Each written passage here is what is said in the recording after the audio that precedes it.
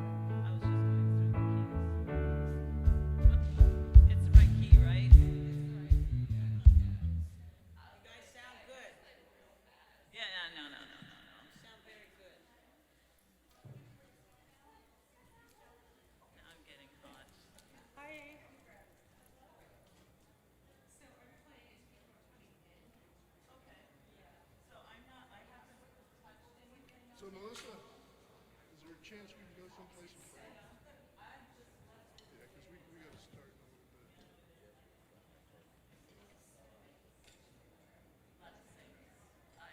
The only thing I touched or they touched was the volume.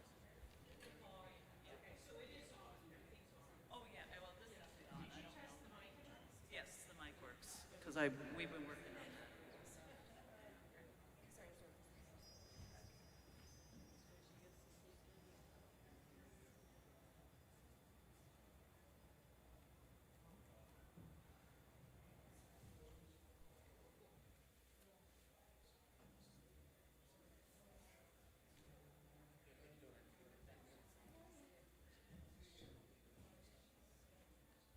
Is there? I need a stand because I have paper music. I don't know. Yeah, see, I have. Yeah. I have paper. I stuck it. So the last we heard, I never said that. There's been a lot of confusion about this. Huh. Well, if she told you that, then yeah, yeah, because we had some.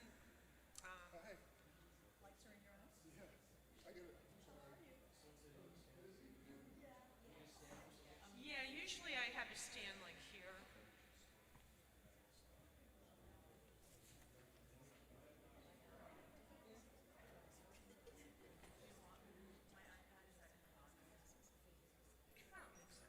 As long as I can see music. Okay, actually, just have that stand. It's great because there's a couple of songs in there that are written before. Right. This way I can put that on there and have that as well. Whatever works for you. Yeah.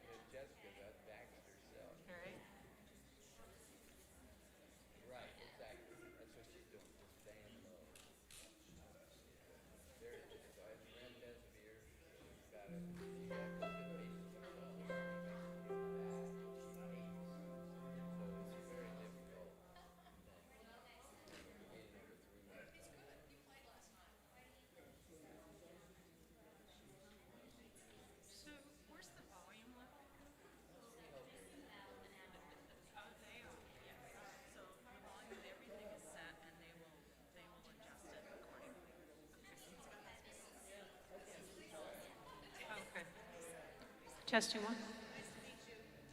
Can I have some more on the piano, please?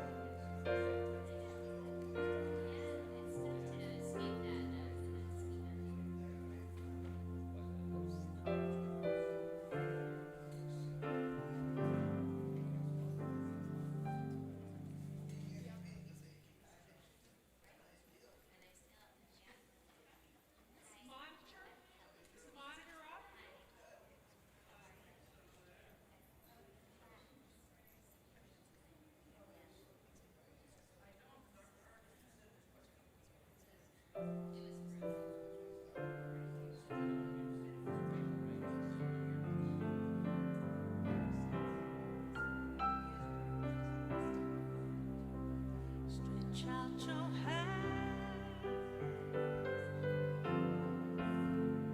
heal this nation. Stretch out your hand,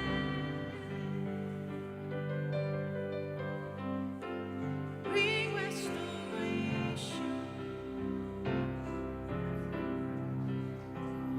Let your mercy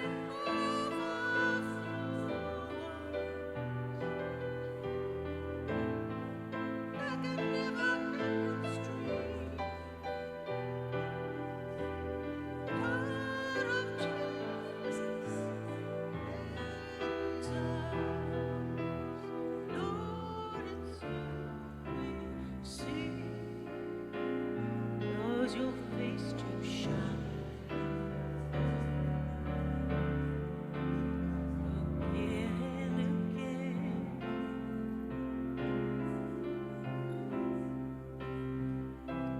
Shout your hand,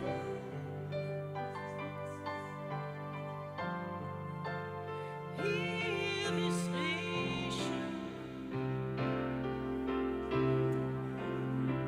Stretch out your hand,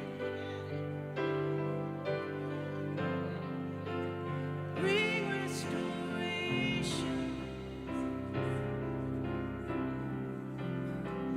Let your mercy overflows. Never-ending stream. Blood of Jesus cleanse us. Oh Lord, it's you we see. Cause your face to shine again and again.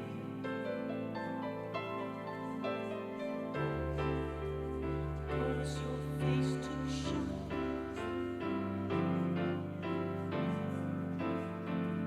again and again.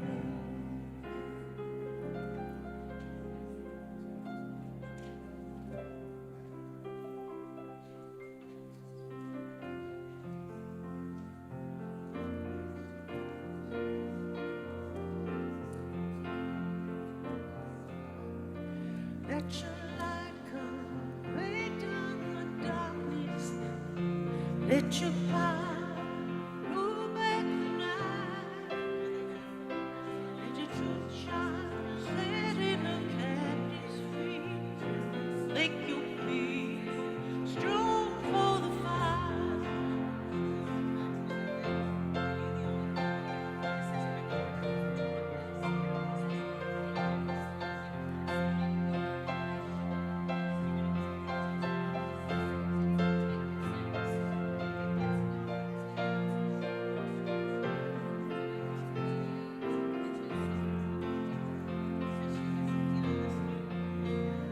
Let your light come, break down the darkness.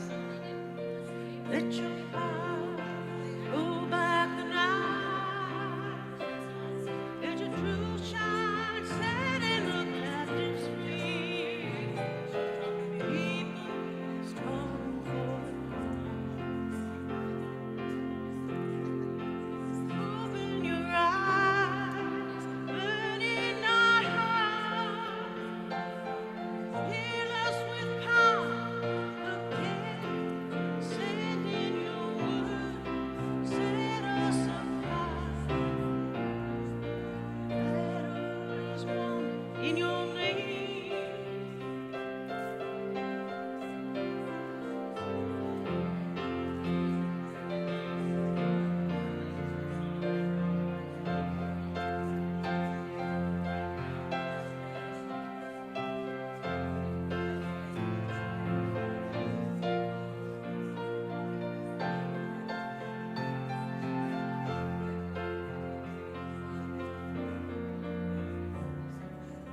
Let the light come, break down the darkness. Let your power blow back the night. Let your truth shine, setting the captives free. Make a people strong for the fight. Open your eyes, burn in our hearts, fill us with power again. Let your heart get our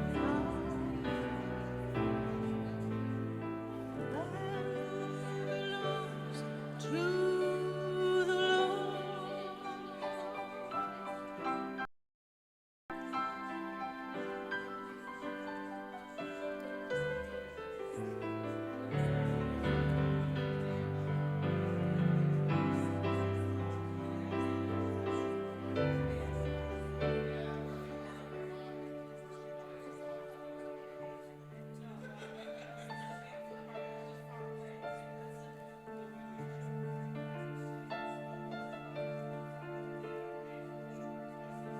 Heavenly armor will enter the land.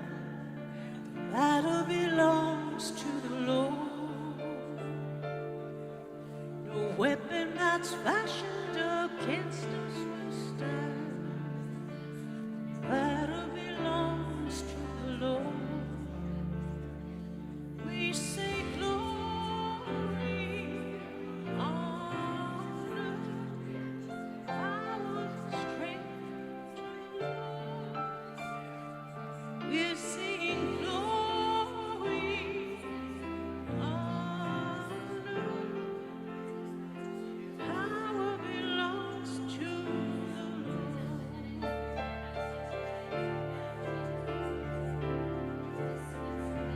Power and darkness comes in like a flood. Battle belongs to the Lord. Raised up a standard, power His blood. Battle belongs to the Lord. We sing glory, honor, power and strength to the Lord. We sing glory, honor, power and strength to the Lord.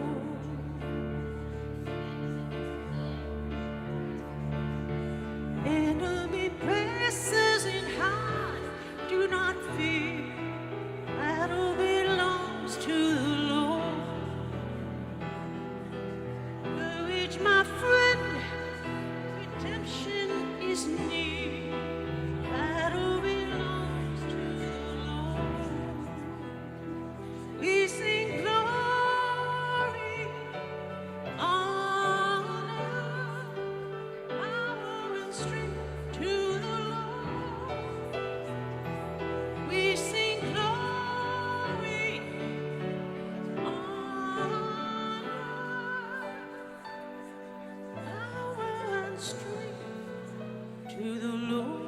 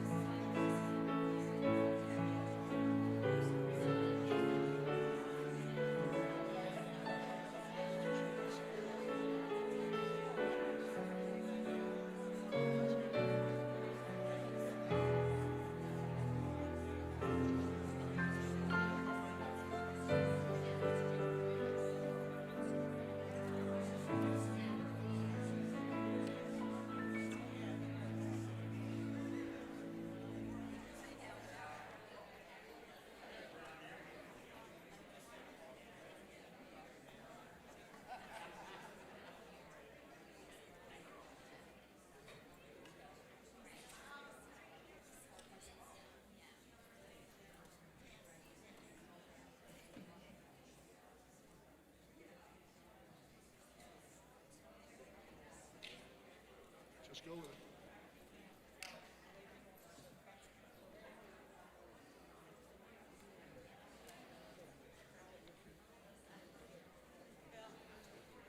Good morning. Praise the Lord. You all ready for a wonderful day? An experience God has already put before us, laid out and put in place. And we're here to find out what it is, right? We all have questions.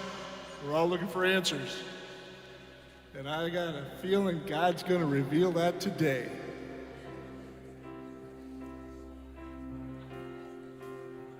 Let us come into a place of worship, honoring God. Bring him into this place. Glorify him.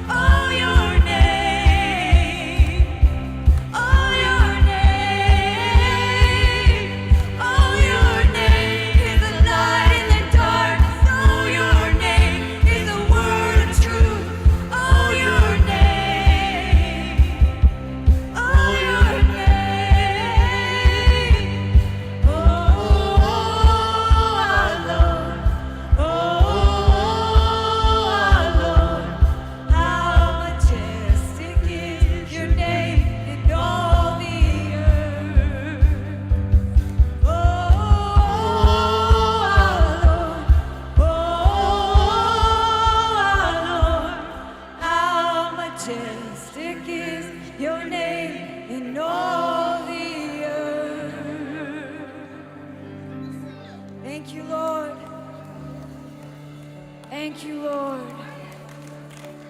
Thank you, Jesus. We love you, God. We love you, Lord. We love you, God. Thank you. Thank you, God. Thank you, God.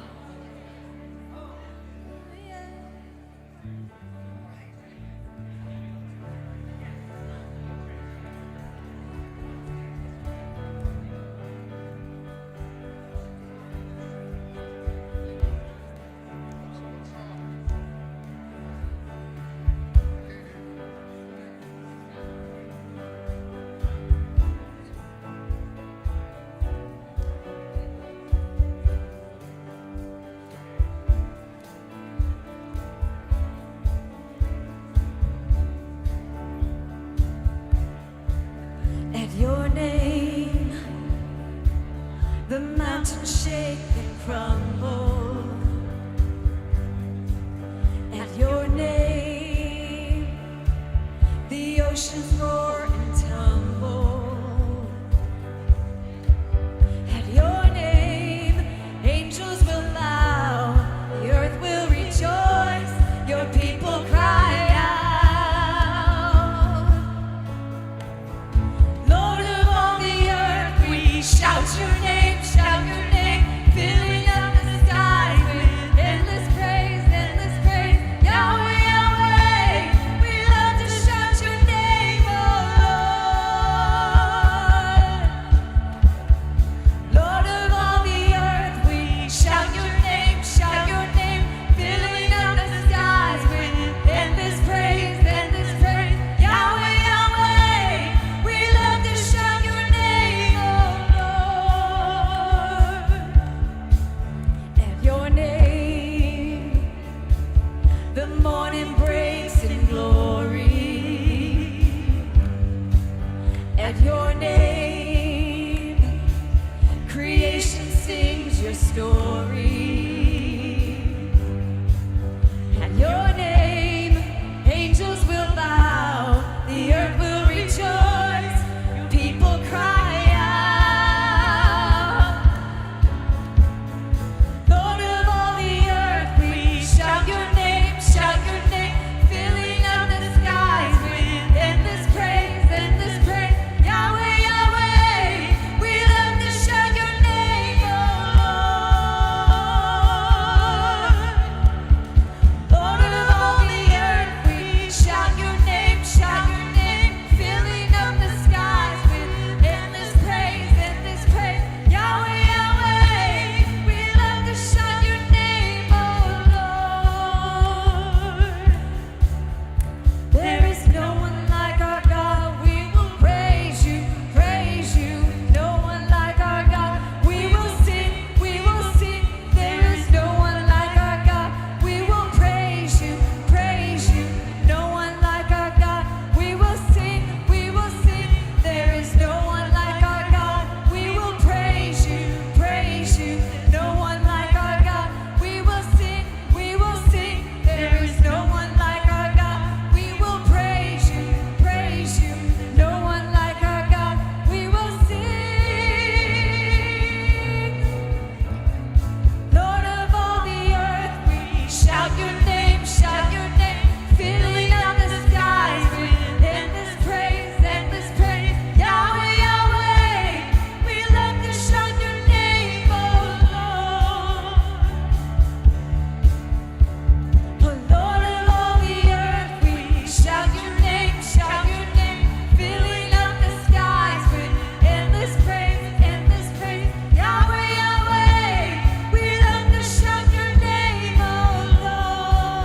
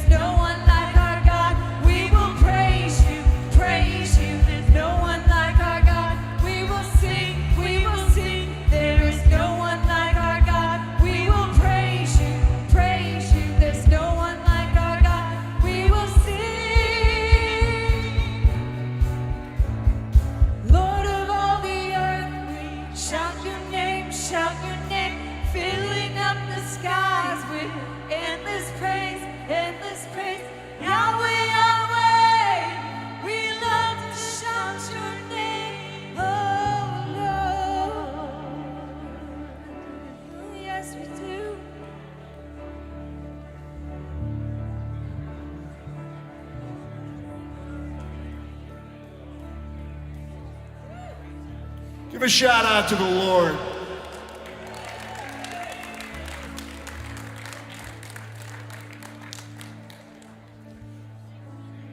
We're just going to raise him up and raise him up.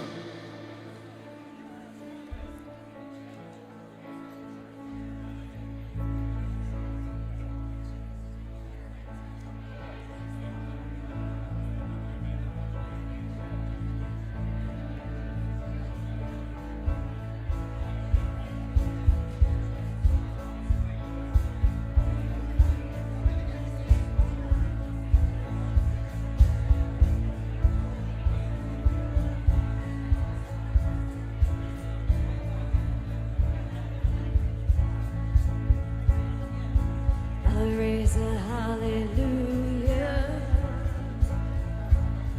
in the presence of my enemies. I raise a hallelujah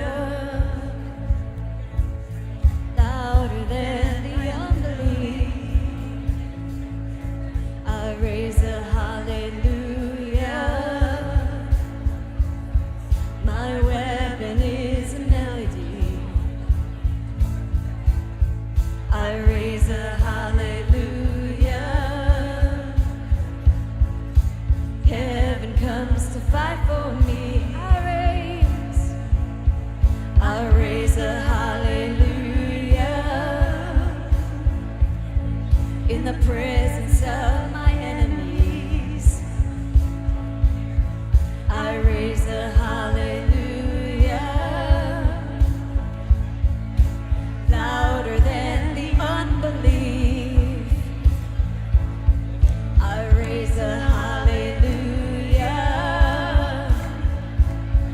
My weapon is a melody. I raise a hallelujah. Heaven comes to fight for me. I'm gonna sing in the middle of the storm, louder and louder. You're gonna hear my praises roar up from the ashes. Hope will arise. Death is defeated. The King is alive. I'll raise a hallelujah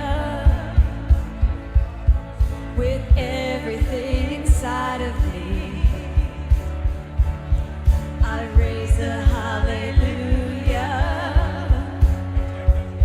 Oh, I will watch the darkness flee. I raise a hallelujah in the middle of the mystery. I raise a hallelujah. Fear you lost your hold on me. I'm gonna sing in the middle of the storm, louder and louder. Gonna hear my praises roar up from the ashes. Hope will arise. Death is defeated. The King is alive. I'm gonna sing in the middle of the storm, louder and louder. You're gonna hear my praises roar up from the ashes. Hope will arise. Death is defeated. The King is alive. Sing a little louder. Sing a little louder, Sing a little louder. louder, I'll sing a little louder. sing a little louder, I'll sing a little louder. sing a little louder, I'll sing a little louder. in the presence of my enemies, Sing a little louder. louder than the unbelief.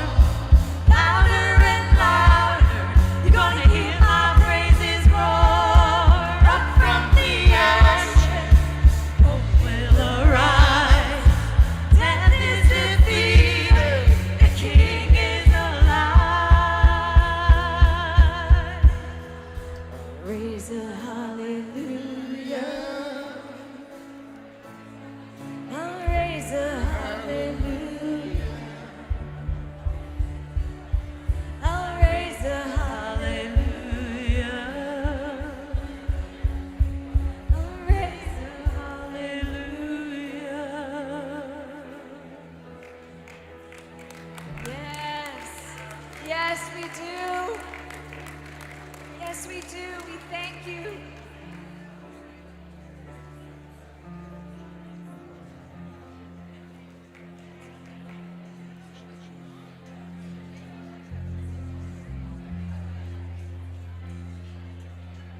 The microphone that we will use. Yes.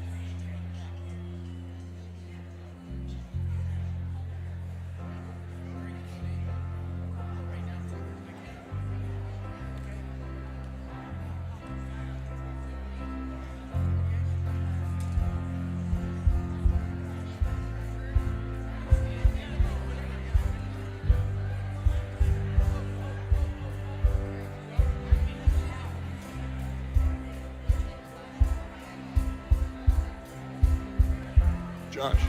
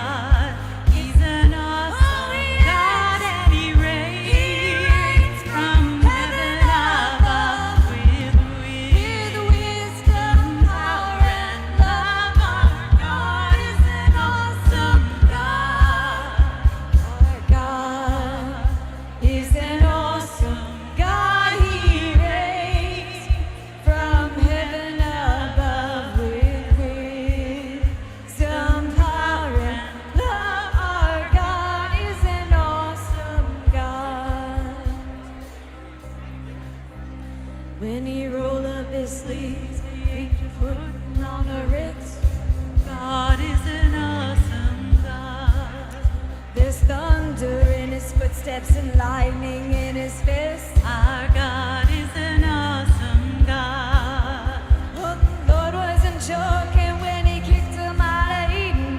Wasn't for no reason that he shed his blood. His return is very close, so you better be believing that our God is an awesome God. Our God is an awesome God. He reigns from heaven above with wisdom, power, and love. Our God is an awesome God. Our God is an awesome God. He reigns from heaven above with wisdom, power, and love. Our God is an awesome God. Oh, you are. Our God is an awesome God. He reigns From heaven above with wisdom, power, and love. Our God is an awesome God. When he rolled up his sleeves, he ain't putting on a Ritz. Our God is an awesome God. There's thunder in his footsteps and lightning in his fist. Our God is an awesome God. Oh, the Lord wasn't joking when he kicked him out of Eden. It wasn't for no reason that he shed his blood. His return is very close, so you better be believing that our God is an awesome God. Our God is an awesome God. He reigns from heaven above with wisdom, power, and love. Our God is an awesome God. Our God is an awesome God. He reigns From heaven above with wisdom, power, and love. Our God is an awesome God. Oh, he is. God He's an awesome God. He reigns from heaven above with wisdom, power, and love. Our God is an awesome God. Our God is an awesome God. He reigns from heaven above with wisdom, power, and love. Our God is an awesome God. Yes, you are. Thank you, God.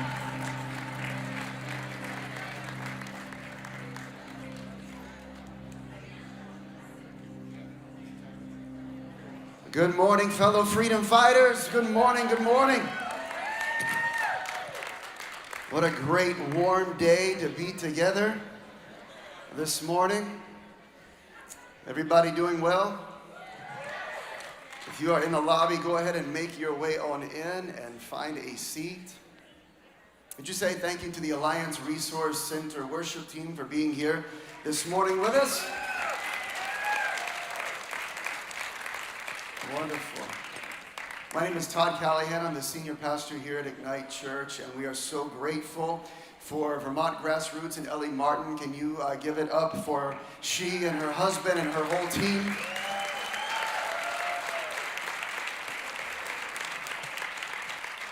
And for all of the incredible doctors and speakers today, it's going to be an incredible, incredible afternoon. We're just expecting great things today. How many of you know we've got a lot to do in Vermont to turn this state and this region around? Amen?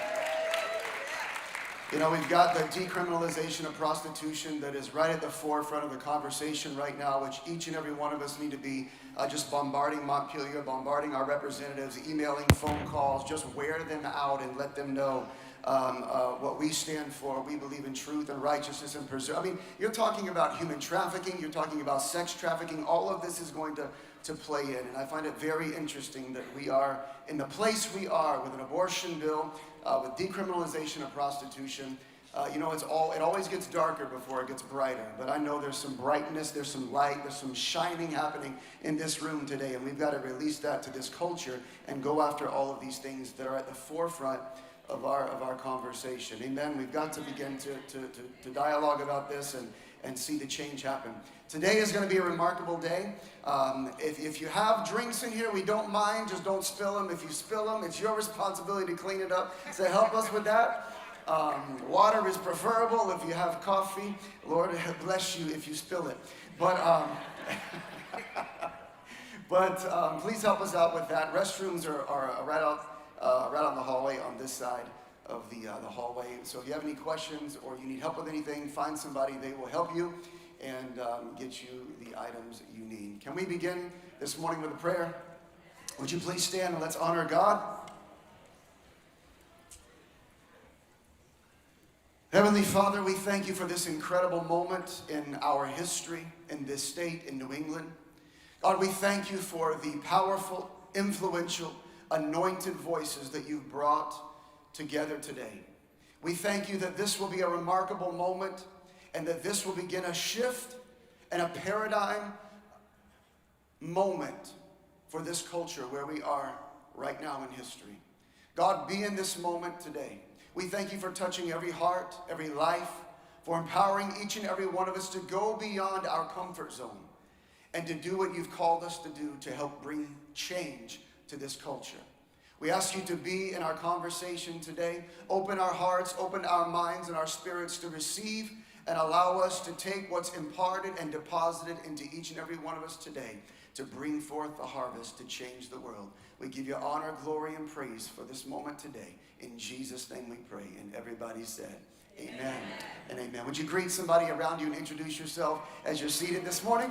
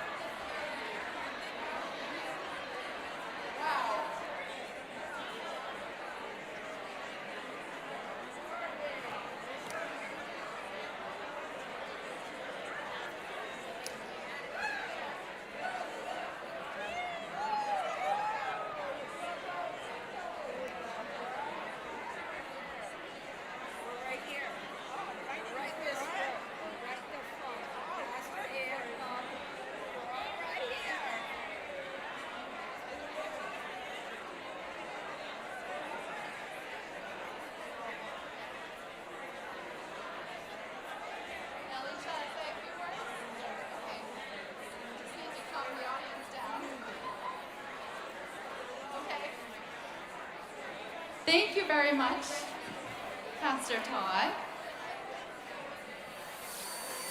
I'm so glad that everybody can say hello for a few minutes.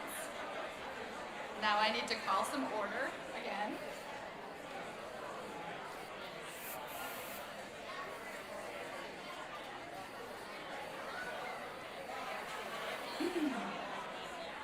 Good morning, everybody. Good morning. I know you've already heard from Pastor Todd, and I want to thank him again for having us all here. This is a really special day. So let's give a round of applause to Pastor Todd and to Ellie and Glenn Martin for making this event happen. Thank you, Ellie and Glenn.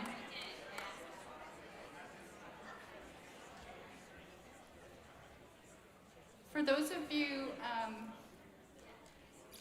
who don't know, we do have some changes, and Dr. Wool is not on the program, so I wanted to just welcome all of our speakers and thank them for making the trip to cold, freezing Vermont this morning. All the way, leaving Florida to come here, that's really bold. So we have some really great speakers and a wonderful day planned for you, and I just want to thank all of our friends for your immense support and help to bring this event to life. You know who you are, each and every one of you have worked so hard, so thank you.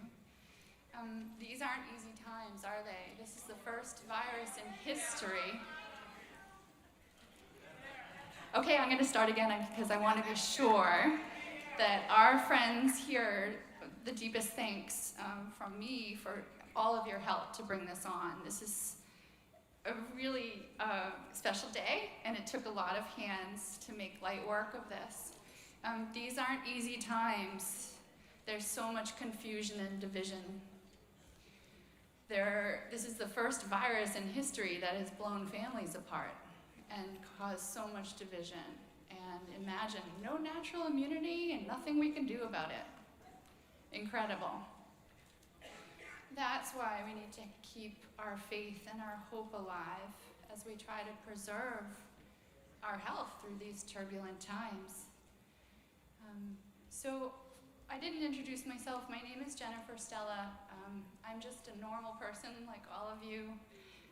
I just was dumb enough to stand up many years ago. Not really dumb enough, but you know what I mean. In 2012, I, as a parent, stood up for my own children because there was an effort to remove our right to decline one or more vaccine for our children to go to school. And if you see the chart outside, we are now at 74 doses of vaccines in order to go to school. So if you want to say no to even one of them, you have to file paperwork to the state. And I got involved to try to preserve that right to opt out. Now, a lot of people ask, why do we have to ask permission to say no? And the truth is, we shouldn't have to, right? But these exemptions were built into the law a long time ago at a time when the health department was bringing in funding in the late 70s. The funding was coming in for both vaccination and Planned Parenthood. And when you look at the legislative record, you can see that even back then, all of the doctors were in agreement. Of course you should have the right to say no if you were to inject a serum into your body or the body of your child. Of course it's your unequivocal right, both religious and philosophical. And that was the discussion, and that was why they ended up with exemptions in the first place, because it was a balance, recognizing that it's your individual right. Okay, so a lot of folks say, oh gosh, she's already on the vaccine thing, right?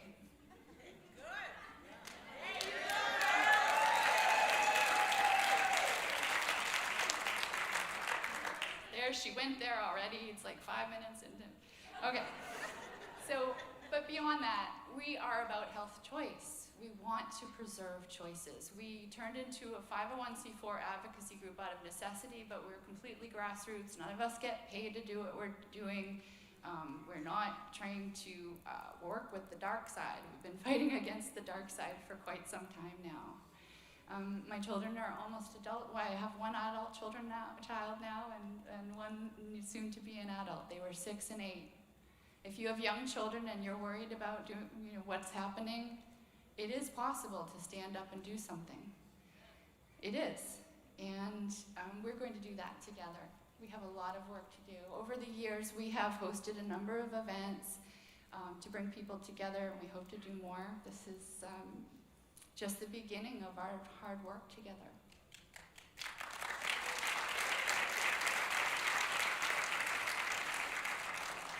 So we've exploded, and we're looking to all of you for help. We have thousands of folks every day who wake up and say, what can I do? What can I do? What can I do? Right? Well, the first thing you can do is pray. Yes, Right? always. And the idea is that, you can bring to life with help what you want, right? Your words become reality. The breath that you breathe becomes reality. So without further ado, Health Choice Vermont is a local grassroots. We're also the local chapter of Children's Health Defense. Has anybody heard of them?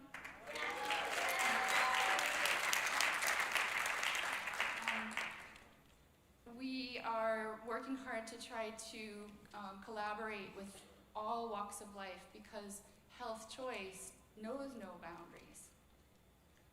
It doesn't matter whether you're rich or poor. It doesn't matter what color, face, or skin you have. It doesn't matter what religion you practice. What matters is that you retain the right to choose, and that also includes the freedom to refuse.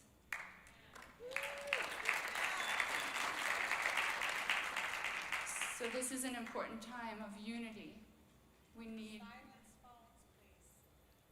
unity, and that means that we need to stand in the face of adversity, and we need to do it in a very human way, and we need to do it in a very patient way, because let's face it, all of us wake up at a different time.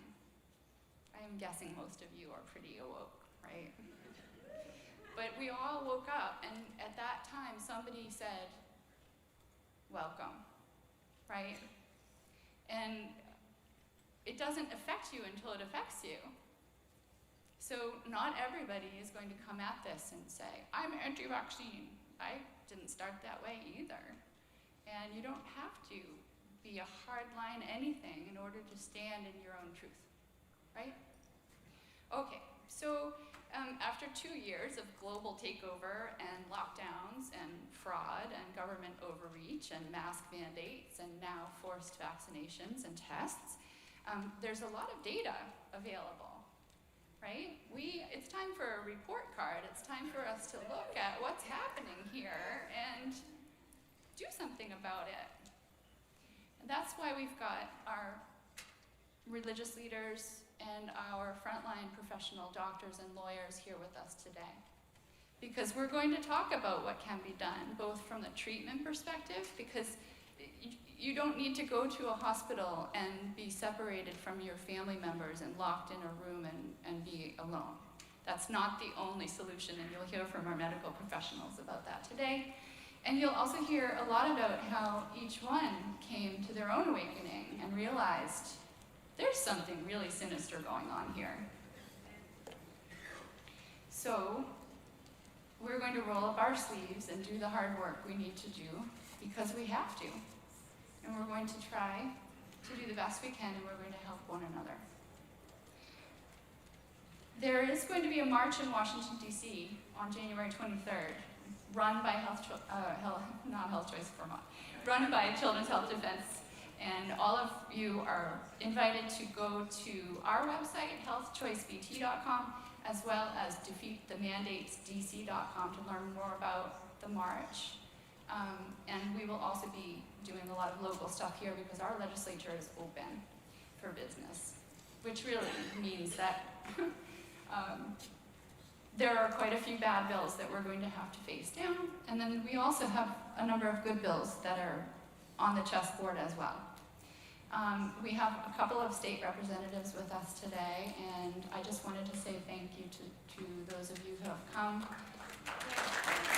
Please stand. There's Representative Vicki Strong.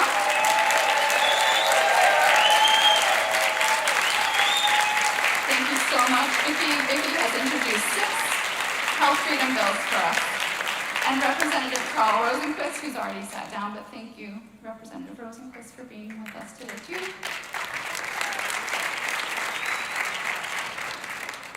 So we have lots of work to do. The legislature is where the laws get made. That's why we have to be active there. And we have to stand for justice in the court system, too. So that's why our lawyers are here, and we're working really hard on every front we can to try to bring justice where justice needs to be brought. So I know it's time for me to move on, but I just wanted to say thank you from the bottom of my heart for all of your support. And I know a lot of you have sent notes and prayers, and I really do appreciate it.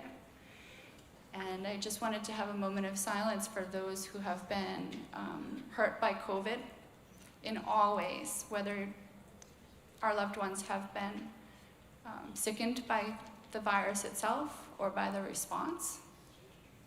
We've had loved ones lose their jobs. I know some of you are here today. And we pray for everybody and for a better future. Okay, I'm going to hand it over to Ellie. Thank you, Ellie. Thank you, dear friend.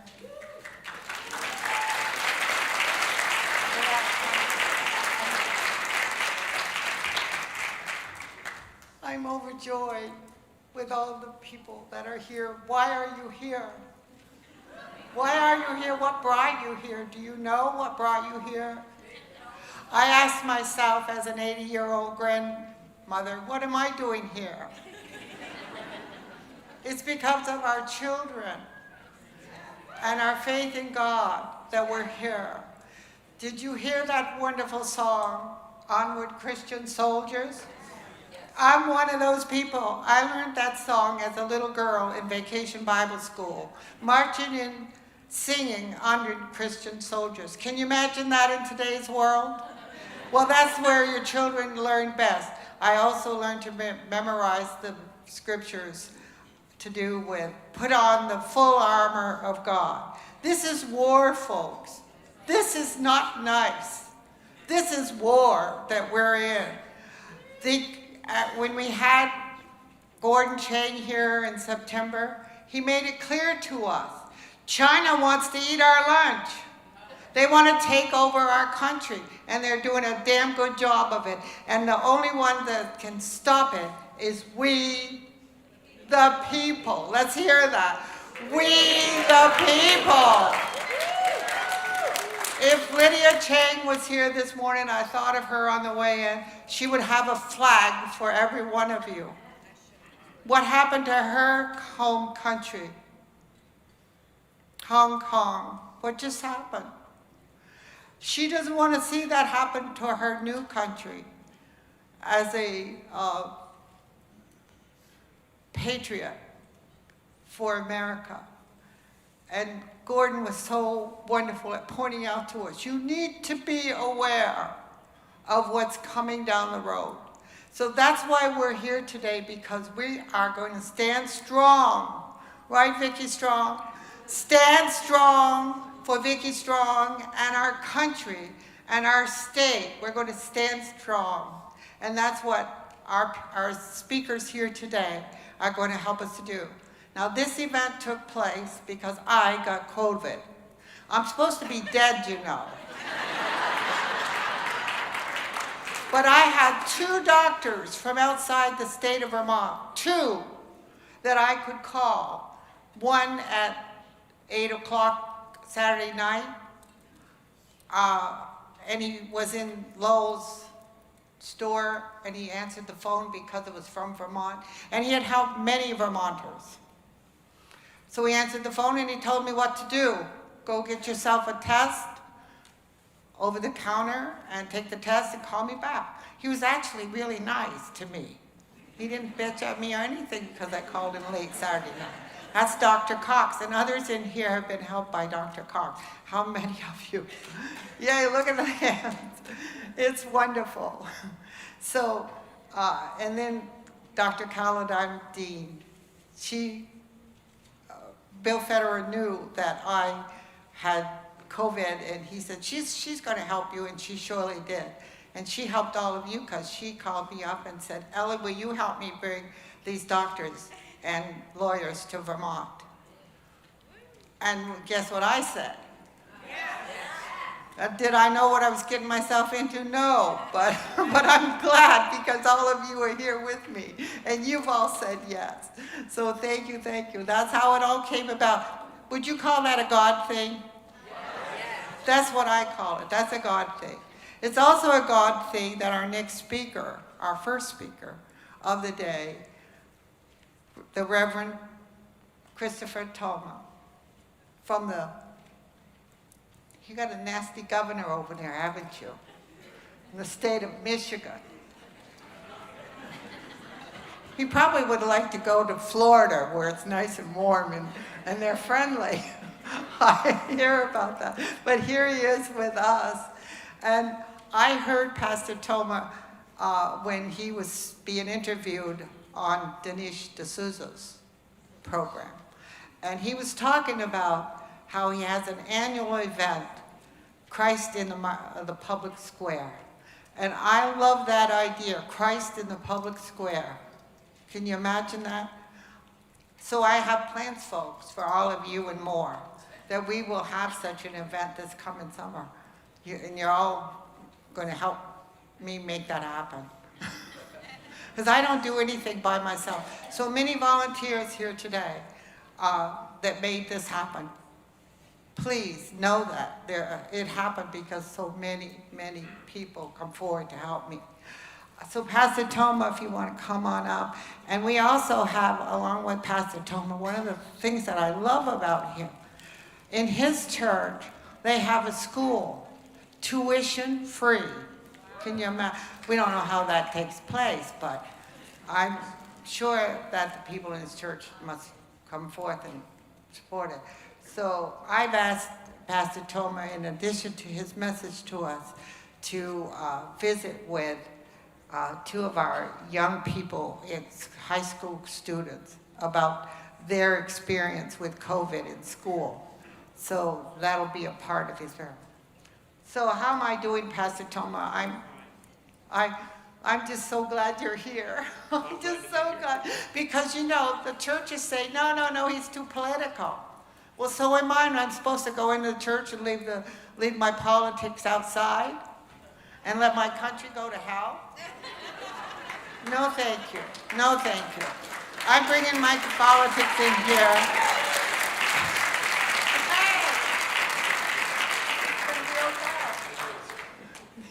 You need this. Yeah, I'm going to put this in here so I don't have to worry about holding it. Good morning, everyone. Thank you for the warm welcome. I do appreciate it.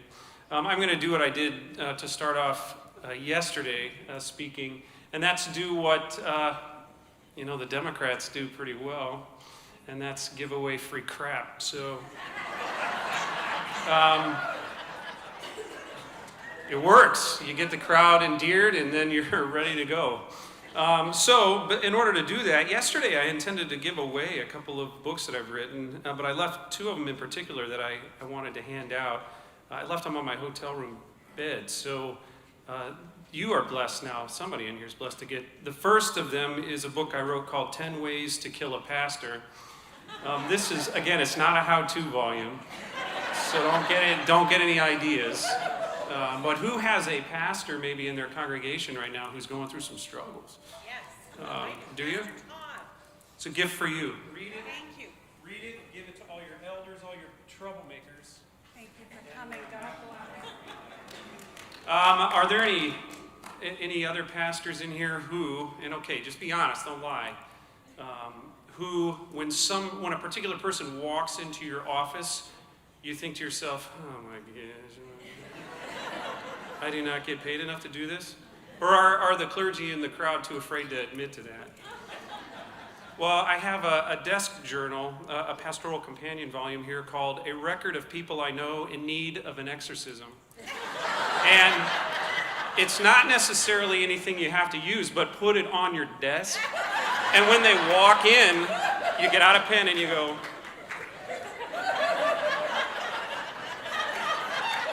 so is there anyone in here? Even a doctor's office would be great.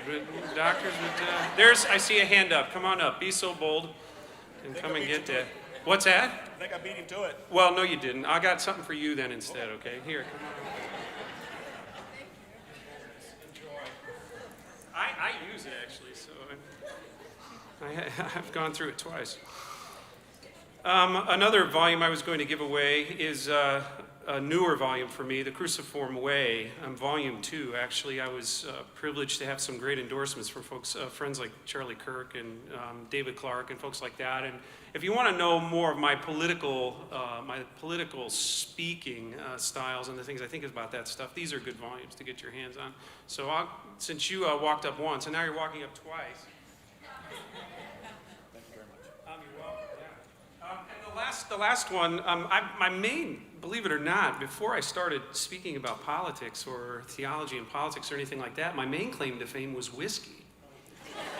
I've written a 4-volume set on whiskey, over 2,000 pages. So, and I get whiskey sent to me from all over the world. I've had master distillers, do forewords for the volumes, all these different things. Dinesh D'Souza, again, a friend of mine, wrote a really nice endorsement for volume 4.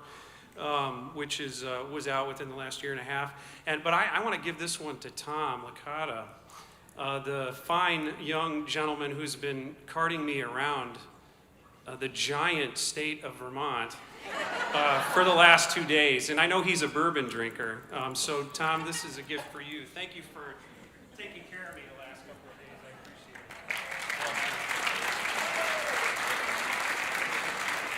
it. Well, so I'm going to get right into this. I've prepared the words that I want to say.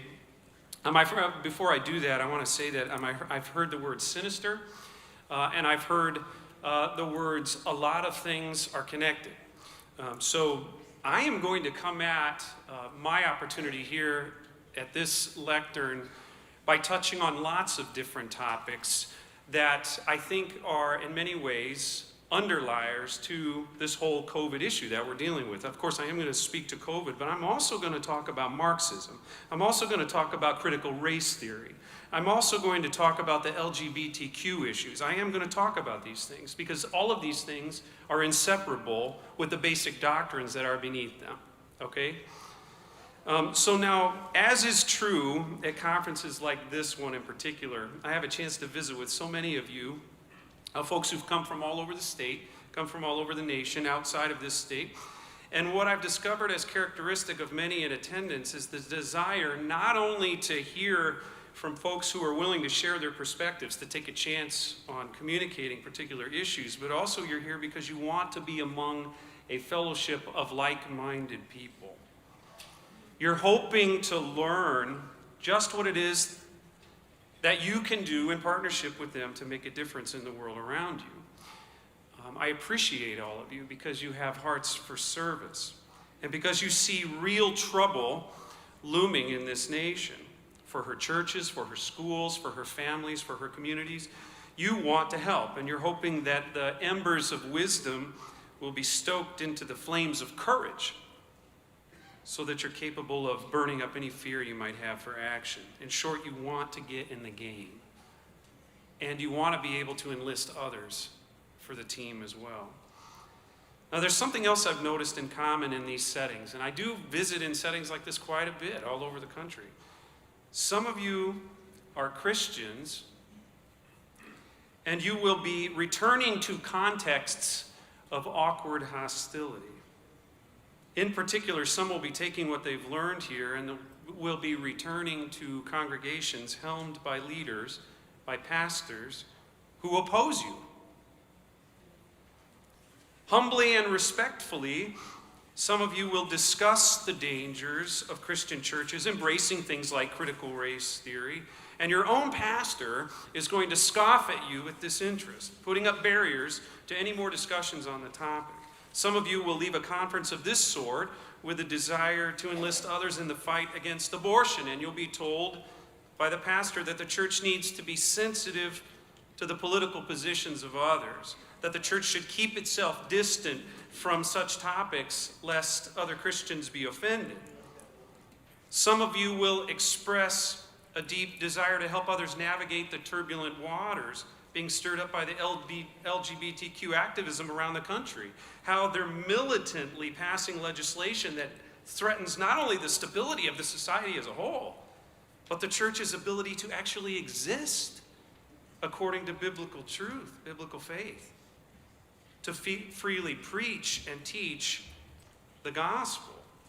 It will be your sincere desire to communicate these things in your churches so that Christians are aware, but the pastors will set up roadblocks.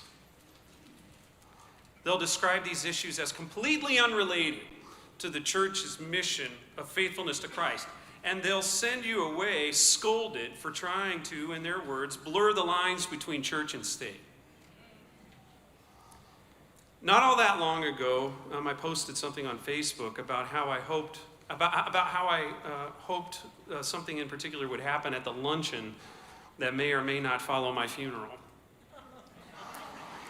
Now, besides making sure the folks were given the opportunity to enjoy some of the finer whiskeys that I preferred while I was alive, one of my hopes was that as folks sat and they visited, inevitably finding themselves in conversations about my character, about the things that I stood for, my hope is they would figure into their judgments both the people who considered me a friend and those who considered me an enemy.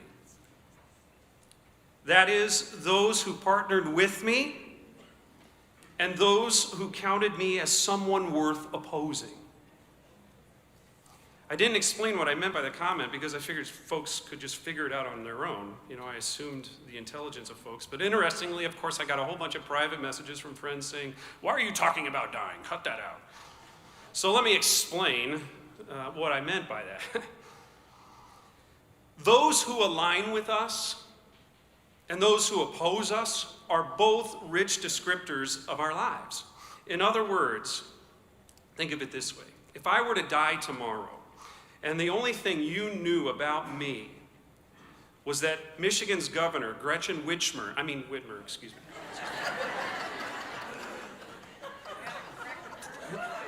It hurts me to let things like that slip. And the Attorney General, Dana Nessel, put me on a watch list because they considered me a political opponent. Without even knowing me, you'd probably be able to figure out that I want religious liberty to thrive in America, that I didn't think the government should be telling churches what they should and should not do with regard to faith, life, and practice. You'd be able to guess that I thought an unborn child was a person from conception and has the right to life. And I was likely someone who abhorred the idea of full-term abortion, which is on the forefront here in Vermont right now. And both of these vampiric women want this, by the way. You'd be able to assume I wanted to protect God's design for marriage as something reserved for one man and one woman. You could probably assume I wanted to preserve and defend natural law because I believe that a man is a man and a woman is a woman. You could have probably assumed that I was against the lockdowns and the masks and the vaccine mandates and all the things Whitmer and Nessel herald as absolutely necessary for our safety. Now, in reverse, if you knew I believed all these things, but all you knew about Whitmer and Nessel were that they were in vehement opposition to me, that they tried to obstruct me, that they've sent people to sit in my pews to monitor me and record my sermons, try to silence me, use my voice in committees, then again, you'd know what they stand for. These relationship dynamics communicate really very crisply in our lives. A pastor who would oppose someone working to equip God's people for resisting critical race theory, something like that, communicates something of himself to the people around him. And my guess is that he's either ignorant of what CRT actually is, or he knows what it is, and as a result is betraying something far worse, which is that he has a fundamental misunderstanding of the gospel. Just so you know what I mean, I'm going to explain this, because there's nothing worse than someone telling you something is bad without explaining why it's bad. And I said I'm going to be bringing several topics into one as it relates to COVID. So at its core, I don't know how much you folks know about this stuff right now, but at its core, critical race theory, while it claims so virtuously to stand against racism, teaches that while every race is capable of discriminatory thoughts or actions, it's primarily only whites of European and Asian descent, so it's primarily only whites, Christians, males, and anyone else who holds to traditional Western values is permanently unredeemable and must be treated as such by society. In other words, certain people are, by default, unforgivably and immutably racist and foundational to systemic racism, whether they realize it or not, and no matter what they've ever done.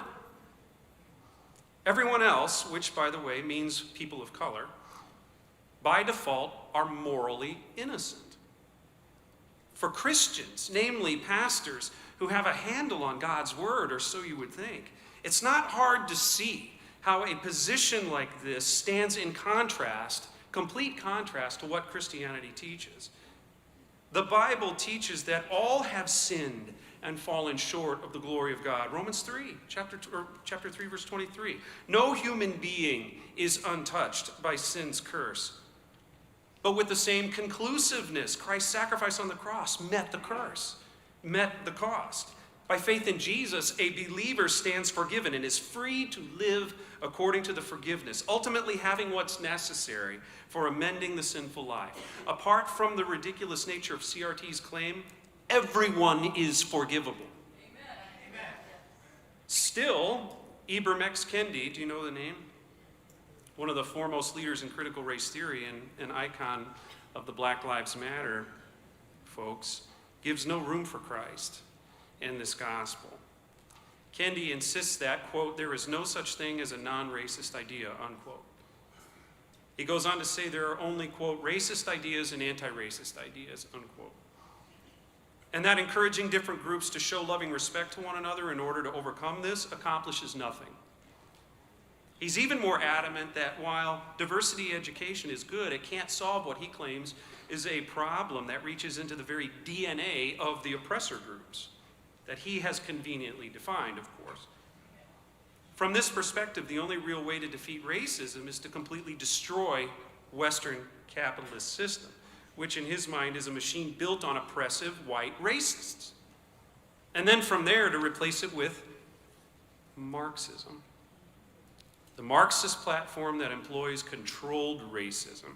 His words precisely, quote, the only remedy to racist discrimination is anti-racist discrimination. The only remedy to past discrimination is present discrimination. The only remedy to present discrimination is future discrimination. Page 287 in his book, How to Be an Anti-Racist. What he means is that those he believes are innately racist must be met by an equal force of racism. More virtuous, of course, in order to subdue their natural inclinations and force society into balance. Pastors who oppose your efforts, and again, this is just one topic I'm going to cover here. Pastors who oppose your efforts to help others understand these things are betraying something of themselves. But let's move on. A pastor who actively opposes preaching, teaching, and action of Christians on behalf of the helpless, namely the unborn child, choosing instead to relegate their murder to just a difference of political opinions, is soiling his ordination. The scriptures are not complicated in this regard. Abortion is the willful murder of another human being. That being said, nowhere in historic Christianity or in its biblical traditions will you ever find room for the church's silence with regard to abortion's efforts, activities, and products. This includes the research, the production, and the administration of vaccines created with abortion-derived fetal cells. Pastors must, if asked, run block for their people on this issue.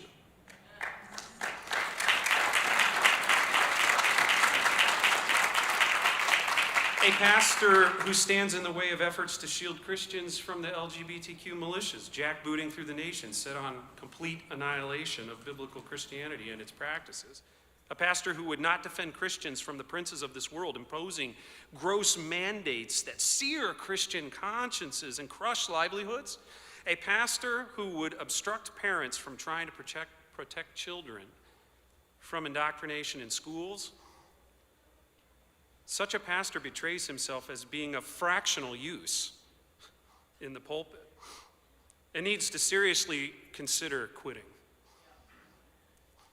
Needs to seriously consider relinquishing his post in the church. Yes, preach the gospel. Yes, teach the gospel. Yes, administer the sacraments according to Christ's mandates. Together, these comprise the flame-feeding oil in our lamps of our souls, as the Lord describes them in Matthew 25. And yet I must ask, and I hope you will ask your pastors too, do the flames of faith that are being fed by these gifts of God burn only in preparation for the Lord's return at the last day? No, they don't. Again, the Word of God is not complicated in this regard. While we wait, we give light to a very dark world. Matthew chapter 5. As pastors carrying out word and sacrament ministry, we must remember that we labor not only for the sake of our people's eternity, but also to strengthen and then exercise the muscle these means of grace provide for, as Ellie already said, waging war against cosmic forces in the here and the now. Ephesians chapter 6, which inevitably translates into the preservation of the gospel for generations to come. 1 Timothy chapter 2. And besides, as this meets with the issues mentioned already, practically speaking, I have to say, and I said some of this yesterday in my speech, who cares if you preached that all are sinners and are in need of forgiveness, if you put that stupid little Black Lives Matter ring around your Facebook profile? By doing so, you just agreed before the world to the terms of critical race theory's premise. Who cares who cares that you've preached love thy neighbor if your only demonstration of that love to a Christian brother losing his job because he was in genuine crisis of conscience over the vaccines is, well, brother, be warm and well fed. James 2. Love means faithfulness to the Word of God, and it always results in action. And so what does it matter to an aborted child that you've ordered a fantastic new Sunday school curriculum? Dead children don't go to Sunday school. What does it matter to a mother facing off with a school board hell-bent on force-feeding LGBTQ ideologies to her kindergartner, when the closest you've ever come to dealing with the issues of sexuality was a personal story you told about the joys of marriage, a funny story of something that happened to you and your wife on vacation. And pastors, you know the stories I'm talking about. They're the ones that no one cares to hear about. Preach the gospel. Christological theology is practical theology. Practical theology is important. A pastor who willfully opposes the preaching and teaching on these practical things as too political does not understand the Christological substance of each, and they betray ultimately themselves as opposers, not just of you, but of the gospel itself. And I dare say that at this world's funeral, when all things are dead and buried, at the spectacular luncheon to follow, I imagine perhaps among the angels near the open whiskey bar, names are going to be mentioned. I don't want my name mentioned in association with the gospel's opposition. Now, to shift gears a little bit, I want to do something that's incredibly unorthodox for a setting like this, but hopefully you're getting a sense of my personality. And if you'll allow me, I think it'll be worth your while, especially since much of what you're going to be talking about today, whether it's discussed or not by the doctors or presenters, all has its root in Marxism. So we need to have somewhat of a fundamental understanding of these things. And I've already used that term once, and primarily because the terms even communism and Marxism have been used over the past couple of days here in this group. So, like her father, my oldest daughter, Madeline, she loves 80s horror flicks. I love those. And again, like me, a favorite of hers among the long and the campy list is John Carpenter's cinematic delight, The Thing. There's a slide for that. Oh, great. Okay, I'll try to remember to tell you to change slides because I don't have a clicker. Believe it or not, I was 10 years old when I saw this R-rated, curse word-laden gore fest in the theater, which probably explains a lot about me as a person. But for the record, of course, I know how to rip movies from the DVDs, and I can take the language out, so I do that for my kids. And namely, for my 16-year-old daughter, she's a sensitive girl, and she doesn't appreciate a whole bunch of expletives being shouted while monsters are ripping people to shreds. So I'm glad for that. But anyway, if you are at all familiar with the movie, then you'll know it's about a creature from outer space, a monstrous organism that eats and then transforms itself into a perfect imitation of the victims. But that's not all. It's self-aware at the cellular level, which means each of its individual cells can transmit its abilities and its consciousness to the other. So anyway, as the story would go, the alien crash lands in Antarctica, over 100,000 years in the ice. It finally thaws out with a diligent determination for taking over the world. Now, as a fan of the film, and without any concern for spoiling it for any of you, since it was released in 1982 and you've had 39 years to see it,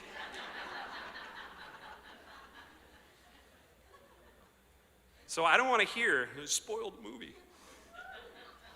There are 4 aspects of the story that communicate its terror that are relevant, I think, to all of us here today. The first is the organism's biology, which I told you involves its ability at the cellular level. Each part of it is sentient.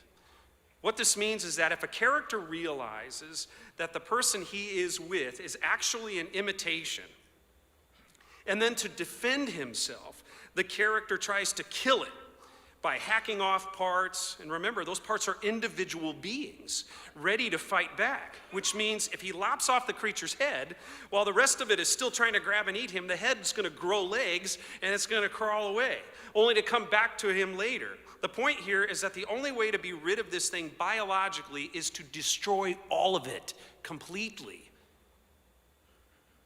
Slide. The second terrifying aspect is the way in which the creature prefers to transmit itself. And what I mean is that to spread itself successfully, it prefers to be alone with the victim, who is ignorant of its true identity and its intentions. It's in these unhindered circumstances in which no one who knows any better is there to stop it. It's in these contexts that its victims are most easily consumed, whether that's through a full-on attack or through an unsuspecting lick from an infected dog. Either way, it prefers to be alone with its victim, unhindered. The third aspect of the creature is, of course, its ability to imitate its host, thereby using the trust natural to human relationships to infiltrate the community. Click the next slide, if you don't mind. For example, Palmer, a mechanic and sort of a comic relief character, is consumed and imitated at some point early on in the film, and we don't know when. But he makes it through 2/3 of the movie before being discovered. And as he goes along undetected, he's able to influence decisions regarding who should or should not be in charge during the crisis, what is and what isn't important for dealing with the situation. Palmer is able to affect the direction of the entire group. Hit the next slide, please. Perhaps the worst part of this aspect is that amid the confusing uncertainty of who's who, the monster is able to break down the relationships of trust between people who should be on the same side, pitting them against one another, ultimately resulting in some of the good guys, people who could help in the fight against the real villains, they end up getting killed by mistake. The character of Clark is one of those unfortunate deaths. Next slide, please. The fourth and final aspect is the creature's all or nothing diligence. It wants the whole world. When a character confronts the creature, there's no negotiating with it. There's no reconciling to be had. Nothing that aims toward a common coexistence between the creature and mankind through agreed upon standards or common values. Either it destroys and assimilates you, or you destroy it. There's no in between. Next slide, please. Now, why on earth am I sharing these things with you?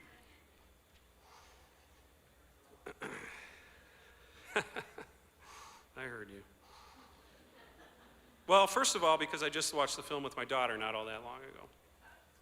And because while watching it, I realized that John Carpenter's classic film was a parable of sorts, describing the progressive liberals at the helm of the Democrat Party and all of their slimy, alien-like tentacle agendas reaching up and out from the carcass of its platform to consume and remake everything in America to its likeness.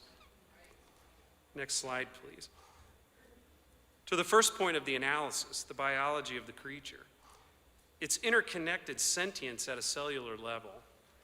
What I mean by this is that when you examine each of the planks of the modern Democrat Party's platform carefully, you'll discover that they're all cross-contaminated with a common Marxist consciousness, which in the end is completely alien to humanity's typical tendencies for governance.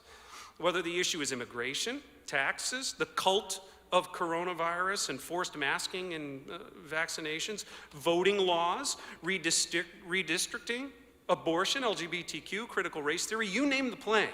There will be in each a DNA structure traceable to Karl Marx's fundamental goal of replacing an interpretation of the world based on objectively true things, that is natural and moral law, which is the way humans are by God's design created to function.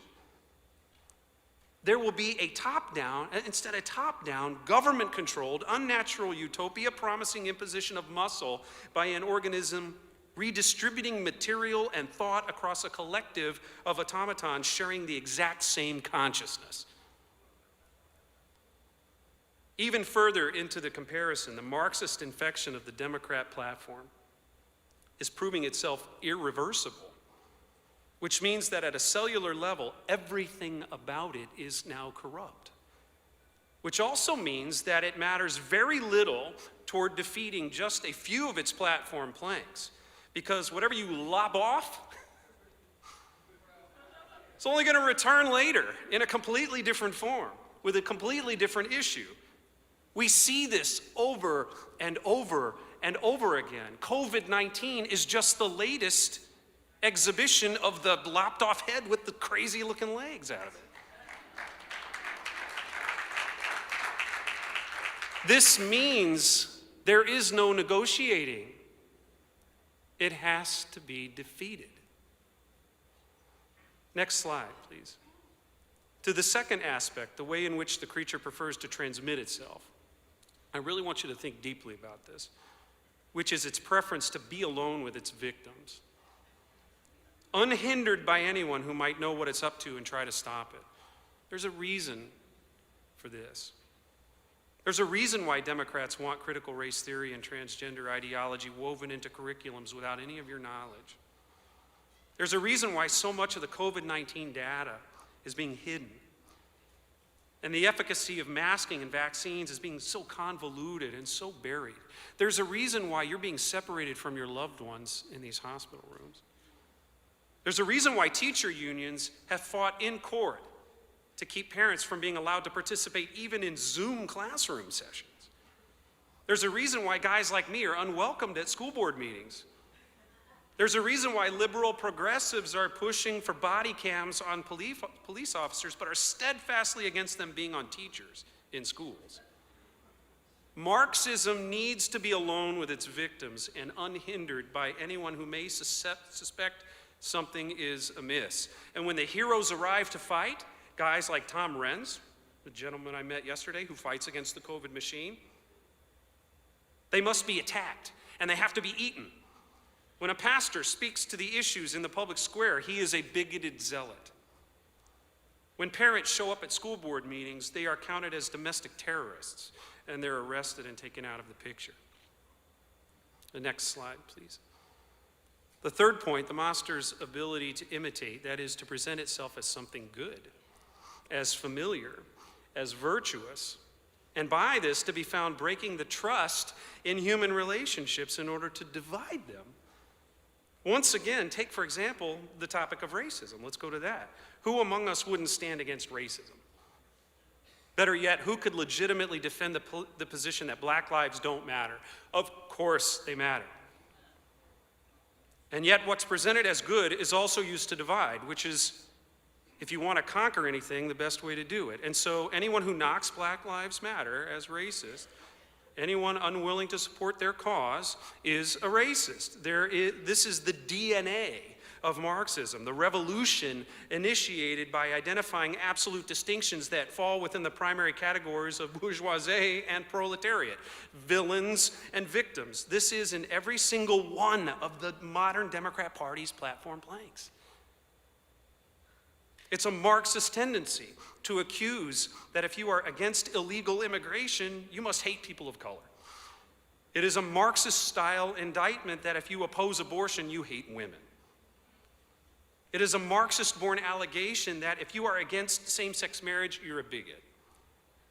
It is a Marxist charge that if, as a church, you will not mandate masks and vaccines for all who wish to attend worship, then you are not loving your neighbor. To that particular point, if a church requires masks and/or vaccines before its faithful members will be allowed into the presence of their God to worship him, while those same church leaders recall what happened at the temple curtain at the death of Christ, that there is no separation now, they should also remember that such an action is an alien imposition upon the Word of God. God mandates in-person worship. I mentioned this yesterday. Don't think you can be a Christian and not go to church. It doesn't work. God mandates worship, while at the same time, apart from the doctrines specifying altar fellowship, God's word prohibits placing barriers between him and those who would come to him for rest. In short, if someone can't attend a worship service because masks or vaccines are required, the ones making those decisions should know that God does not take such things lightly. Do not be deceived, St. Paul says. God is not mocked. Second, it is Marxism's tendency to first look to the government instead of God's word for the answer to these issues, which reveals the subtlety of its infection in American Christianity. When you hear pastors first say, but the governor has mandated that everyone be masked and vaccinated. If you don't comply, you're disobeying the government and breaking Romans 13 mandate. Not, oh well, you're not breaking the mandate. The biblical answer to this is, well, no, you're not breaking the Romans 13 mandate by disobeying these orders. In fact, by standing strictly on the Word of God, which is the sole source for faith, life, and practice in a church, the churches that allow for Christian liberty, that's the biblical premise. That is the freedom to wear or not wear the mask. Those are the ones who are doing it right. And why? Because that's God's orders, not man's. So as I said, someone infected by Marxism would be tempted to defend government mandates as opposed to defending God's word.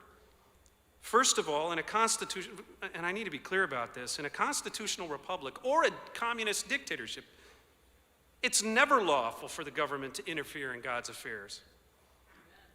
And if it does, it defaults on its ordination, which is what Romans 13 is all about. And it is not to be obeyed, period. And by defaulting,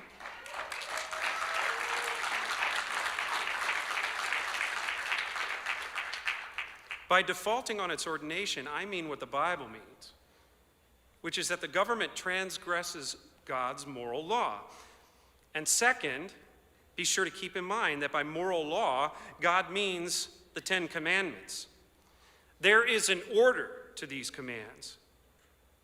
I know various churches divide them differently. In the Lutheran Church, the first table are the commands 1 through 3. And then the second table are 4 through 10. Verse 3, love the Lord your God with all your heart, soul, mind, as is summarized, the first table. And commandments 4 through 10, love your neighbor as yourself, the summary, the Shema of the second table. But no one arrives at the second table, the loving the neighbor, without traveling through the first, loving God. No one can love the neighbor without loving God more. And so, in particular, genuine obedience to now the fourth commandment, which is the commandment dealing with respecting established authorities, genuine obedience to this commandment can never be accomplished by casting aside the mandates of the first and the third commandments. You shall have no other gods, and remember the Sabbath day by keeping it holy. In all things, the church must first obey God rather than men, which is precisely why in Acts chapter 5, verse 29, St. Peter made such a statement before a council demanding that he capitulate on his faithfulness to his God. Next slide, please. The fourth point, the creature's all-or-nothing diligence. It wants the whole world, and there's no negotiating with it. By way of example, I saw a video, and maybe you saw it too, of Dave Chappelle doing what Dave Chappelle does, which is speaking with a lot of crass language. I can usually just sort of tune that out, but doing so with unarguably simple logic. Essentially, he said quite plainly, and these are his words, not mine, quote, "Gender is a fact," unquote. And then he went on to say that no matter what anyone believes, quote, "Every person arrived on this earth through the legs of a woman," unquote. And then he said one more time, quote, "Gender is a fact." The Democrat progressives were immediately up in arms, calling for boycotts against his shows, doing everything they could to cancel this guy. Conservatives, on the other hand, even as Chappelle ripped into them in his show, taking some stinging jabs at Trump, they didn't try to cancel him, but instead laughed along with him, therein betraying an important difference between conservative Republicans intent on liberty and Marxism-infected Democrats intent on complete world domination. A free society can disagree, all the while laughing at itself. Marxism doesn't tolerate disagreement. Marxism demands complete assimilation and compliance from everyone, regardless of their individual opinions. Your concern regarding the vaccine means nothing to the Marxists. And if you resist, then all that you are is taken, and nothing is off limits. Your reputation, your livelihood, your family, everything. And sadly, there are millions of graves around the world that already testify to Marxism. Next slide, please. Now, to bring all of this around to a conclusion before moving on to one last point that I want to make, there's another comparison to the film that I didn't point out specifically, which is that in order to discern the true identity of each character, a test was devised in the film. Essentially, the test involved heating a piece of copper wire and dipping the end into blood taken from each of the members in the group. If the blood was human, nothing would happen when the copper wire hit it. If the blood cells, each being creatures of their own, remember, reacted to protect themselves, then the person was obviously alien. Interestingly, some in the group tried to say the test couldn't be trusted, that it was subjective and unreliable. But in the end, it proved dependable, ultimately revealing the creatures among them. We have a test that's being treated the same way. The Democrat Party wants to be rid of it. Marxists want to be rid of it. Some denominations, unfortunately, have already started marginalizing it so much that they're actually teetering at the edge of being more cultish. Still, it remains as the one perfect tool for discerning truth among us. The next slide, please. The Word of God, the Bible. St. Paul nods to it as a hot iron that sears the consciences of liars. This means that when things are weighed against it, no matter what those things are, relationships, parties, platforms, candidates, science, you name it, truth and falsehood, good and bad, right and wrong, villains and heroes will be revealed. Now, finally, let me get to the last thing I wanted to share with you today. Next slide, please.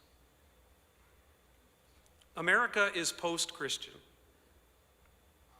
which means that it is now time for the church to wrestle with the things that first century Christians wrestled with, which is that as citizens we are increasingly being ruled by a government that does not want us around anymore. First century pastors spoke to this reality. The early church fathers did, because the scriptures speak to this. That's why they spoke to it.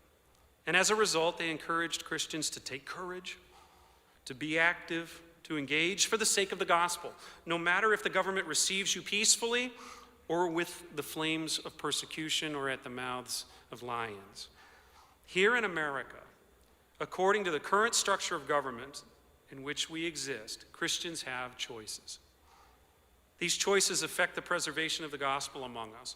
Two very important choices to be made in relation to the gospel's preservation are voting or running for office.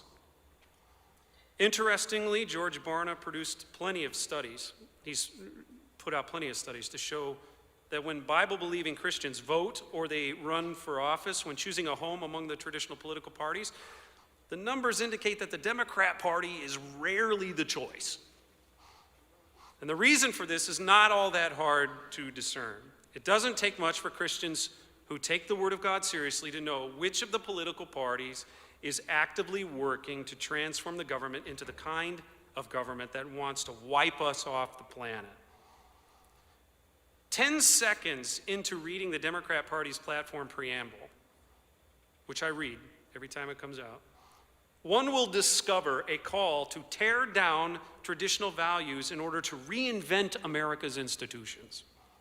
The Christian church across this country, the very spine of this nation's founding, should be bothered by this.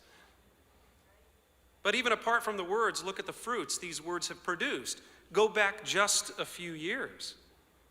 We've already established that abortion is murder, right? I mean, Christians who know the Bible to be inspired, to be inerrant, to be a mutable Word of God are not complicated by this premise at all. But with that, who came out in defense of Planned Parenthood after those horrendous undercover videos were released several years ago by the Center for Medical Progress? The last of the videos being the worst, having the sound of an unborn infant's skull being cracked while the doctor picked through that mash of tiny arms and legs, eventually discovering genitals and exclaiming happily, "Oh, it's a boy." It was the Democrat Party that circled its wagons around the perpetrators of these things. It was Hillary Clinton, the assumed presidential candidate at the time, who had a statement out in defense of Planned Parenthood within hours of every single one of the videos that was released.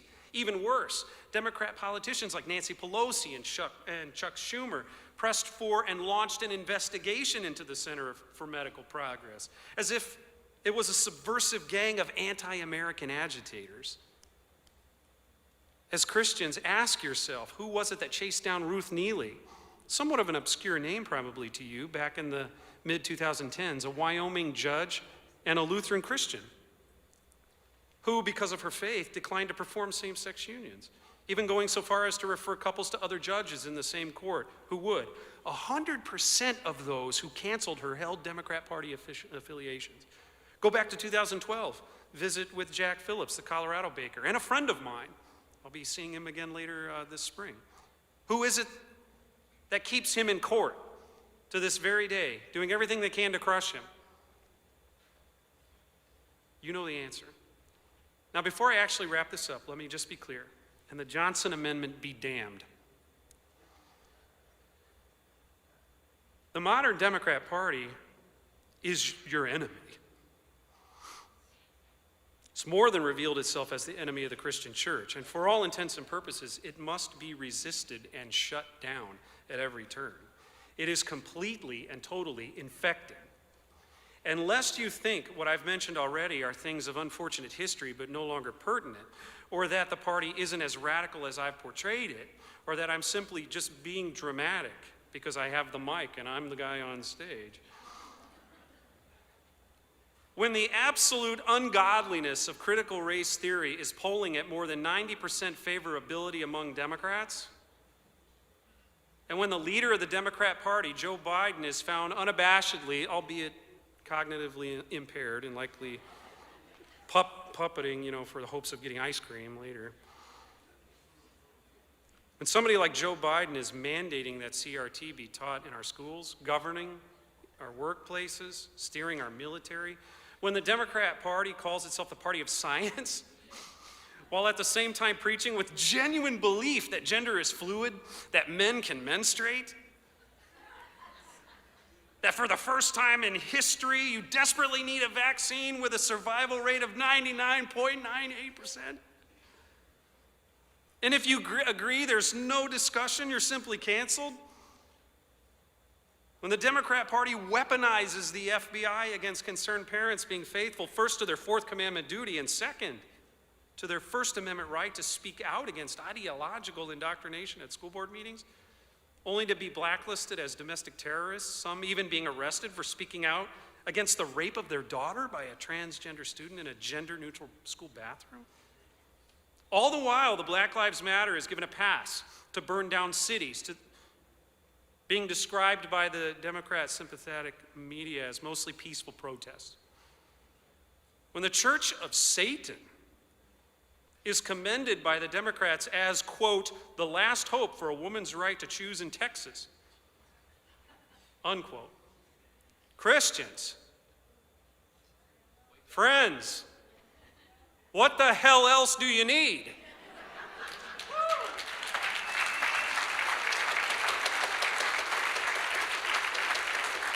When all of these things and more describe each and every one of the deepest natures of the party's platform planks and the fruits born from them, I think it's safe to say that the Democrat Party, if it ever held a legitimate relationship with the Christian church, at least from my vantage point, a guy who's sort of down in the trenches on these topics, that relationship has ended.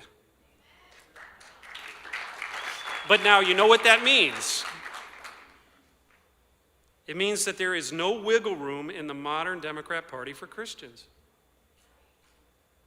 There's no wiggle room for Christians to be Democrats. That is, if the Christian actually takes God's word with a sliver of seriousness. But having said all this, don't get too comfortable with the Republican Party.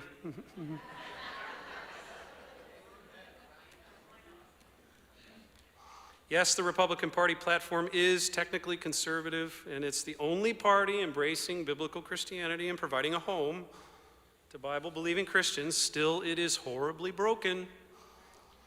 And why? First of all, because it's run by humans.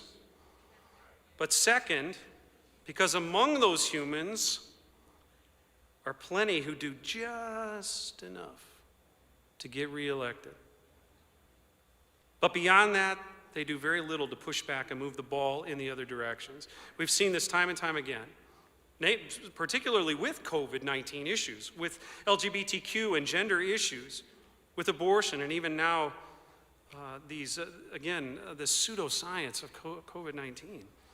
Although Carl and Vicky, two folks I've met while I was here, two Vermont state legislators, I'm glad to now call friends. You need to get behind these people. You need to get behind them, support them in their endeavors. They are fighting for you. They have you in mind.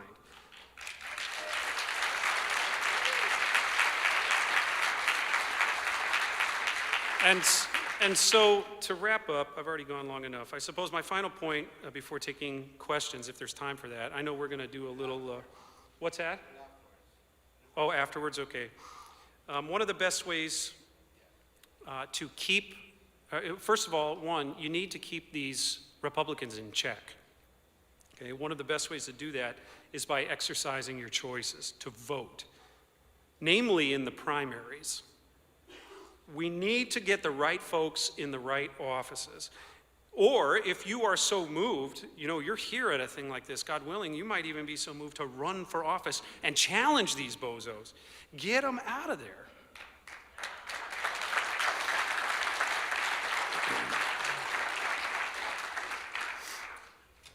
Thank you very much for letting me come and speak to you. Hopefully the free stuff I gave you won your hearts, and the words I gave won your minds. Thank you so much.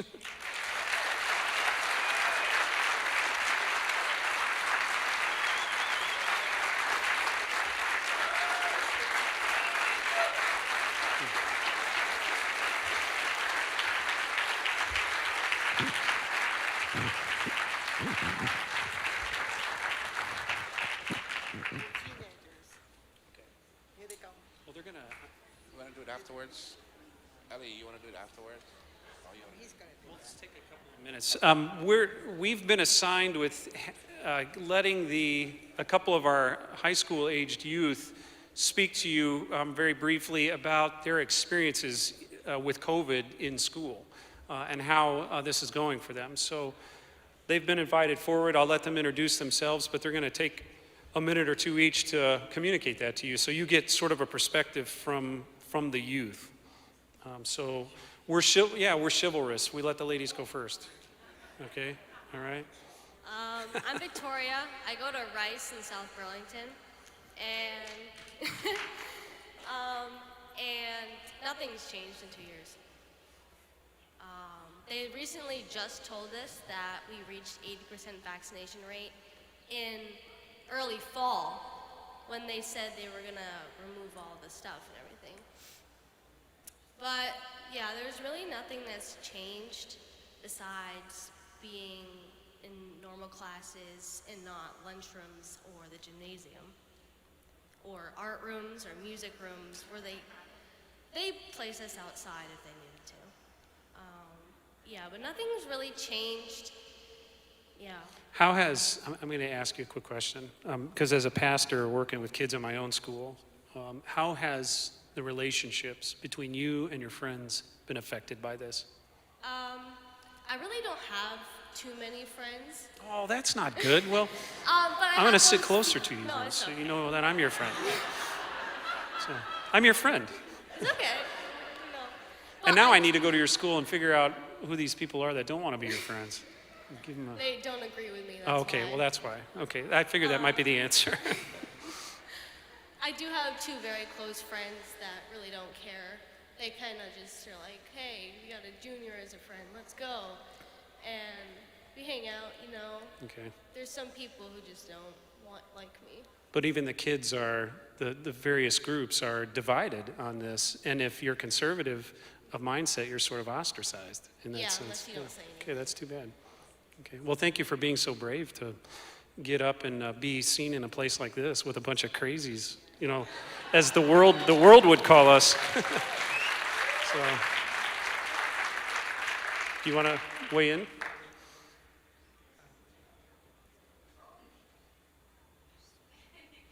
Hi, my name is Caleb.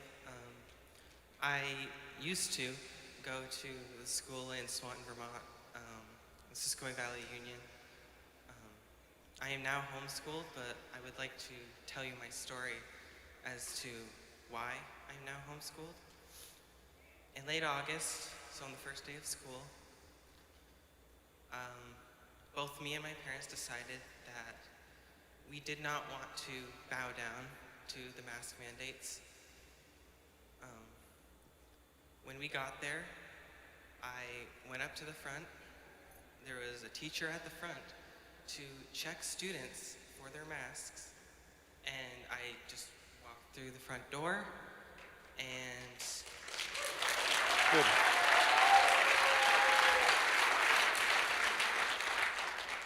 but when I did so, when I reached the front office, I was confronted, and I was told that I needed to put on a mask. And so for the first couple of minutes, I told them that what they were doing was wrong. And when they proceeded to try to kick me out of the building, I called my mom. She quickly came to the front, and we had a confrontation with the principal of the school, who's not very nice. And from then on, my mom, crying, decided that we needed to do whatever we needed to do to keep me out of there if possible. And from there on, we got a Christian curriculum for me. And in a way, it's been such a blessing because I have escaped some of the worst indoctrination years of my life.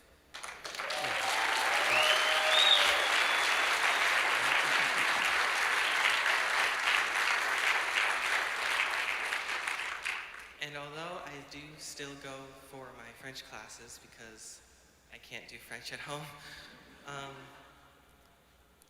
I see some of the horrible things every time I have to go, because I go either 2 or 3 times a week. Some of my closest friends, they've completely changed within over a year. It's scary because they just comply and they don't see what's really happening to them. And I know others who are literally desperate to get out of that building because the teachers scare them. It's the teachers who are willingly complying with this and putting no regard for constitutional rights. And I just pray every night that they will make it through this,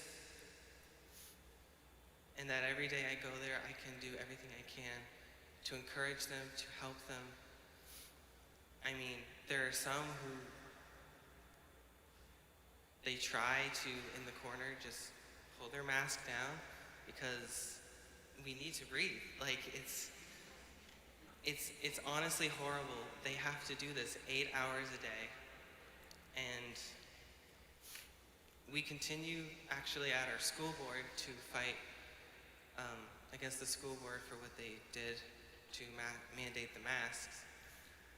And it's not just the indoctrination, it's even what they display in the schools.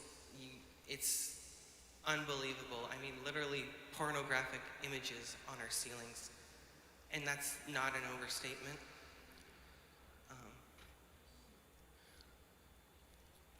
We've confronted our school board as well on the CRT and how they lied to us right in front of us through the Zoom screen, saying that they weren't doing it, until we later found out that the chair had signed a contract for implementing CRT in our school.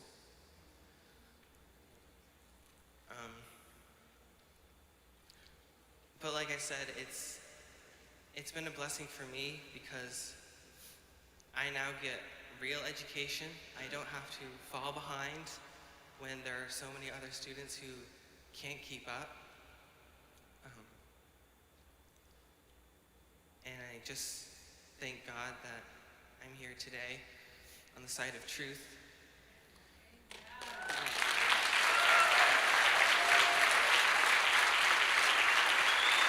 Thank you. They're standing for you guys.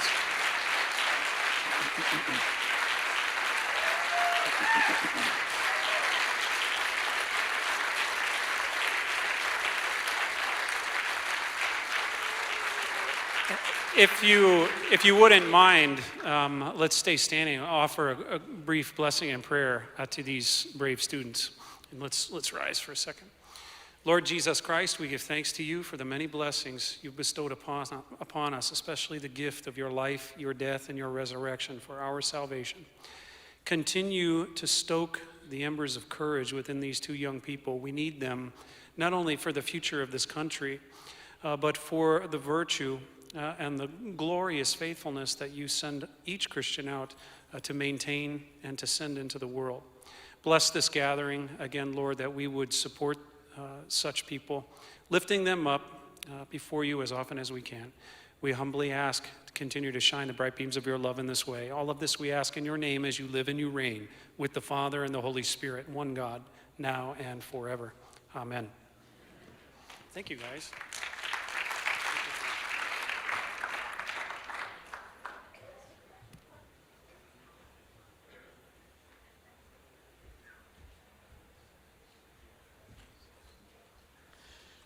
Do you think that was a God thing?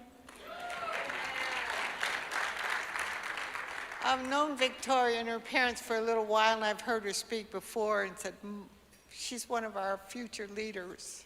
She's leading already. And then this young man walked in the door this morning. Watch out, guys. He just walked in the door with his parents, and I welcomed him. And first thing I know, I'm asking him if he would be willing to get up here today and speak. All right.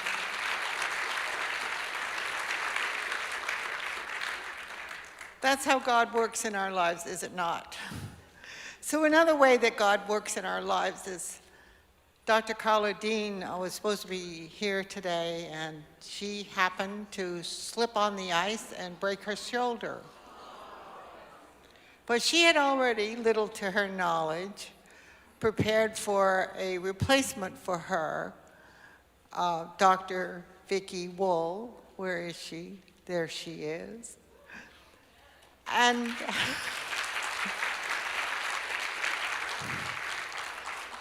we didn't know just how Vicki was going to fit in, but boy, the Lord sure knew, because she already had her plane ticket to come to Vermont. And I just found that out a couple nights ago, right? So anyway, Carla's home. We had to pray for her to heal up quickly. And here's Vicki, and I'm going to let her introduce herself. Thank you so much, Ellie. Well, good morning. Dr. Carla Dean is just heartbroken she couldn't be here with you. She's a leader. I've worked with her for years. We're on the same prayer team, and she's an amazing woman. So we'll lift up a prayer for her. I have two announcements real quick. Somebody left a beautiful sword necklace in the women's bathroom. I'll keep it if anybody wants to claim it. So that was my giveaway. And oh, by the way, I guess I'm the B team, okay? So we're just showing up. And the other one is that there are sandwiches for sale, $10, ham, turkey, and tuna. I'm not giving any of those away. So I want to tell you a little bit about myself, why I'm here. I'm here because of God, and God alone.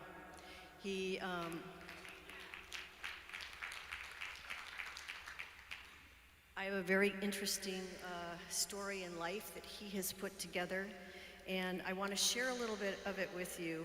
I apologize in advance if I'm going to offend any of you, but there's some real realities here that you need to grasp. And one of them is we're never going back to normal. So, first and foremost, Jesus is Lord. He's King, he's on the throne, and he's coming back. I tell my patients he's coming back next Tuesday at 4 o'clock. That's about how close we are. And actually, it was pretty funny, I have to share this. So I would tell my patients, oh yeah, he's coming back. You get your nose in that Bible because you're gonna be deceived otherwise. And it's kind of to the point right now that if we don't get our nose in the Bible every single day, you're gonna be deceived, because even the elect. There's so much deception out here. And the biggest thing I think you really have to wrap your head around is how much evil that there is in the world, and it's manifesting. It literally is Jesus versus Satan. It's his war, but we're called to stand, and we're called to be and have integrity, and you don't compromise integrity. But that means you're gonna, each and every one of you have to decide what hill you're gonna die on. And I've died on some stupid hills. So, the Great Deception, we know the mask mandate, the freedom in the United States, and the harvest time is now. So, who am I? I'm a family physician. I did my biochemistry and my master's in public health at UCLA. I was working on my PhD in epidemiology and decided to go down to Venezuela to do research. I found myself with my husband there, pregnant, so I had a child, and I didn't quite know what to do because my advisor, who was at UCLA, was having a series of congestive heart failure episodes, and he wasn't doing very well, and I was like, I just can't go into the jungle and do this with a newborn baby. So I said, well, I'll just go to medical school and I'll do it in Spanish. And that's what I did. I lived there 10 years, and I got to experience the coup from Chavez, working in the medical system. So I think this is relevant because you need to understand kind of like what we're looking at, and it's not pretty. My advisor, by the way, had been the chief of virology of the CDC. He had discovered a new virus in the forest of India. So I got a lot of the politics from that. So briefly, after the 10 years in Venezuela, I came back, I did the boards back to back, I did residency in Corpus Christi, Texas, because I like the name of the city.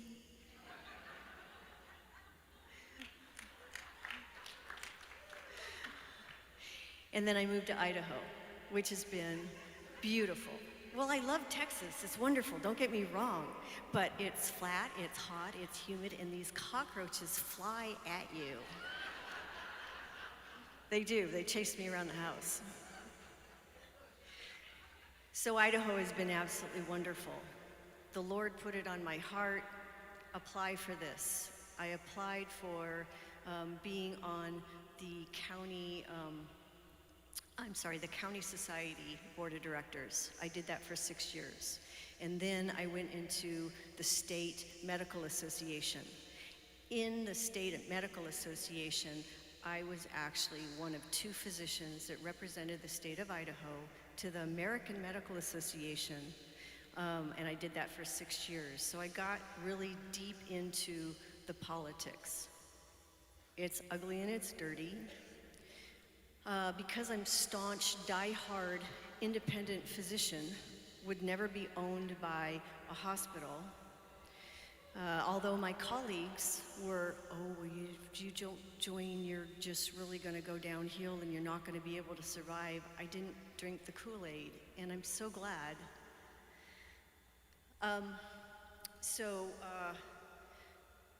I joined other independent groups and worked on a national level with the National Physicians Council for Healthcare Policy, met some amazing doctors through this country that are just amazingly stellar, and got informed and firsthand on how the destruction of the medical system is what we're experiencing right now, this medical tyranny. And it's phenomenal. It's really coordinated, guys, across the nation on what they're doing in the hospitals. So with that, I would like to show the first video. Teresa?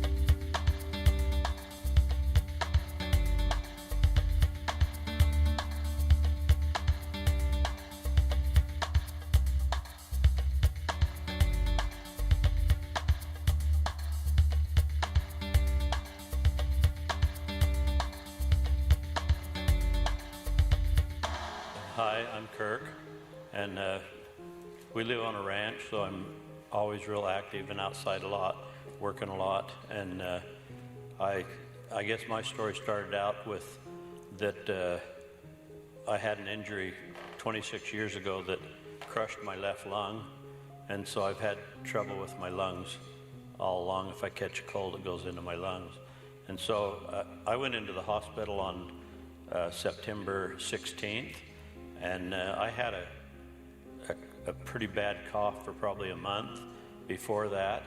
And so my wife and our friend that's our doctor had me go over and have an x-ray, and they said I had COVID pneumonia from looking at the x-ray. And so I came back home and they were going to put me on oxygen at home. And so then they said, well, you have to have a CAT scan to see if there's any blood clots. And so they did the CAT scan and I had blood clots, so they put me right in the hospital. Hi, I'm Corley. This is my story. I knew it was going to happen.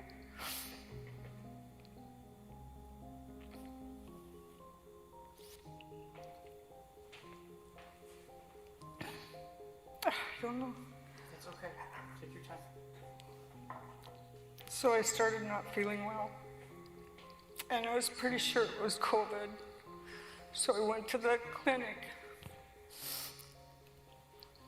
to get tested. The nurse came out, did the test, and then the PA came back out told me that it was definitely COVID and that I was running a fever of 101.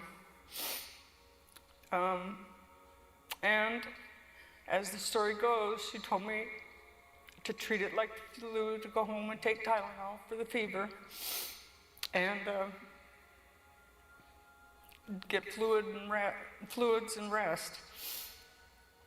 I didn't know where to turn for help. You go to your doctor and then they just send you home. Where do you go? So I went home. 2 days later, I was in the ER. Couldn't breathe. And so I was in the hospital for just under 2 weeks, and I was getting a blood thinner for the blood clots, and they were giving me Mucinex and like Tylenol if I asked for it, a few things like that, but really they didn't do anything for me other than the oxygen. And so a couple days, because the move took so long, my wife was able to come over and they ended up letting her stay in the room with me for the last couple days. And so she started giving me other medicine, not really medicine, but supplements and stuff like that. And so the thing was, the room I had, they said that we could keep taking those. And so I was able to stay on those medicines. Well, I had the high dose vitamin C, the zinc, the vitamin D, Ivomec, I think it was the hydrochloroquine, and it just, it was a little hard because they really felt, man, he is just improving so much.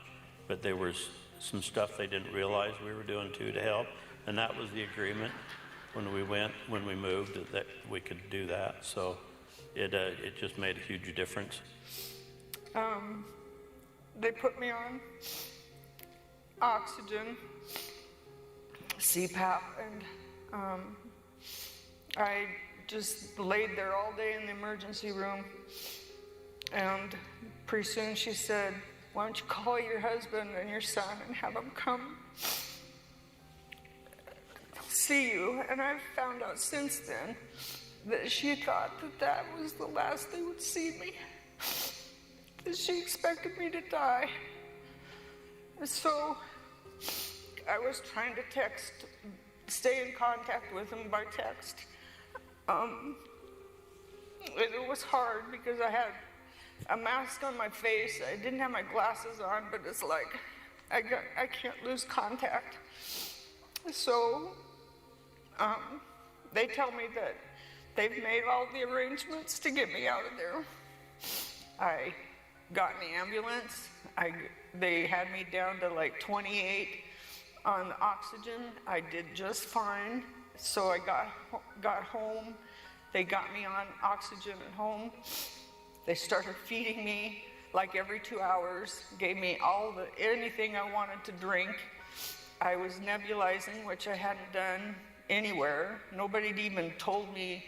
I mean, if the family clinic had said, go home and nebulize and check your oxygen levels and any of that stuff, I didn't know what nebulizing was. I didn't even know how to go about doing it. I got on medicine, hydroxychloroquine, ivermectin, steroids. I was taking, all of that, and within a couple of days, I was already feeling better. I was still really weak. I couldn't get out of bed. I had to have help, but I felt like I was going to survive. Would have been good if I would have got them 2 or 3 weeks or almost a month before. So I was kind of clear into it pretty bad before I was able to start taking them. But I started taking them, but I got home on the 16th or the 13th of October.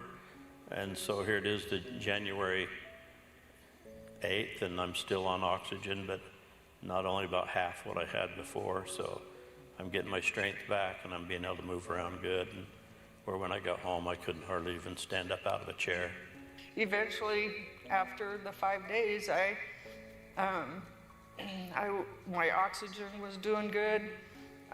They had turned it down to a reasonable level.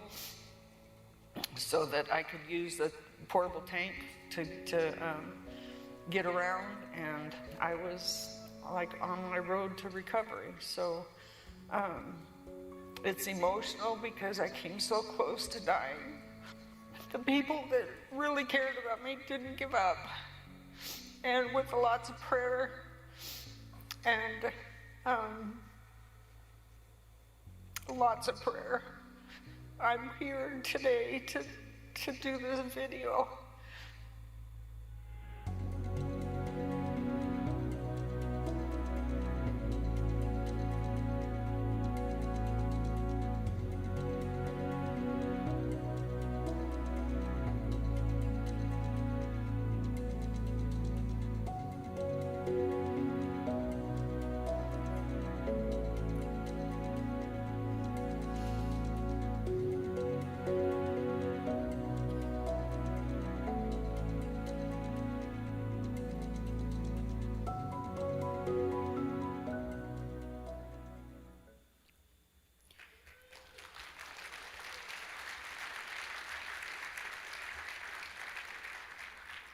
So patients tell the story, I think, better than anybody just narrating something to you. And it tugs on your heartstrings, because I'd be willing to bet everybody in this room has known somebody who's had COVID and probably died.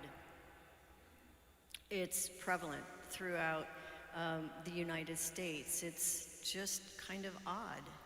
Why is there so much pushback toward medications? I mean, why was this all villainized? Simply because it works, and they would not have been able to get an EUA, which is the emergency use authorization. That's still happening. Money is driving all of this. Money from the pharma, it's going down all to your states, to your governors, to the legislatures, to the court systems. So it's kind of to the point where there's so much deception. Where's the truth? And the truth doesn't really even matter. Remember when Pontius Pilate said, truth, what is truth? He said that to Jesus. Well, I think we're really pretty close to that too. What I do want to share with you are that quercetin, elderberry, N-acetylcysteine, vitamin D3, vitamin C, zinc, melatonin at night, black seed oil, which is Nigella sativa, and food-grade hydrogen peroxide, diluted food-grade hydrogen peroxide, and hydroxychloroquine are all awesome to get started. You gotta get the carbs out of your diet. You have to stop the sugar. The 1970s, there was a study on sugar, and researchers at Harvard were asked, what's worse for your heart health? Is it fat or is it sugar? And they did it, and they did their studies, and they said fat. Fat's bad. Fat, fat, fat, fat, fat. So we had 50 years of fat-free, low-fat, non-fat, fat. It was sugar, they lied. Okay? Sugar kills your immune system, and it makes us fat because they're empty calories, and it has side effects. So back on the personal level, we'll show the second video. So recently, I had my mom that was in the hospital, and the hospital system Volume. was actively engaged in trying to kill her. So this led to, quite a significant amount of time where we had to navigate the hospital system, the new hospital system that they created for us, to try to keep her alive. Louder. A friend Louder. of mine said, after this, you need to share this with the rest of the world so that they understand what they're going to be looking for when their loved ones go in the hospital system. So the first thing I could tell you that you would need to do is call and try to locate a hospital that is going to allow visitors. Ask around with your friends to find out what hospitals seem to be the most people-friendly, not requiring N95 masks, etc. The second thing, set up a power of attorney now that that goes into effect immediately, and it is important that it does not have pre-qualifiers, such as going into effect when they can no longer make decisions for themselves. Make sure when you admit them into the hospital that you have the power of attorney that goes into effect that moment, that they no longer have control over themselves. When you sign a loved one in, do not sign a blank iPad. So when I signed, in this case, my mother in, what happened is they said, oh, will you please come and sign the documents? And when I came over, they handed me a blank iPad to sign. And I said, I do not want to sign anything that I don't have an idea of what I'm putting my signature to. Could you please not only give me the documents, but hand me a copy of those documents? So I not only requested it, I required it of them, but it also gave me significant pause of how many people are just signing over blank iPads that they have no idea what they're signing over. The next thing, when you sign in a loved one, give the hospital a note saying that you do not want anything that you've already previously discussed, such as the jab. Make sure that it's in writing. Put that you do not want them to be administered remdesivir or put on a vent. And lastly, make sure that it's highlighted that they are to be resuscitated. So we have been conditioned that all of our health papers say do not resuscitate. I'm going to say to you right now, it is very important that all the documents in writing say that your loved one is to be resuscitated. The reason for this is right now the hospital systems are getting money for each one of these things I just explained to you. For the jab, they will get money. For remdesivir, they will get money. To be put on a vent, they get money. And lastly, unfortunately, for death, they receive money. So each one of these you need to have written out and also ask for a copy for yourself that shows that it's on the charts, and take a picture with your camera. Leave your loved ones with a fully charged phone and a charger. Ask the doctor to administer the Math Plus protocol. This is used by the frontline doctors. From what I can tell, they probably will not do it, but fight and keep fighting and don't give up. Insist on budesonide and albuterol treatments. They should give this. And in our case, they said, well, your mother doesn't need medicine, she needs oxygen. This is insanity that we are experiencing. The reason why you get the oxygen would be because the medicine is opening up your lungs to be able to receive that oxygen. Check daily their chart and make sure that it does not change. So several doctors now have indicated that on their patients' charts they had that they were to be resuscitated and they would come in the next day, and that was changed. So daily ask for that you can see the chart, and daily ask for a printout of all the medications that they're receiving. In ours, she was only receiving 2 things, and then we found out that they were slipping her sleeping pills, which will slow the breathing. And so any medicines that they're being put on that are going to slow their breathing is obviously not going to have good results. And last but not least, I would say be vigilant in setting up your prayer partners and make sure that they are praying for the protection of those around them and the healing for them. This was an integral part of why my mother made it out of the system. They did not want to treat her, they did not want to give medicines, and the experience that we had was fully demonic within the hospital system. Nothing that I've ever experienced here in the United States or even heard about abroad. So last, be vigilant, be strong, and do not let them intimidate you. So with my mother, even though I refused the remdesivir and the venting, the doctor called me and he was livid that I would not allow the remdesivir or put her on the vent. And he said to me that I'm going to go in and talk to her and tell her that she is going to die a painful and excruciating death. I did not let that move me, and just so you know, a nurse that was in there said that anyone 60 or over does not even make it off the vent. So I did not let that sway me, his intimidation tactics towards me. And my mom is now home and alive, thank God. Thank you, Jesus, for what you did, and owe great gratitude to my prayer partners. So this is what I would tell you to do. If your loved one's going in the hospitals, I pray the Lord's favor over you and that you will have the same outcome that I had. God bless.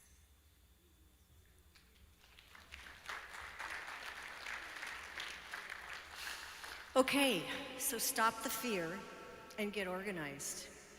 You are a community. You've got a lot of resources. You have a lot of voice. Get organized. Get some preventative treatment. You know, look to find ways to get some of the essential medications because you want to have those on hand and you want to be able to share them. So you will be looking for, you know, an independent physician who's willing to take that. But no fear, you can get through this. So we've talked about Marxism this morning and communism. Globally, they want one world government. You know about Schwab and the World Economic Forum and the movement of the United Nations. They have a one world religion planned. I think it's coming out in March or April. That's called Christlam. I think that's actually in Revelation, right? It's Christianity and Islam. And it's backed by the Catholic Church. So the Georgia Guidestones were mentioned, and those are really interesting for you to look up. They were placed, we don't know who put them there, but they basically are the 10 Commandments of Satan. And one of the top ones is that the world population will be no more than 500 million people. So we're currently around 8 billion, and we're gonna take that down to 500 million.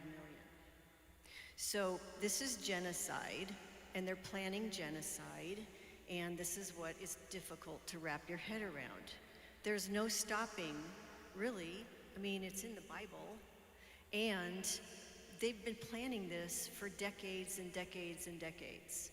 What you're experiencing in your communities and in your families are psyops. It's demonic, yes, everything is demonic. We're against powers and principalities, but it has flesh on it, okay? And your kids have been yanked out, indoctrinated, and they've been told that the white middle class needs to just go away, and that capitalism doesn't work, and that this earth is going to just burn up, and cows are farting too much. It's one lie after another. In every aspect, people turn against their neighbor, nurses against doctors, kids against parents, parents against kids. My own daughters really think that I wrote the tweets that Trump put out.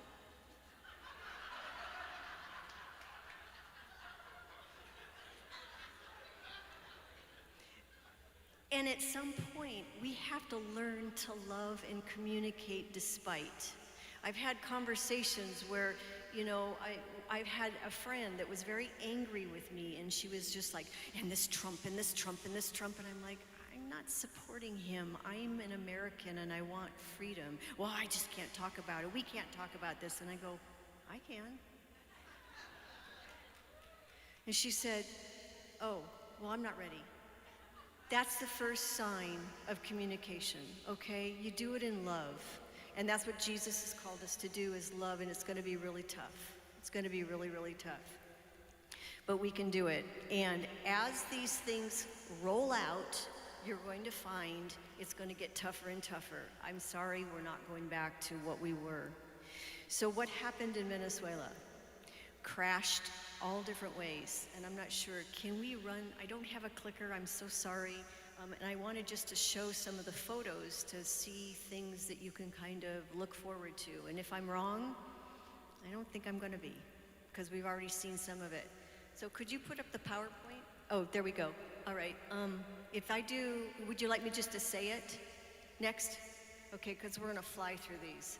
Okay, Venezuela's at the top of South America. Next. That's a little bit of the Avila, which is the mountain there. This was in 1986. Go ahead. Next. Next. Next. Next. Next. Next. Okay, in general, if you own the land, you control the people. If you own the natural resources, you control the people. If you own the means of production, you control the people. If you own health care, you own the people. If you control the monetary and the banking system, you control the people. If you own the media and everything that's just said and everything that people get inundated with, you own the people. Go ahead. So as more and more people got dependent on the government enacted policies and made citizens even more dependent on the government. Gee, that sounds, go ahead, next. Okay, go ahead. They were rich. Venezuela was so rich. They had aluminum, gold, hydroelectric power, oil, go ahead, tourism. And in the United States, we are too. You don't think any other country, any other society wants our land? Don't they want your life? They just want you dead and gone, you know? So we're at war. This is literally what Ellie said. We're at war, and we have been at least for 2 years. Okay, so the government's acquiring more land and mineral rights, more water, grazing laws. We are mineral rich. But mining is stopped because it's too expensive. In Idaho, for example, where I'm from, every precious metal that's currently imported from China, we have. Next. United States is shutting down oil production, asking OPEC to increase the oil production, imports from Russia, 11-year high. Go ahead. Venezuela never developed an infrastructure. Nearly everything was imported. They did have some cattle ranches, farms, and industries. Next. And so the United States, go ahead, next. Couple tiers of health care there where I worked, go ahead. Same here, go ahead. So there were evictions, there were business takeovers, ranches and farms were taken over, and the government took a full authoritarian rule. The goal for 2030 or somewhere in there is that there will be no more live births, okay? You're gonna have to ask to have a child, and you will own nothing, and you will be happy. Next. Next. So they controlled and they regulated food, drugs, and medicine. We're starting to regulate drugs because of the prices already. Go ahead. They regulated the banks, the telephone. They censored all media. Next. For example, they limited the newspapers. There was a Radio Caracas, and it was open, almost 60 years. Chavez closed it. Radio was occupied only by Chavez. Internet, semi-censored, and social media was totally censored. Next. It doesn't stop. It just really doesn't stop. And it's just kind of like what's happening to Hong Kong now that, China's taking over. So the U.S. government wants to track transitions over $600. They want to regulate broadband. They want to put what's on your face, where you need to work, where you need to wear it, buildings you can go into, and more. There are U.S. pharmacies denying medications. I had a pharmacist tell me last week he would not fill azithromycin because it was for COVID. And I said, no, it's for bronchitis. I'm not filling. The government wants to start controlling your vitamins and your minerals too, and all your supplements. Go ahead. So are they going to regulate who we can worship and what? You bet. Are they going to tell us what our bodies can receive and if we can have children or not? Yeah, you bet. But you know who those rights come from? God. So it's time we don't comply. But there's a double-edged sword there, because when we start pushing back, they're going to push back harder. I've seen papers showing the number of guillotines there are in each state and the number of ovens. And they're already working on the concentration camps. And the state of Washington has already put in that they can take those risky people that haven't had the vaccine and take them away for everybody's benefit. And so the unvaccinated are being, the narrative is that the unvaccinated are the ones that are causing the problem, which is a lie. I told you, the truth doesn't matter anymore. But they're going to shift that, and mark my words, they're going to shift it to Christians because we stand in the way. Go ahead, next. Inflation, you've only felt a touch of it. Let me tell you, it sucks. Go ahead. There's Venezuela's inflation, just goes up. Go ahead. That's watermelon. 1,000 bolivares a kilo. Kilo is about 2.2 pounds. So depends what year it is that you're buying that. It's either going to be $200 or $2. Next. United States inflation, go ahead. That's only to 2010, by the way. So record prices, go ahead, next. Costco starts limiting things that you can buy, next. And so there were uprisings. People got frustrated. They're hungry. They shut down livelihoods. So there were shortages and more shortages, and then there were more price controls because there are shortages. Go ahead, next. Next. Skyrocketing crime, right? Well, they took away guns. And I'll tell you, that's one of the reasons we haven't been attacked so far is because I think there are more arms in the United States than there are people. Everybody's got to have 10.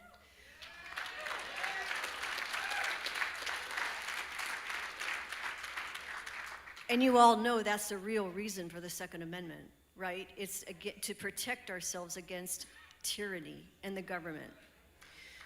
Let's say, next. Next, please. Okay. So there was a coup. I was there November 27th, 1992, got a call from my girlfriend. She goes, "Oh, chama, no te vayas a la universidad." It's like, don't go to the university. And I'm like, why? She said, well, we're under siege. What? Yeah, Chavez bombed the airport that's in the city. And I'm like, really? She goes, look out the window. And I went, oh my gosh, there's no caritos. There's nobody on the street. Are you kidding? No. And I go, I got to get to the clinic. So it was early in the morning, and I walked downstairs, I walked outside, I walked to the freeway, and I hitched a ride. And I got a ride to a really bad part of town called Avenida San Martin. And I got off, and I'm thinking to myself, God, what am I doing here? I'm walking to the clinic, right? This is where I'd been volunteering to.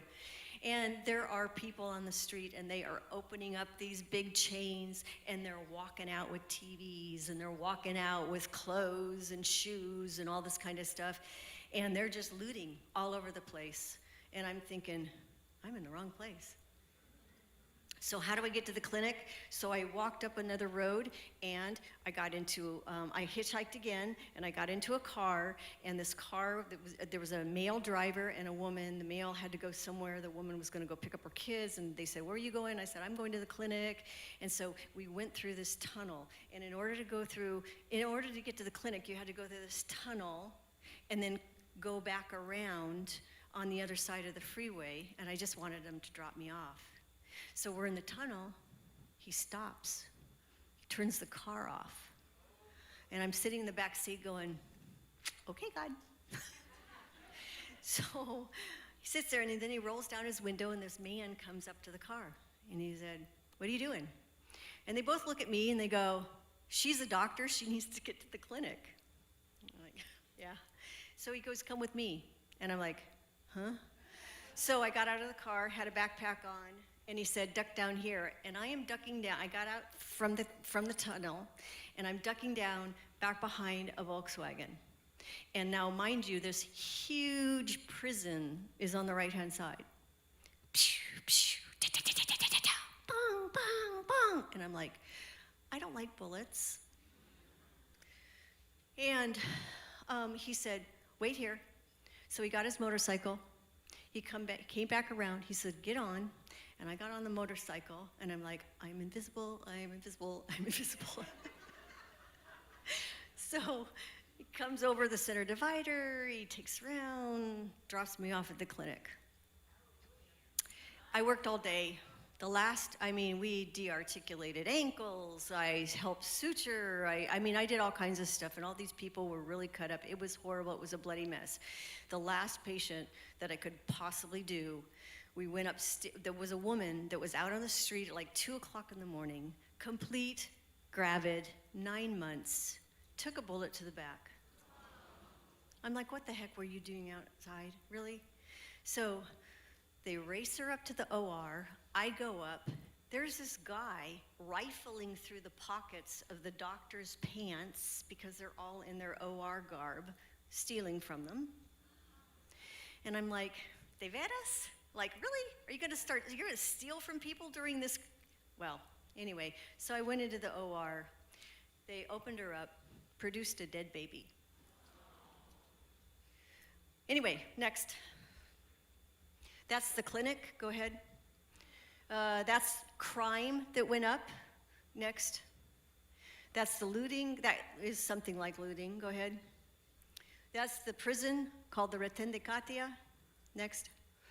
Prisoners, 4 times capacity, next. That's what it really looked like, next.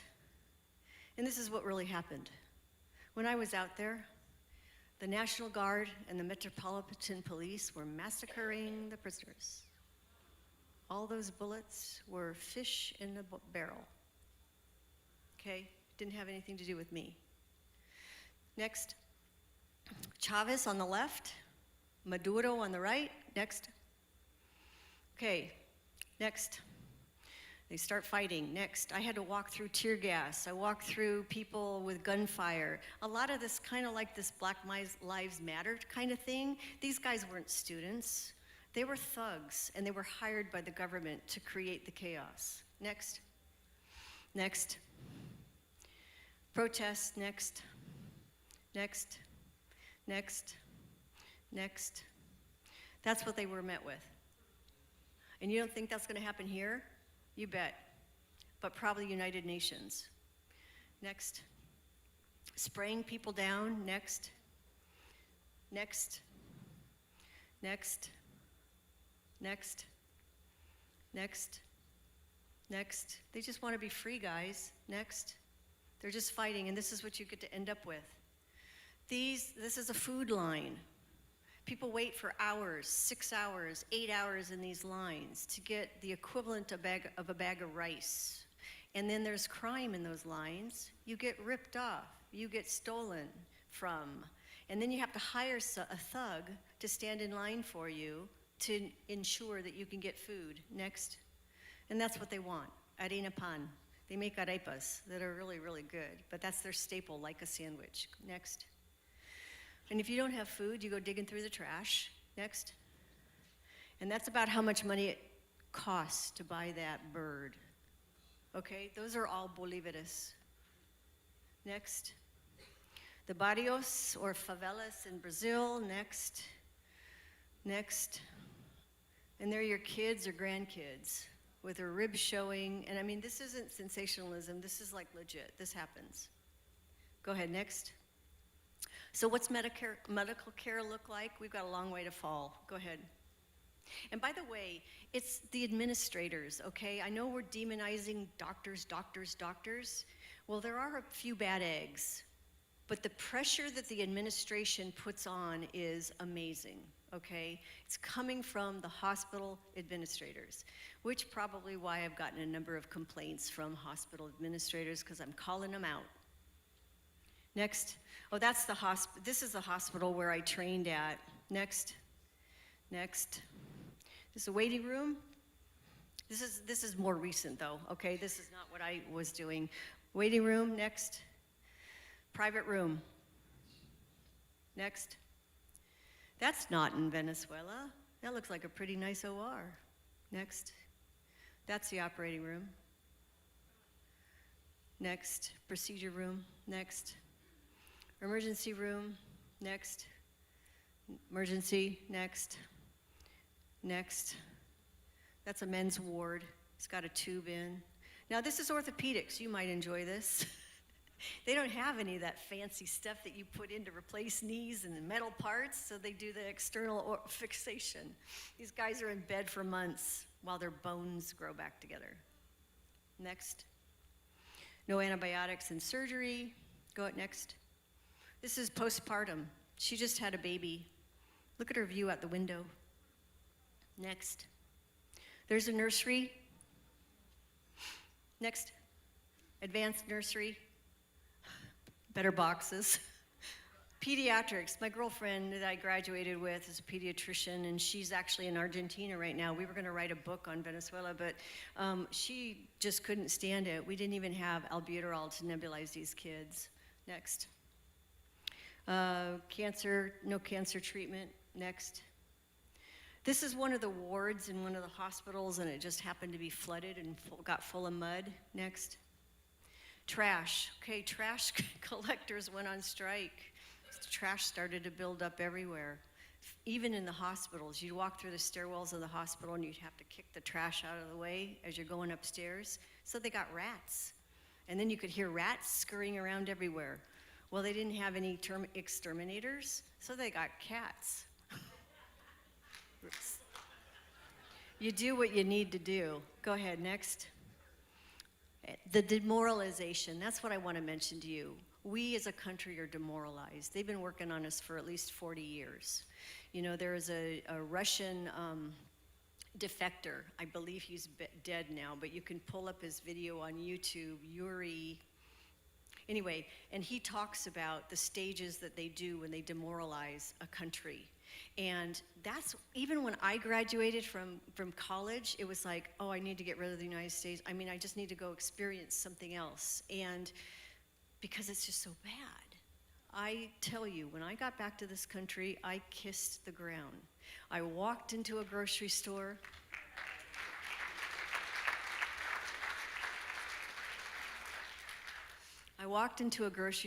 And I stood in front of the mustard and I cried. Oh my gosh, there are 10 different types of mustard. I can't believe this. And then I walked outside. And I knew that the United States had 20 years. I got back in 1996. That 20 years was up in 2016. I believe Trump won in 2016, and he exposed the level of corruption that's going on, which is why we are awake today.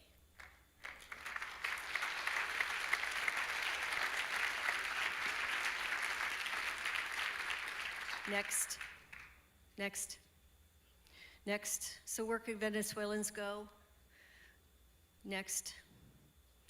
Where do we go after America? You guys, there's nothing left. My girlfriend called me from Argentina. She said, Vicki, they're doing the same thing that they did in Venezuela and Chile. They're doing it all over the world. This is global. It's global. But the United States is the last bastion of freedom. And I don't know how. I don't think there's a way back. I think it's Jesus. I think we get to choose Jesus.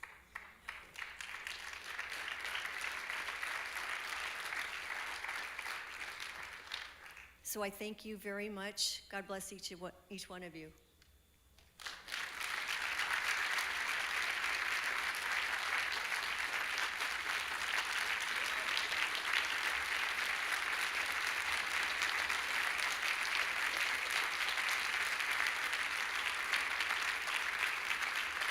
So now, thank you so much. So now I'm going to call up all the speakers because we're going to have a round table or a panel discussion unless something's changed.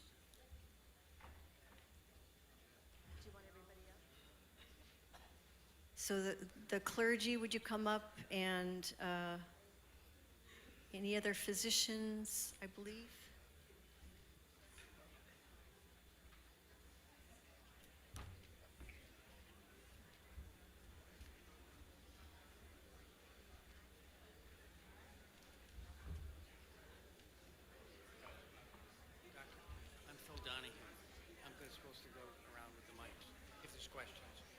Is this the one you want me to use?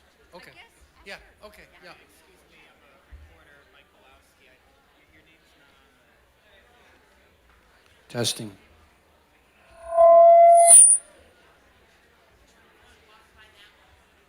Oh.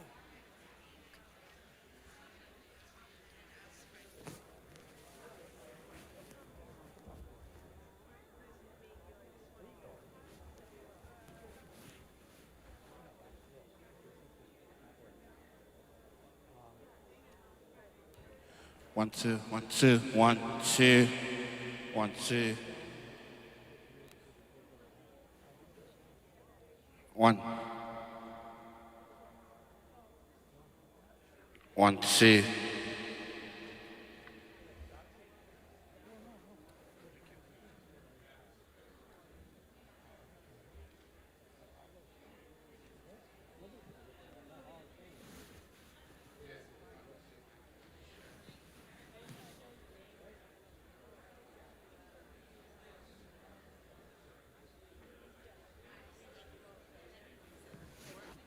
Hello? I have this mic. What's that, Derek? Yes. Okay. How long is this going to be for? Until noon Noon? And then or after. and then we're going to bring Brian after lunch, right? Oh, no, no, wait.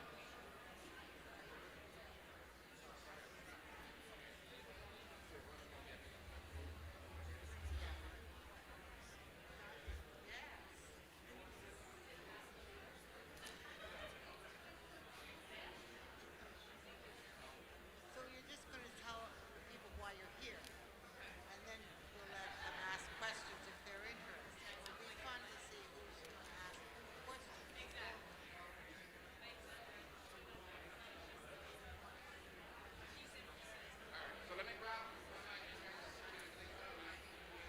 So folks, this is going to be fun, isn't it? This is, each one of you are going to have, each one of our guests here today are going to have a few minutes to tell you why they're here. Why is it important that each of you are here? So we just want to hear a little bit from you. Once we've heard a little bit from them about why they are here, then we're going to let you each ask a question. And I'm saying you can have the microphone long enough to ask a question. Don't want any speeches out of you. Just ask a question. And you can choose who you ask the question of. Does that sound good? Gut? What's that?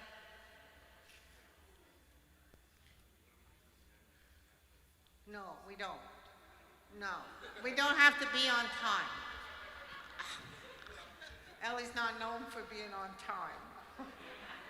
But I get the job done. So it's up to you people and up to the people up here how long we go on. But this is a very important part to give you an opportunity to participate. And it'll be fun for me to see where the questions are coming from and to hear from each of these people why it's so important for them to be here that come from Michigan, Illinois,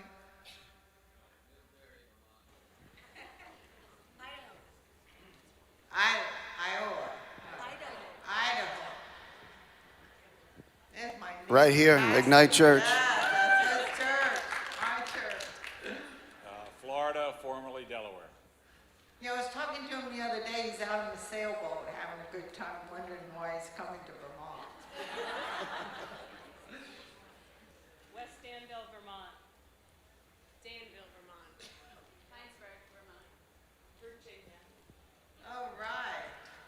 So it'll be fun from here on to see where you all,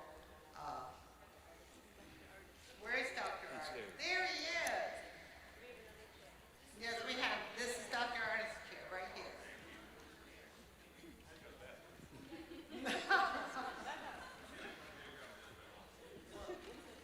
You can start off and tell us why you're here. How's that? I'm here because I got invited. And I said yes. I'm from Dallas, Texas. Me and my wife Jane, wherever she is. Howdy, y'all. It's colder here than Texas. Thanks for coming out. That's me. Did you really want me to elaborate on what I was saying? Okay. Thank you all for being here. I think a lot of people may know who I am already. Raise your hand if you know who I am. How many of you think remdesivir is safe and effective? Good, I did my job. All right, so a lot of people like to call me, invite me to come places in relation to COVID to speak and educate and warn. They call me the remdesivir guy. And I would like to quote someone else like Vicky from Idaho. Dr. Ryan Cole walked up to me in Tyler, Texas about a month and a half ago. And he goes, Dr. Artis, I love how you told everybody to call it Run Death is Near so they could remember the name. So if you don't remember how to say it, and the doctor says we're going to give you remdesivir, you just say, I'm not getting that Run Death is Near. No. But I looked at Ryan, I said, Ryan, that's funny that you said that because I never said that. I actually said your death is near, yours is better. Run, death is near. So my wife Jane's here on the front row. Her dad was actually murdered in a hospital over a 9-day period in Dallas, Texas, the first week of February. If you read the program, it reads like she was murdered with the COVID protocols. It was not. It was actually 3 weeks before COVID even got to Texas, and there was no testing even for COVID in Texas. I just got to be a witness to a hospital hiding and not wanting to have their liability exposed, that their hospital protocols are destroying the life of a human being. But they flat out murdered him in 9 days, and I called them out on all their ill-advised protocol that they were using, had them actually change the actual entire protocol, and on day 6 his entire life force was changing. He was becoming coherent again, whereas he was unconscious and having forced air applied. Anyway, we exposed it all, changed the protocols. He became conscious and was able to breathe on his own, coming off of the forced air, only to get home. And that night, the hospital and the nurses station called my wife to tell her that the administrators, which you just heard about, had decided to permanently ban the changes we had made that day that were actually bringing him back to life. So I went up to the hospital the next day and lost it on everybody, and then was kicked out of the hospital by security. Then my wife's family was lied to by the administrators, the doctors there, to follow the protocols and not do what we did the day before, that we're making improvements. And I promised them all as I was leaving the hospital that they will murder him in the next 48 hours, which they did under the guise of what they call palliative care, which is to use morphine or midazolam or fentanyl. They actually will pour drugs into your loved one's veins that will paralyze your diaphragm so you cannot breathe. They stop your heart by actually paralyzing your central nervous system's ability to control those organs. And that's exactly what they did. It was the most traumatic thing I've ever experienced in my whole life. For the next 3 months, I actually spent 3 months at home every day because I'd retired a year before this happened. I plotted for 3 months to figure out my revenge. I actually thought of every way of destroying the administrators' lives, the actual attending doctors' lives, the nurses' stations' life, all of them, by taking someone from them like they did to me and my wife. And that's what I was stuck in for like 3 months. So 3 months later, when I still haven't decided to actually carry out my murderous plots, because I couldn't figure out how to get away with it, I kept being reminded by my 5 kids that, there's these shows like Criminal Minds, these people don't get away with it. And I never came up with anything better than the screenwriters, so I decided not to do it. But man, was I angry. I couldn't stand the anger. And my wife will tell you, she never was able to grieve during that whole period. 3 months later, I actually get an alert on my phone that more people died in the United States of America in one day than any other country worldwide from COVID-19. And you know what I thought? Really? In the great United States of America, one of the top industrialized nations in the world, we pride ourselves at being number 1 in healthcare.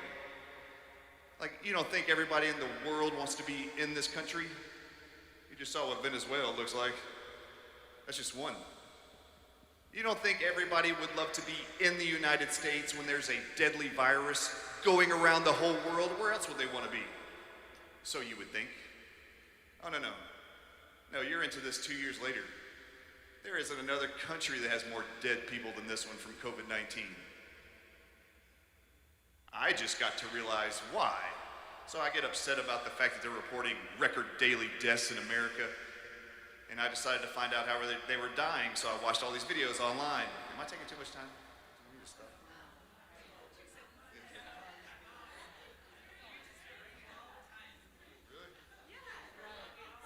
Really? Are y'all bored yet?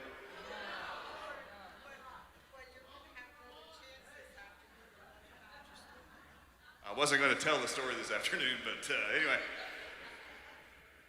All right, so anyway, I learned that there was I actually just watched something. I watched 10 interviews in the media from doctors around New York, and they were all saying the same thing.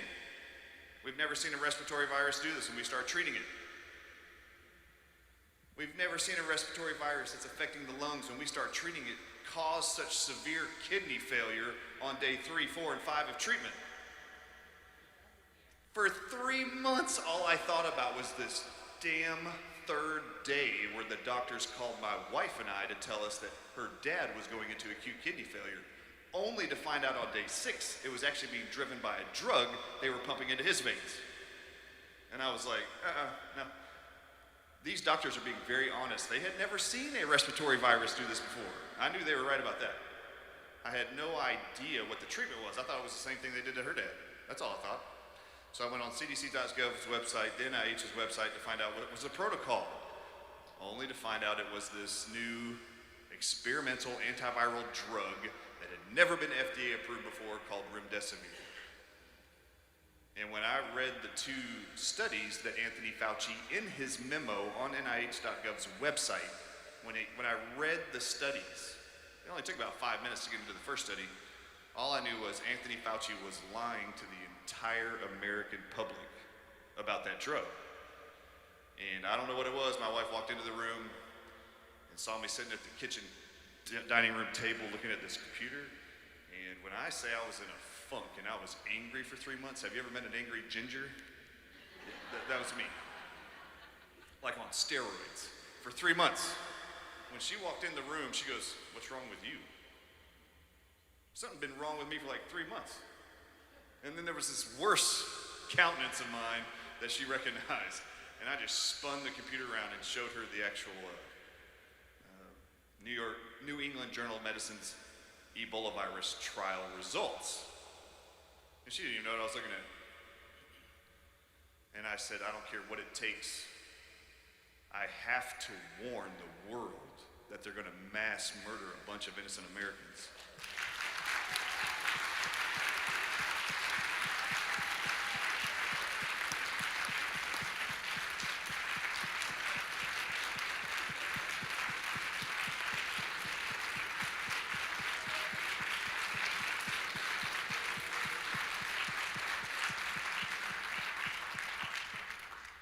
And so I have ever since. And I won't stop. I mean, I've actually said it over and over until he's on death row. There's a couple of them, you're going to meet him today when I actually do my PowerPoint presentation. Until they're on death row or they kill me, I won't stop. Because they are mass murdering all of you, or trying to. All right, that's why I'm here. So when I get invited to go places, I can't say no. Unless there's something else already scheduled on top of that. But the world has responded in a way I had no idea. If you want to know the lengths at which I was determined, I actually hired a publicist for like 3 months out of Washington, D.C. to put me in the media. And I did that for about 3 months, and I was like, good, my conscience is clear. They've been warned. These interviews will live in infamy online. Oh my gosh, I had no idea what was about to happen. Dr. Rainier Fulmick from Germany's like, we need all of your info. Please actually do a deposition with us for an hour and a half and give us all your information so we can sue the World Health Organization, Nuremberg 2.0.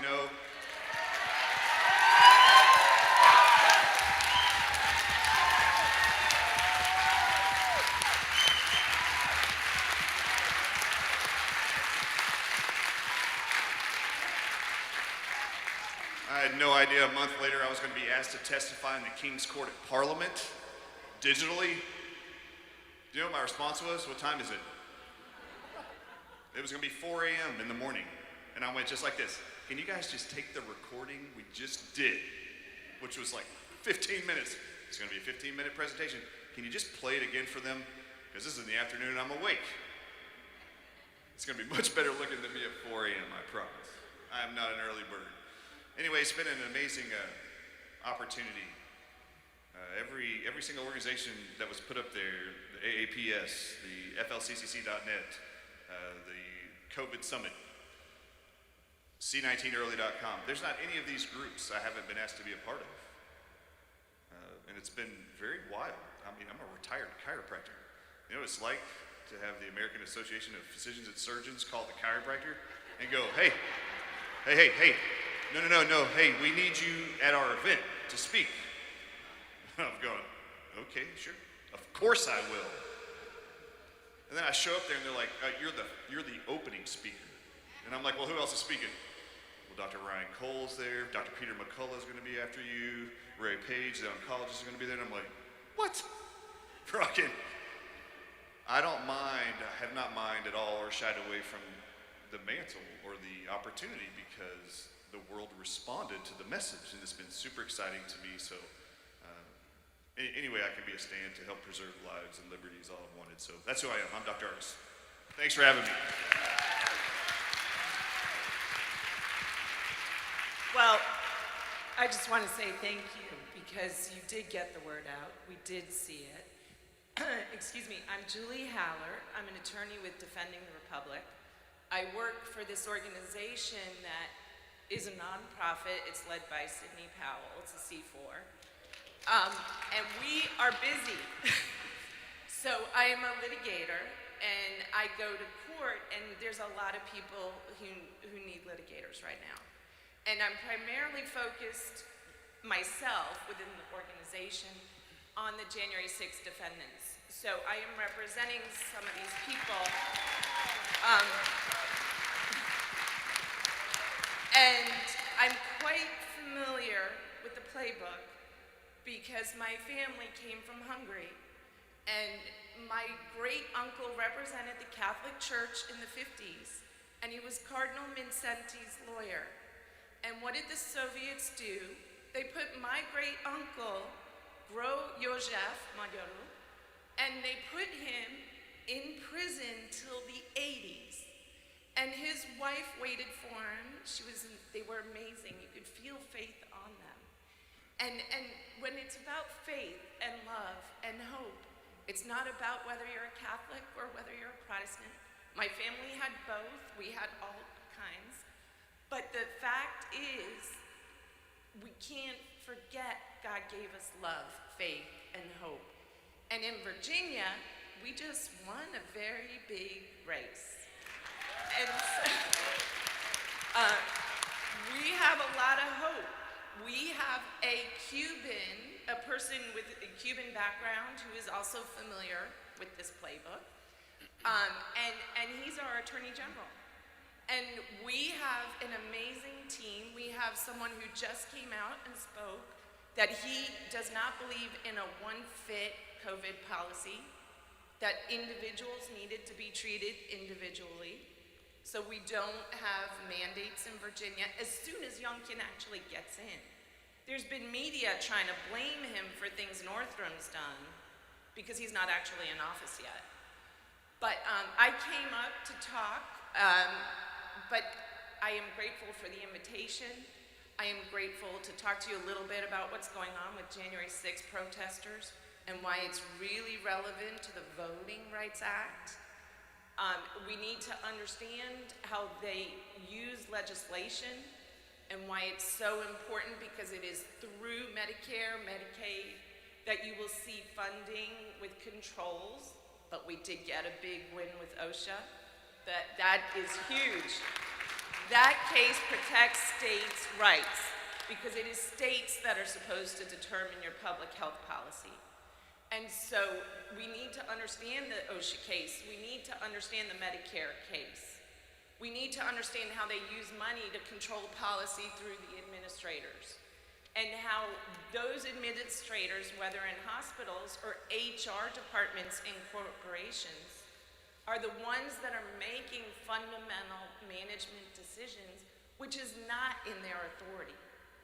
And so it's really easy to make that clear when you have information. And so what you want to do, because it is a difficult, challenging time, But do not lose that faith or that hope or that love.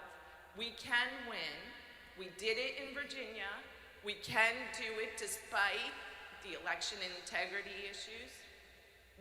There's a lot we can do. We do get good news. And this is a big country with a big heart. And this country has always helped people.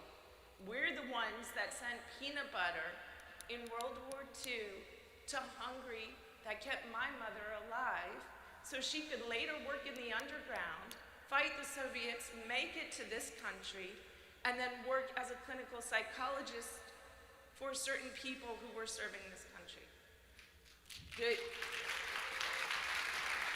The freedom, the love, it will survive. It is not the first time this country's been infiltrated. Whether you call them haters, whether you call them Marxists, they hate God. You know, communism is built on the idea of the love of the state, the government, and it's anti-religion, it's anti-Christianity.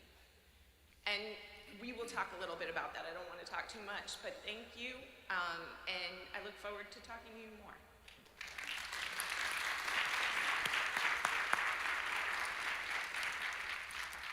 I'm Dr. Heather Rice. I'm the clinic director at Wellspring Chiropractic Lifestyle Center in Shelburne, but I'm also on the board with Health Choice Vermont. And I am a practicing chiropractor, still in the trenches. And when the pandemic, what I'm actually going to call the COVID catastrophe, struck, there were so many businesses that were told to shut down, and the essential services would continue. And I knew that I was part of the essential services and that I had to stay open because my job was to keep people out of the hospitals, to keep them well. And it was all about flattening the curve for 2 weeks, but we saw how that unfolded. So my job was to really work with the people that I knew and to keep beating the same drum that I've been beating for over 40 years, which is it's not about the strength of the virus, it's about the strength of the host, right? And so when I think about the different levels of healthcare that we have available to us, thank God we have disease care that is all about saving people's lives, and you're hearing the importance of the early treatment that is literally saving people's lives. The second tier is prevention. How do we prevent and keep people safe? And a lot of things have been slid into that category, like wearing masks and that sort of thing, but that idea of keeping people safe is worthy, it's important. The third tier of healthcare is building health, the promotion of health. And as important as all three tiers are, the first two don't build health in people. And when we look at all of the time and resources that we've spent over the last 2 years, you know, billions of dollars on the crisis, billions on vaccines, and then we spend millions on promoting and pushing those methods, right? How much money or resources did we spend on building health? What we really needed to do at the get-go, we needed to make everybody stronger, because what we saw was COVID was contagious to everybody, but it was only dangerous to certain people. We knew pretty quickly who they were, and yet we just stood by. We didn't do anything to build their health, and we already know how to build health in people. We already know how to do that. And so that is what my job was, is to keep doing that. And I opened my clinic and I said, healthcare workers, you come for free. And so I had people coming in, offering free care to them, because they were in the trenches, literally. So that is why I'm here, is to protect the right. If you choose to live a healthy lifestyle, you need to have that choice. And whatever that means to you to live that healthy lifestyle, even if I disagree with it, that's not what it's about. You need to have that choice. And that's why I'm a staunch board member on Health Choice Vermont.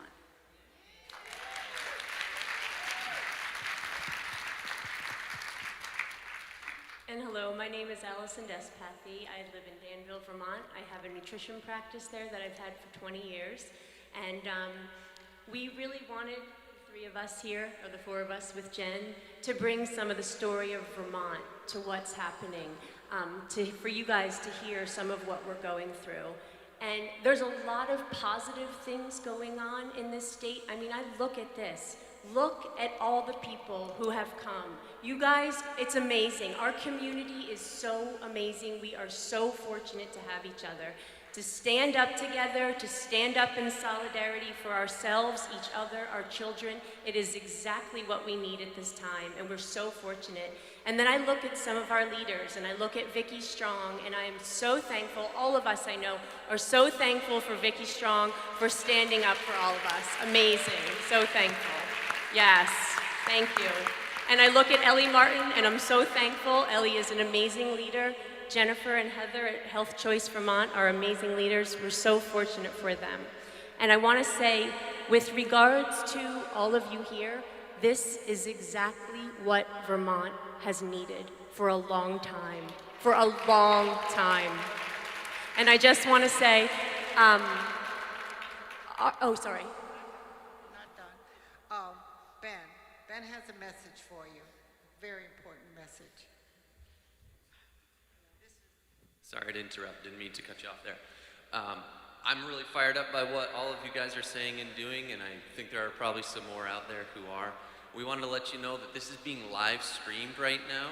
If you go to vtgrassroots.com, vtgrassroots.com. It's the first thing you'll see when you get there. It's being live streamed. And after this, it's going to be up there for you to review or to share with somebody who needs maybe any bit of this information. There's so much. Also, if you're not on our email list, sign up there, and we're going to push the whole recording out, a link to that as well. So we want to make sure you get that. Yeah. Okay. So anyway, I just wanted to wrap up by saying every week I listen to some of our state leaders, and I hope and I pray that we will hear truth, that we will hear empowering information that unifies us. Our state's motto is freedom and unity, and all of us have been trying to stand up for freedom and unity. Yet we hear from our leaders weekly, unfortunately, destructive messaging. We hear divisive messaging. We do not hear truth. We do not hear a unifying message, and we are not given the tools and the guidance that people need to be healthy. And this is exactly why we are so thankful you guys here are to finally bring this information to the people so that people can have the tools so they know what to do for their health from a prevention standpoint, from an early treatment standpoint. What if somebody goes to the hospital? What are we going to try to do? What's the information and how do we connect people? And we are building networks in this state, and we have this amazing community, and this information is coming in. So we're very, very grateful for you all to be here. Thank you.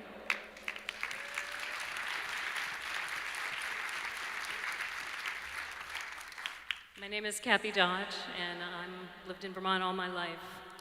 I'm a certified nutritional consultant, and I have a double certification as an herbalist. I've been a teacher for 40 years now, teaching people how to use plants for medicine, and teaching people how to grow food, because food is good medicine. And I too believe that we need to teach people how to build up your immunity, your immune systems, because we knew a long time ago that even when it came to antibiotics, there was going to come a time when they were going to mutate and we were going to have superbugs, and antibiotics alone or some of our medicines were not going to cure the problem, and that only having a great immune system was going to keep us safe.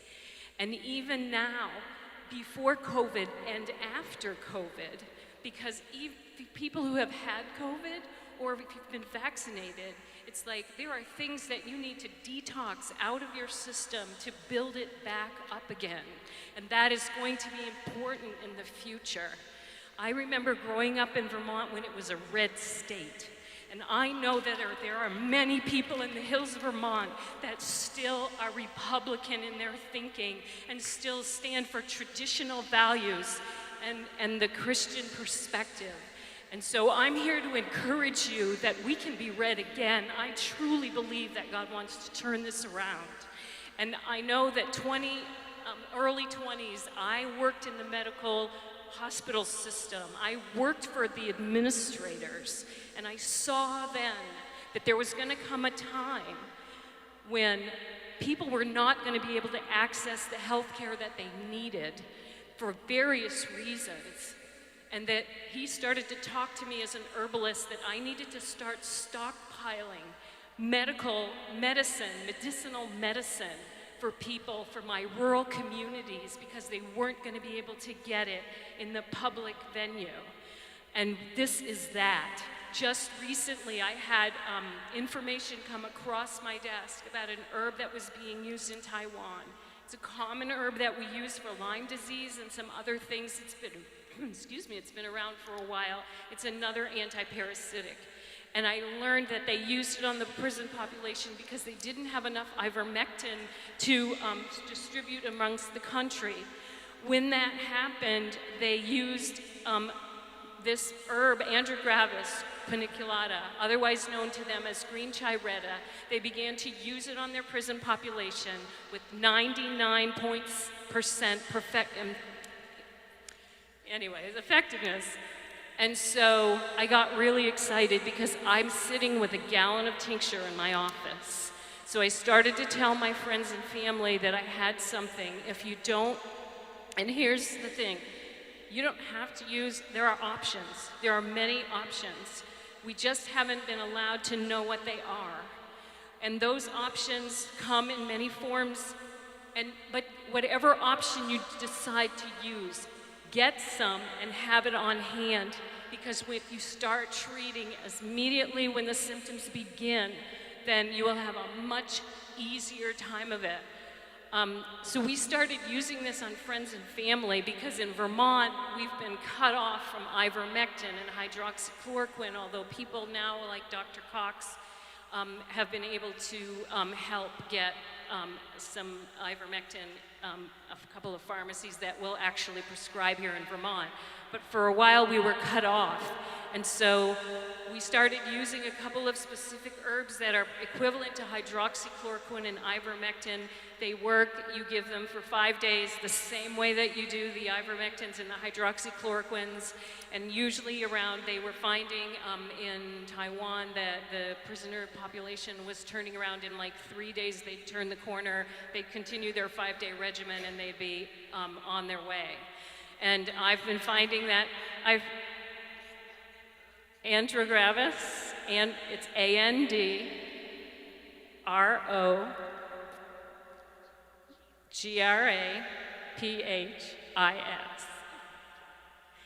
And there's another herb called Cryptolepis, which is it's also quinine. It's grown in Ghana.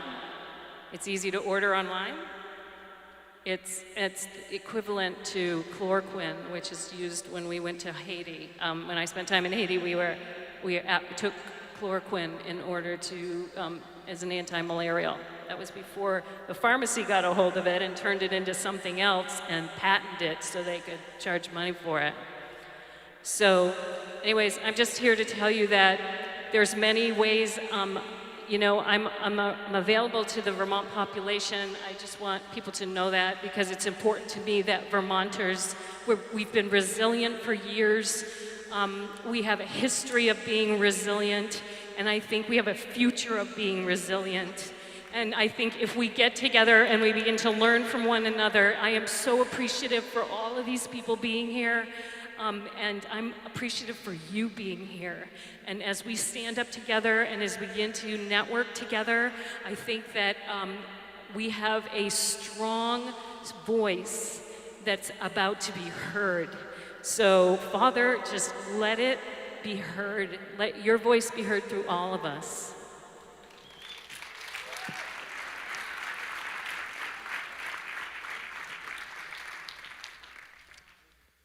I'm Dr. Cassels. I'm a retired orthopedic surgeon. The good Lord led me to retirement at the end of 2019, if you can imagine how fortuitous that was.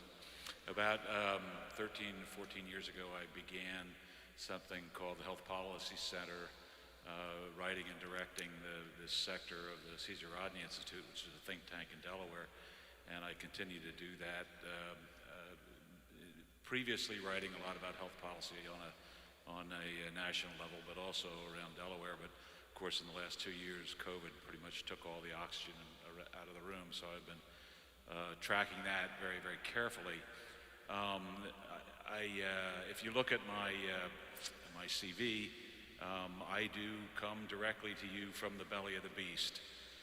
So if you check my credentials, it'll probably all make you cringe from the general flavor of the institutions where I studied. Then the question is, by the way, Joe Biden moved into my neighborhood some years ago.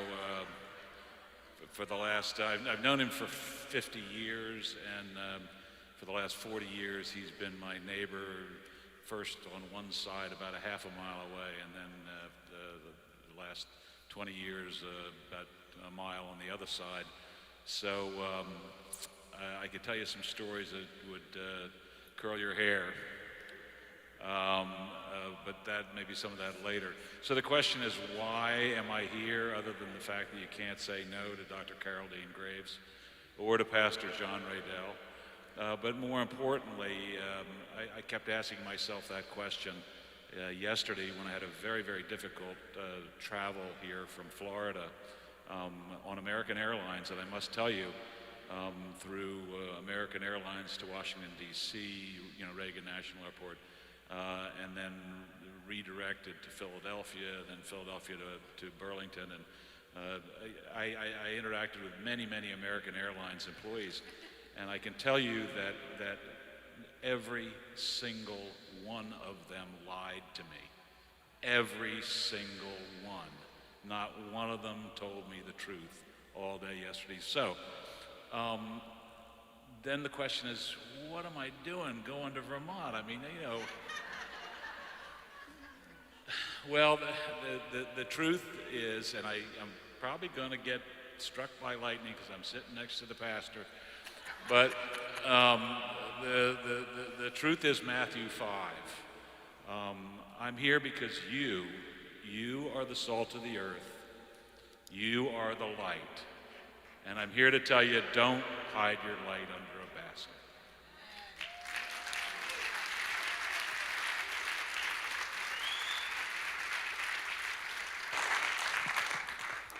Wow, this is happening in Chittenden County.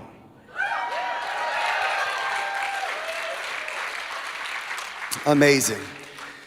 I'm Pastor Todd Callahan, pastor here at Ignite Church, and this is just amazing. I grew up here. I graduated from Winooski High School way back in the day, and like many high school graduates say, I'm out of here. I'm going to college down south. I don't want any more snow. I want to get out of Vermont, out of here. So I went down south. Been in Orlando, Florida for 21 years until God pulled us up at the end of 2016 and planted us back here. My parents pastored this church for 27 years. I've got roots, investment in Vermont. So I told God years ago, I'm never going back. And here we are. I said, God, why would you bring us back to Vermont? Well, not just to pastor a church, but to help be, as you just said, salt and light in the midst of darkness. There's a lot of light in this room. And I can tell you, if you've watched the news over the past couple of years, as the governor has tried to close us, the health department has tried to close us, the health commissioner rather, the attorney general tried to close us when everything was happening in 2020. We resisted all of that. We pushed back on all of that. We stayed open.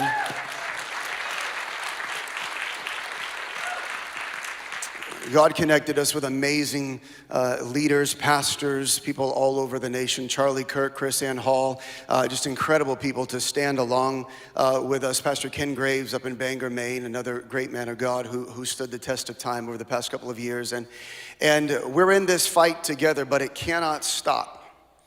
It cannot be contained in the four walls of this room.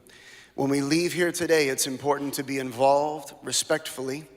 It's important to continue to maintain the truth that we carry within us. I think oftentimes the louder people speak, the less truth they have.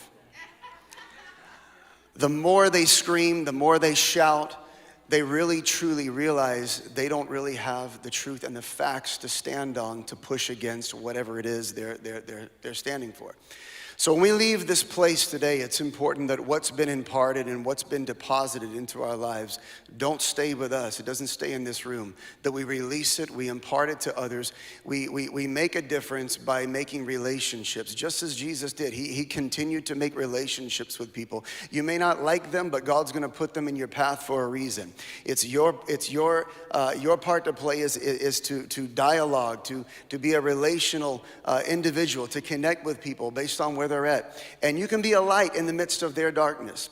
You know who they are too if you walk around the grocery store, and you see certain people that look like you, and you kind of give each other a head nod, Yeah, you know what I'm talking about. There's a lot happening right now in the culture that we can really grab hold of and begin to build some bridges in our communities. So whether it's your neighbor, whether it's coworkers, whether it's people in your churches, in your school districts, stay engaged, stay involved. Don't let this conversation end here, because we all have a part to play in this, no matter how big or no matter how small. You may not have a microphone and a stage, but you've got a part to play in making sure that we push back on all the tyranny in this state. We push back on the socialistic ideals in this state, and we represent truth, righteousness, and maintain the constitutional values that our leaders have sworn to uphold. We cannot allow them to supersede everything that they've tried to do over the past 2 years. So I just want to encourage you.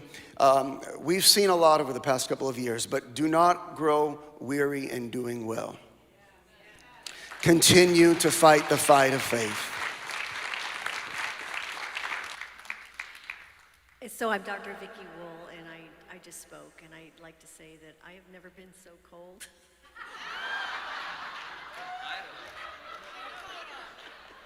The Northeast has this cold, wet cold. But anyway, I love it. And I got new boots.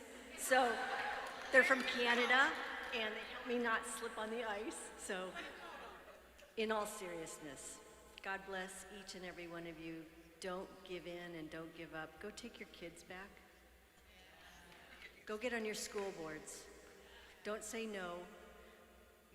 Motivate moms. Motivate moms, connect with moms. Moms want their babies healthy. We want to give our grandbabies the United States. We want freedom. We want Jesus back in our classrooms. We want Jesus back in our courtrooms. We want Jesus back everywhere, in our homes. And I was really serious earlier when I said, you stick your nose in that Bible every single day, because it's a matter of survival at this point. You need to pray for truth and let the Holy Spirit guide you into truth. Thank you.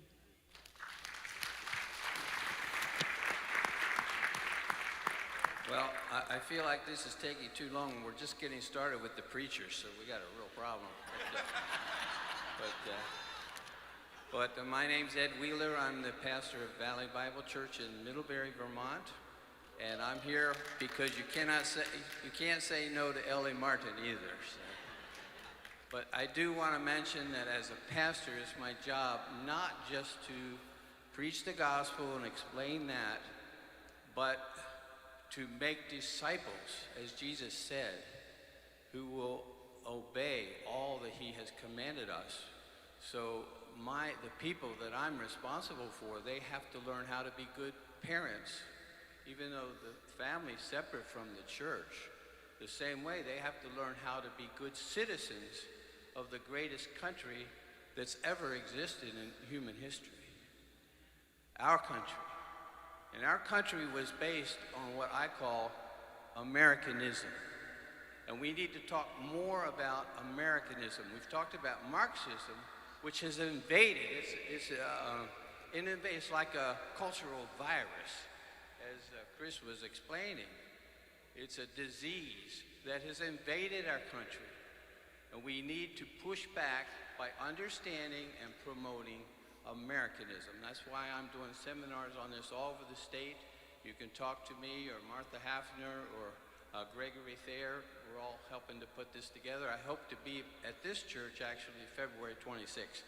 to do one of those. Praise be Jesus Christ. Is this working? Okay, good. I'm Father John Lovell. Listened to a lot of great people up here with a lot more credentials than I have, so I'll just simply say I'm a priest of Jesus Christ. And I was invited by Ellie to come and speak for the Catholic perspective. And I know a lot of Catholics have been coming up to me the last couple of days here in Vermont asking me, well, it just seems like the Pope is against everything that we want to do here. He is. But fortunately, the Catholic Church teaches the Pope's not infallible when it comes to getting a vaccine. In fact, the Pope's only infallible on a very few things, according to Catholic teaching. And I want to let everyone know that there are a lot of good Catholic priests out there. I co-founded an organization called the Coalition for Canceled Priests, because the bishops discovered about 20 years ago that it was easier to pass the blame for child abuse, which was almost completely their fault, onto the priests. Not that there are not some bad priests out there, as there are in every profession, unfortunately, but because the bishops wanted to use it as a form of control to go after priests who wanted to preach the truth, who wanted to preach orthodoxy.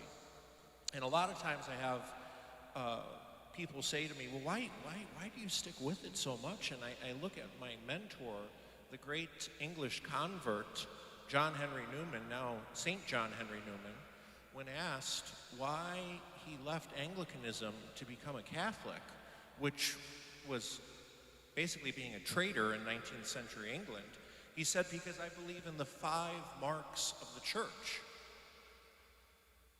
And the reporter, because back then reporters were a little bit better catechized, said, wait a minute, there's only 4 marks of the church. 1, holy, Catholic, and apostolic. And Cardinal Newman said, no, there's 5. 1, holy, Catholic, apostolic, and corrupt. I knew the Catholic Church was the Catholic Church because for so many centuries, it kept going. And what I see happening now in the Catholic Church is the bishops and the Pope attack really the only thriving part of the church, the traditional part, and attacking it. All I'm going to say is, look what's going to happen. We heard about, I did not think I was going to hear at Ignite Church today, Cardinal Mindszenty's name, but Cardinal Mindszenty, primate of Hungary, fought communism tooth and nail. Here in this country, Archbishop Fulton J. Sheen fought communism tooth and nail. And the church thrives when it's being attacked. And when its leaders abandon their people, like the bishops of England did under Henry VIII, what happens? You have great men like St. John Fisher, the Bishop of Rochester, and St. Thomas More rise up and say no. One bishop in England stood up for the truth, stood up for marriage. One lawyer, a lawyer, stood up for the faith. I think he was surprised too. Watch Man for All Seasons. It's a great movie. We have to realize very much that we are here on earth to spread the mission of Jesus Christ. I am very proud to be an American. I am very proud to be in a country where so many freedoms have been fought and earned by our ancestors. But I'll tell you this right now, as much as I love being an American citizen, I much prefer being a citizen of heaven. And we need to get as many people to heaven as possible.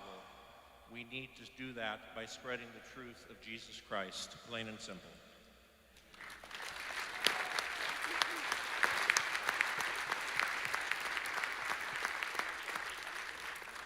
Two quick things before I tell you why I'm here. One, Roman Catholics make great Lutherans. Luther was one. And then second of all, there's another herb, since we were talking about this stuff already. It's pronounced, it was originally pronounced in the old school as Ishka. It's pronounced whiskey now. And I'm just, I'm just going to argue in its defense that I had COVID. I've had hangovers that were worse. And whiskey shortened the life of COVID. So, but anyway, it hurts me to say these things publicly, but not really. The whole reason that I'm here, less than a decade ago, I was invited by some pastor friends that I had connected with to come out to Washington, D.C. I don't know what they saw in me, but I was not the person to get engaged in the public square in any way, shape, or form. I was desirous of just, doing my thing and being faithful in my congregation. And so a group of about 20 guys, I ended up in a group out there in D.C., and we were there for some briefings. And one of the days I was there, I was crossing in front of the Supreme Court building and coming up to the stoplight that's there at the corner where you would cross over to go over to the Capitol building where we were having some meetings. And in the group, I was the only clergyman dressed in the collar because that's what I wear. I mean, this is what I am. So I was noticeably distinguishable from the rest of the group that was there. So as I'm walking up to this stoplight, preparing to cross the road, there are two gentlemen in suits there standing at the corner, and they are watching me. And as I come up to that stoplight, they introduce themselves with this sentence: "You are what's wrong with America." And I was shocked. I could not believe that those were the first words out of their mouth. Here I was, a Lutheran pastor in Washington, D.C., our nation's capital, there to learn more about particular political things happening, but in the end, completely disinterested in it. I learned in that moment, I need to get in the game. I need to get in the game. I spent 20 minutes at the corner there, right in front of the Supreme Court building, talking with these two men.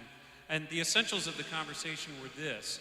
They believed that I was there in Washington, D.C. because I'm some sort of a dominionist. And if you know that term dominionist, essentially it means that only Christians can run the government, only Christians should be holding office, all of that stuff. I told them, you couldn't be further from the truth from what I believe. Look at history. When Christians take over everything, there are quite often times when they screw it all up. But I'm not here to take over the government. I'm here to make sure that you don't impose what you want upon the Christian church so that we do not have what God has given us by divine right, which is the freedom to preach and proclaim the gospel without fear. So I'm not here to tell you you can't be gay, but you're not here as a gay person to tell me I have to marry the two. That's why I'm here. And the great thing about it, first of all, they could tell what I stood for just by looking at it. Second of all, by the time we crossed the street, we knew one another. We understood where we were coming from, and there was no division. I was able, just by them seeing me, to be someone they could reach to and say, let's have a conversation, even if it was abrupt, even if it was crass. And I was able to say back to them what it was. I was able to give them the truth in love and tell them, this is why I'm here. So that's, without that interaction having happened, which of course since then I've had several opportunities in Washington, D.C., most of them involving getting chased, spit on, and close to assault a couple of times. But other than that, I've had the opportunity to go back into the den of iniquity and do what I can to speak on behalf of the Christian church in America, no matter the denomination, and take that information back to my own congregation, but also to my own synod, the Lutheran Church Missouri Synod, and engage with them and help prepare them for what it is that the churches are facing here in the United States and are likely going to be facing, continue to face in the very near future. But if it hadn't been for that particular interaction with those two gentlemen, I would not be here in front of you right now. I'd probably be one of those guys that I speak about quite often, who hear something political, and then they give that somnolent nod of, yeah, okay. Get in the game. get in the game. And I suppose the one last thing I would offer to you is I will hear from folks, but I don't know what to say, I get nervous and all these kinds of things. You don't have to be an all-star in this effort. Not everybody is going to be getting up in front of a microphone or getting up in front of a podium and speaking. Not everyone's going to be going on the news and on Tier 1 podcasts and all these kinds of things. That's not going to happen. That in many circumstances, that doesn't even matter anyway. What matters is that you know the rules of the game and you come to play hard. Not everybody's going to be the all-star, but we need people on the team playing who know the fundamentals and who come to play hard. That's what we want. And so, again, from a pastoral perspective in my own congregation, and now as it has branched out across multiple contexts, that's what I try to do. I want to communicate to you the rules of the game, and I want to encourage you to play the game hard. Be faithful.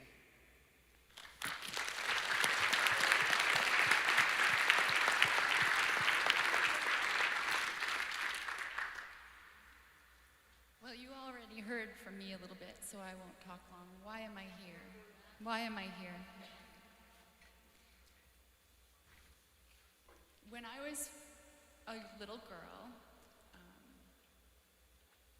my mother just reminded me of this. My first stand was when I was 2 years old, and I didn't want to put that jacket on, and I stood up and I said, no.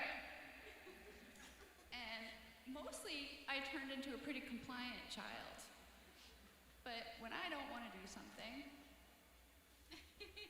I'll go kicking and dragging. I learned that I should be quiet amongst my elders. I grew up in a very traditional family where children were meant to be seen and not heard and all that. And people say to me now, why are you so nice? You're so nice to all those people who are, Well, I have a Sicilian side too, so I know that some of you have seen it, and I've had to apologize. We can all get angry. I really appreciated your story, Dr. Artis, because the anger drives us sometimes, right? Have to keep it in check. I grew up also in a family that was split between Catholic and Protestant, and when it came time, they said, you choose. I thought, wow, I've been watching you guys fight all my life, and now you want me to choose. Wow, but that was the essence of, you know who you are. My elders said to me, you know who you are, you're the only one that does, so you choose. And that stayed with me. Right? I'm wearing my Canterbury cross, so that may give away what I chose, maybe not. Talk about that some other time. My mother gave this to me. I lived in Canterbury, actually, in the UK. I was lucky enough to be there as a student, and I met the love of my life there. And I'm here today because he gives me the support that I need to keep going. And when I go home and have a hard day, he gives me the sustenance and the courage I need to keep going. When I was 15 years old, my uncle died of human-acquired immune deficiency syndrome. Anybody know what that is? AIDS. And he was one of the first cases on the East Coast, and back then the fear was incredible, and nobody could come to our house anymore. We were contagious. Mark the door. 15 years old, my best friend couldn't come to the house even because we were potentially infectious and dangerous. So that stayed with me, and when it came time to go to college, I decided I'm going to study the immune system. I'm going to go to college and learn everything I can about the immune system, and I'm going to find a cure. And that really stayed with me. I put myself, my family worked. We were from a middle-class family. I had to work too to put myself through school, but I really stayed with it. Okay, so that's like a little background, flash forward to today, and there are some things that really rhyme true, right? In the meantime, I've had the chance to meet a lot of great famous people. I always wonder why I haven't got pictures, right? I met Dr. Anthony Fauci myself when I was a young professional. I worked for the biotech industry. I listened to his presentations about the life-saving treatments that they had finally brought after my uncle had died, alone in a hospital bed, shivering, with no treatment at all. Why am I here today? Well, after COVID struck, after all the work that I had done here in Vermont to really be courageous and stand up when it was very difficult, trying to expose the fraud, trying to expose the swamp that is our agency of the CDC, swamp, trying to expose the fraud and the danger that they pose to our children and our families. When COVID struck, I realized, wow, these people are really dangerous. I think I'll just keep my head down for a while. Did anybody else do that? Right? And fear is their power. And I did. I kept my head down. Even my husband, who had, given me the courage, said, it is time to keep your head down. These people are really dangerous, right? Well, last March, my mother was nearly killed by the Johnson & Johnson vaccine. And I called her one day, and she was on the floor, and she couldn't get up. Her legs had stopped working. And it was about a month after. She hadn't planned to tell me, by the way. She just thought she'd go take it and just, not bother to tell me. And of course, she said to me, the vaccine did this to me. She spent most of spring and summer trying to get well, but I'll just tell you the quick part of the story. She was admitted to the hospital. She was completely with it. She hadn't had a stroke. She had a full workup. They worked her up as a vaccine injury. They put it in her record, encephalopathy post-vaccination, probably infectious. And I got involved right away because I know a little bit about vaccines. I talked with the nurses. I asked for this to be reported, and they whispered to me, this will never be reported. I thought, wow, this is incredible. Well, yes, it will, because I'm coming down there right now. And this was day one. No, it won't. So I went up the food chain immediately. I'm used to working with physicians and the hospitals. I went up the food chain as quickly as I could. I got to one down from administration, and he said to me, there is nothing that you can do to convince me that I will ever report this. Are you kidding? I'm going to go to my administration with it, but I'll be back to you. I said, I want to hear from you by noon tomorrow.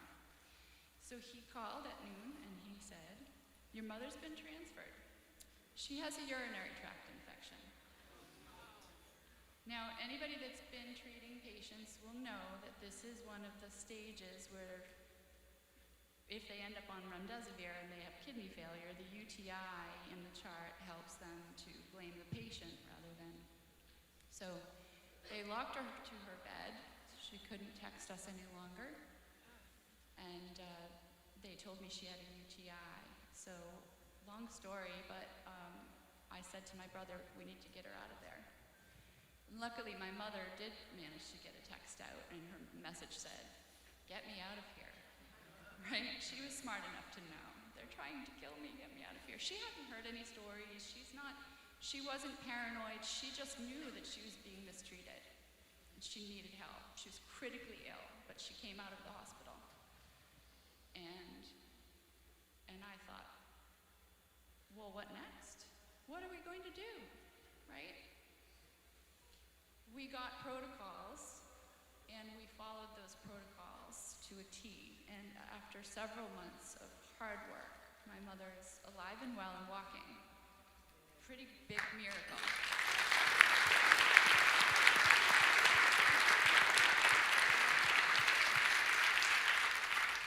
And all I can say is there are a lot of details I left out, but I witnessed a miracle. And that was God's hand. And I have never before seen something with my own eyes where I just knew. She said to me, I'm dying and you need to accept it, right? She was dying and she knew it, and I knew it, everybody knew it. And she pulled through. She pulled through because every moment she was surrounded in love. She wasn't alone in a hospital bed. And we need to be together with our elders. We can't leave them alone. We can't be separated from them. There are stories in this room about loved ones going to the hospital and being isolated and alone. And we know that that's the worst thing we can do, right? So that's a lot of sharing, but I just wanted to tell you that once that happened, wow, I came back, my gloves were off. And many people know, I was like, all right, that's it. I'm not quiet anymore. I'm going back and doing this, and we need to do this together. The truth will always leak out, right? It will always leak out. And whether or not you choose or not to take the magic potion, which most of us, we've all been lied to. This is not a vaccine. It doesn't prevent infection, doesn't prevent transmission, and it's an experimental gene therapy. I came from that field. I listened to the scientists in multiple languages argue about how dangerous this technology was, and it was shelved for a long time. So when it was rolled out as well, again, this is part of my background, I thought, okay, well, it's time for me. I have to tell the truth. I have to help others understand the truth. There's so much information. It's very overwhelming, but hopefully you'll get more this afternoon that you can really take home and work with, because we can't let this happen. There are so many options that are available to us, and there are lots of miracles ahead. So that's why I'm here. I thank all of you, and I'm really happy to be the one to say that I believe the lunch truck is outside. So we're going to give Ellie the microphone for a minute. I can see you.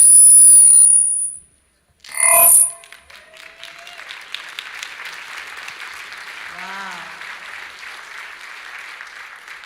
Wow. You know, your stories are wonderful. Thank you so much. Little did I know that you were going to talk right through lunch. So what do you want to do now? What do you want to do? Take questions. Take questions? Would it be possible to eat and come back and take questions? We can eat anytime. How about questions? Schedule a message this afternoon. All right.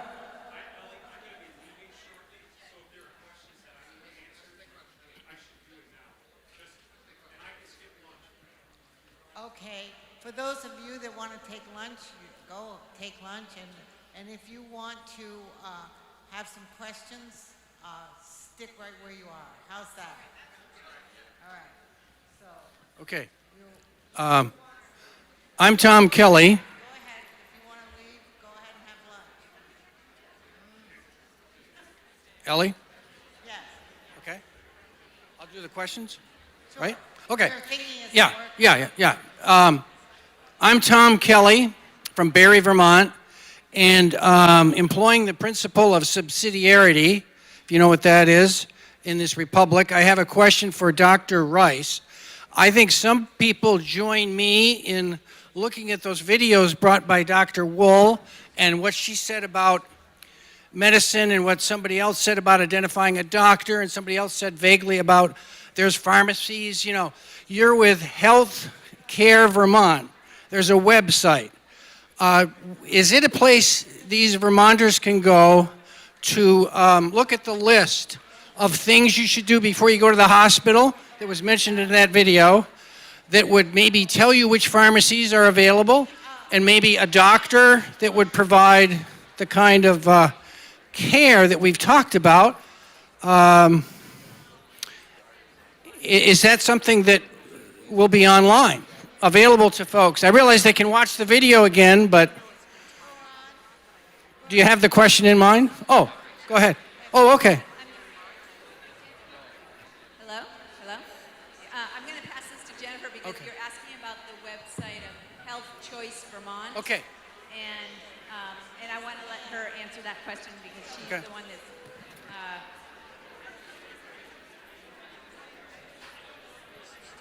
happy to talk to you more about what's No. there. Yeah, I think it should. We're going to be running some more workshops. We're going to Okay. be running some more workshops so that local folks can network and understand what's available. Okay. We haven't put too much online yet because it's so controversial. Right. So go to the website and look for the workshops. Is that right? Go to the website and Updates and places to take action and okay. information for sure. Okay. And that's healthchoicevt.com. Okay. Thank you. And now for Father Lovell. With all due respect to Dr. Wool, I have a question I think you should respond to. It was said that the Catholic Church, I would suggest maybe not the authentic, true Catholic Church, is supporting something called Chrislam. Have you heard of that, and do you agree? Well, first and foremost, for those that want to eat lunch, if you could please go outside. For those that are in the hall, if you could just stay a little bit quiet. It's hard to hear even the question from the stage. But basically, the Catholic Church doesn't support any type of medical treatment. The Pope or a bishop can give their opinion on something, but that does not become church doctrine or church dogma.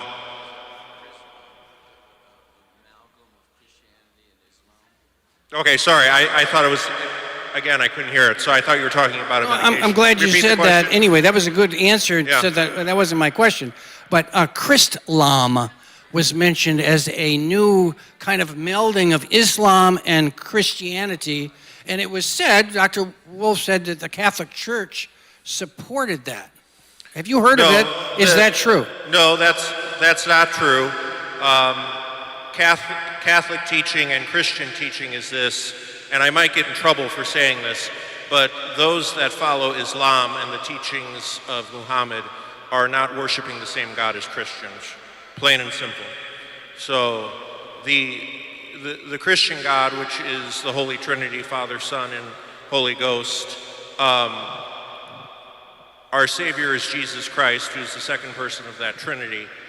Muslims do not recognize that. Neither, by the way, do Jehovah's Witnesses or Mormons, I'm sorry, but or Unitarians. To be a Christian, one has to be Trinitarian. One has to believe that God is Father, Son, and Holy Ghost, Holy Spirit. And think about that, because God is a family and He wants us to be part of His family. And we are through baptism. Thank you. And by the way, I think you're already in trouble, Father. You said you don't want to get in trouble. Well, okay. Anyway, if there are questions, please give your first name, and if you want your last name and what town you're from. If you have a question, raise your hand. Yes, Ellie? I know you're in charge. I want to know when Chris is coming back. Okay, want me to ask that question? Yes. Okay. The boss asked me to ask a question. Chris Toma, Reverend Toma, when are you returning to Vermont? Oh, boy. Well, excuse me. Let me cough. I don't have COVID. Admittedly, flying in, I saw the stereotypical imagery of the caressing mountains amidst the transcendent lights of the homes against the hillsides and all of those things. And I thought it was quite beautiful. However, I've been sending little snapshots of the thermometer on my phone back to my family while I've been here. And for as much snow as we're promised in Michigan, which is at least 8.5 months of it, I don't experience negative 45-degree wind chill in Michigan all that often. So when's the next time I'll be coming back to Vermont? I'll come back anytime you invite me, of course. But if I have to choose, as soon as Vermont is like Florida, I'll be back. Because I do very well with palm trees, a swimming pool, and you guys are going to think I'm an alcoholic. I have a glass of scotch in my hand, and you can only afford me one of those. Thank you. Okay, by hand. Is there a question? Oh, I'm sorry. This question is for Pastor Toma. Pastor Toma, yesterday's talk, you made a distinction between what's the opposite of love. Right. And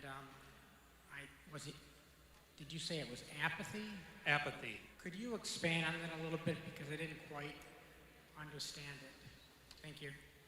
Yeah, why are we engaging in the public square? Well, the question I was answering yesterday when I made that comment was, why is it that a lot of pastors are not engaging in the public square? Why don't they do this? And I think one of the questions, or one of the reasons for that I first mentioned was a poor understanding of the two doctrines kingdom, the actual biblical perspective on church and state, how the church and the state are to be engaged together, because they are, and the scriptures speak to this.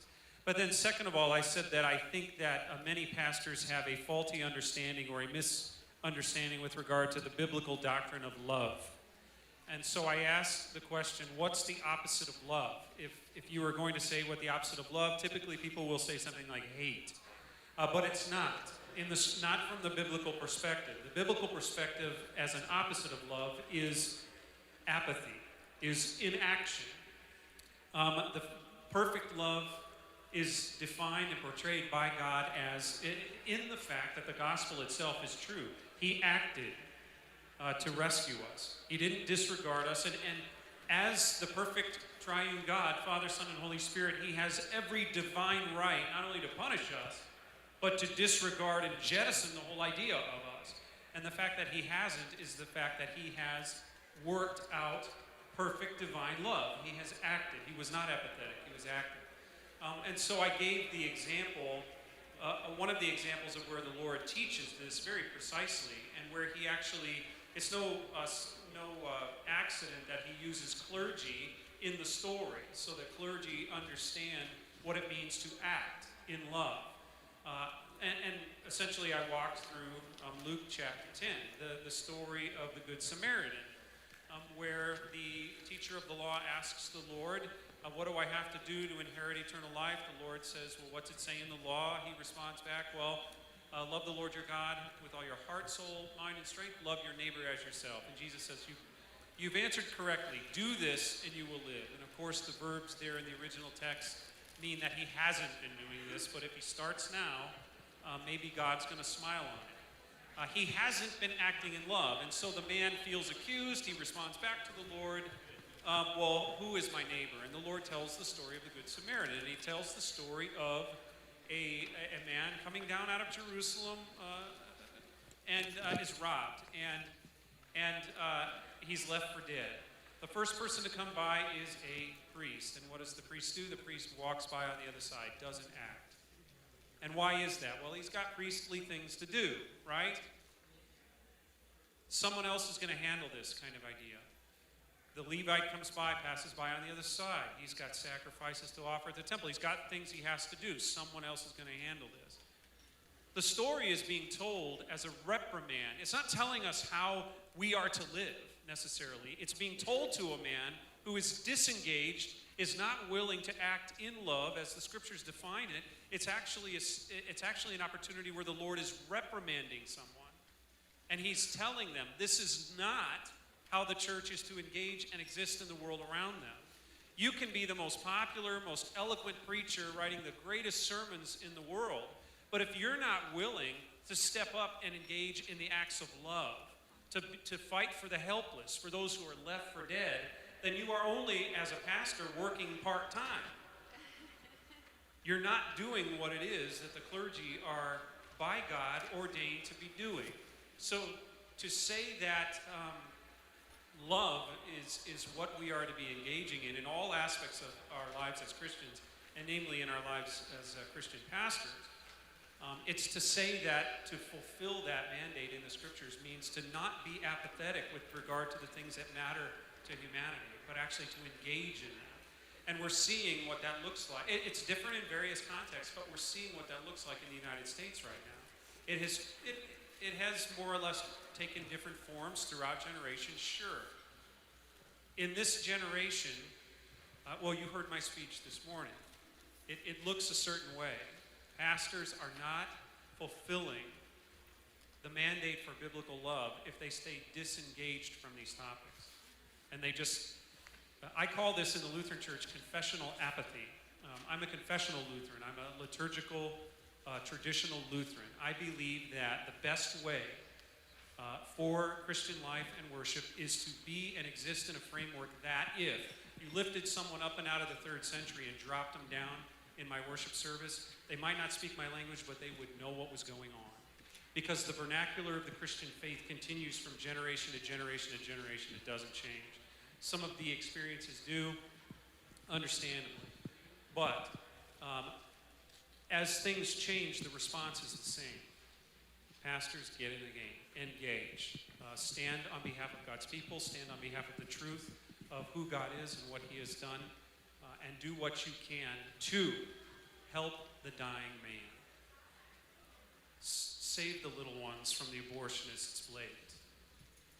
Speak up on behalf of the elderly who are being left alone in the hospitals. I can't tell you how many, well, I could tell you, but it doesn't matter, I guess. I've had a couple of confrontations with medical personnel because I was going in to see my shut, no matter what they told me. And I did. I brought the Lord's Supper to them, prayed with them. Be one who is ready to take the heat in that engagement in love, because that's the mandate of Christ to his church, not only the clergy, but to all of us. So I hope that helps answer your question, Tom. If I could just really quickly say, when I walked in, I saw COVID Summit, which is behind us, and it said faith, health, and hope. And I jittered a little bit because they took 2 of the theological virtues, faith and hope, but they left out the most important one, charity. And I know that wasn't done on purpose, but we have to realize that charity comes from the Latin word caritas, which is the highest form of love. All right, love is not an emotion. Love is a person who is Jesus Christ. Love is what heaven is. It's being with that person, and that person we should see in every single person on this planet, whether they're Christian or not. And if we don't engage, as Christopher says, we're not truly being Christians, because we have to show that love of Jesus Christ to every single person that we meet. And there are times, he said this earlier, pastors, priests think, oh no, I don't want to talk to this person who's coming into my office, or I don't want to talk to this person who's engaging me on the streets and telling me that I'm the problem with America. But we have to overcome that, and we have to stand up and in love engage them. That doesn't mean we're always going to win, but we have to show them Jesus Christ.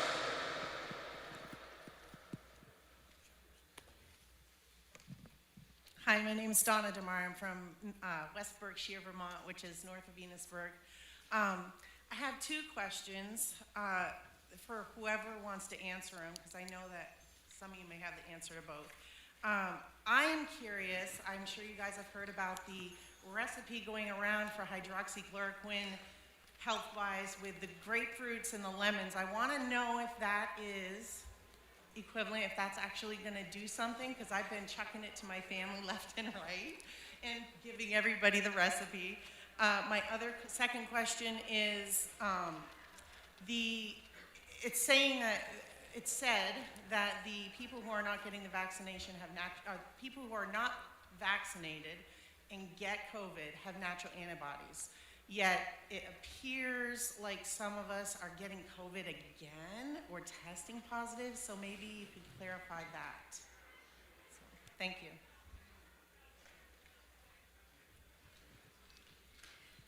The answer to your first question, I think was, I heard about that recipe from Dr. Christine Northrup.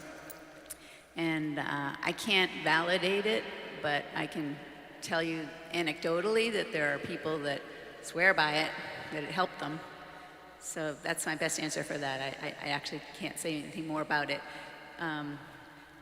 What was the other question? Remind me.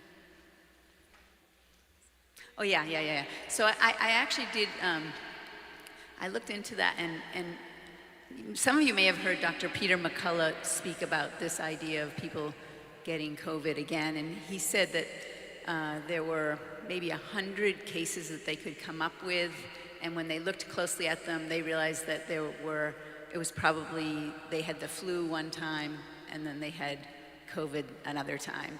The tests also there's so many false positives and with the tests. So I think the tests are not as reliable as people wish they were. And I'm gonna invite you to, I'm gonna pass to you. Thank you. Thank you.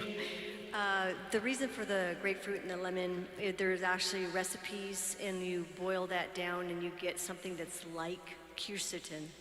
So many people are taking quercetin, and you have to take it every day. But what does it do? It's a zinc ionophore, meaning it opens the gates and zinc comes into the cell. When zinc is in the cell, the virus cannot reproduce. Okay, so I said a couple important things. It's the virus reproducing or multiplying. That means you have to have or be in that stage of viral replication. It means it's only good for the first several days, which is why you have to have all this stuff on board.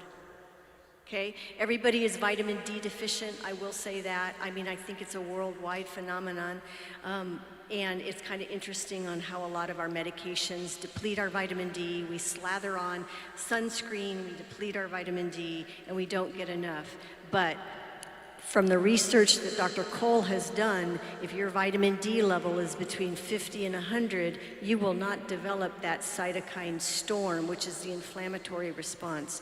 So this is one thing I forgot to mention in my talk, and is that first you get exposed, the virus replicates, and then the inflammatory response happens, and there are all kinds of cytokines and all kinds of inflammatory markers, and then the blood clotting starts. It's microscopic, you cannot see it.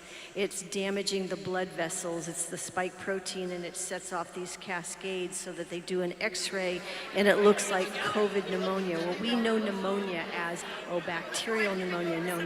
When they say it's COVID pneumonia, it's the inflammatory and the blood clotting stage, and that's what needs to be treated. The second answer, or the second question was, can you get it twice? From everything that I've heard, this Omicron is really a nothing burger. It really was just diagnosed or found in South Africa. The tests are fabulously flawed. The PCR test was never meant to diagnose. I mean, that's been shown over and over again. The Delta, on the other hand, is doing damage, and that you can get really pretty stinking sick from, which is why early treatment. So you want all this other stuff on board, you want to be eating healthy, and but if you do get sick, it would be really wise to have some hydroxychloroquine and ivermectin readily available. The other thing I wanted to mention is quercetin as a zinc ionophore is a same or similar mechanism of action as the hydroxychloroquine.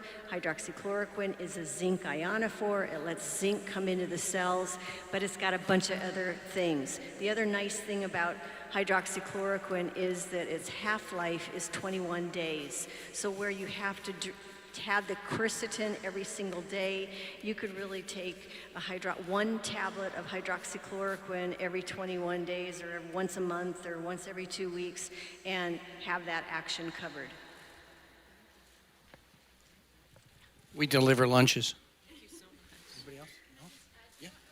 Thank you. Are you still there with the question on quinine? No. Okay, so I have a friend who told me that they were making natural quinine, and I thought, oh, that's really interesting. How are you doing it? He said grapefruit peel.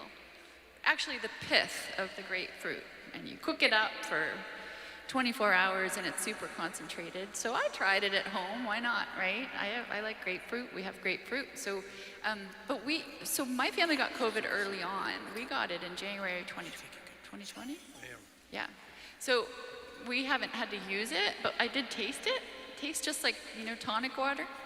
Yeah, and you can get some natural tonic water, which has quinine in it too. And I would say, why not? If you don't have any other source, why not, right? But it's not standardized, and you don't know how long it lasts, and it has to be fresh. So it would be better to have a stock of real quinine if you have it, right? I'm so sorry, I don't want to burst your bubble, but you can't drink enough quinine water to make it effective.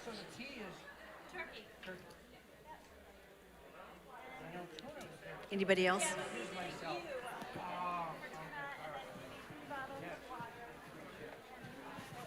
Where can you get hydroxychloroquine and ivermectin?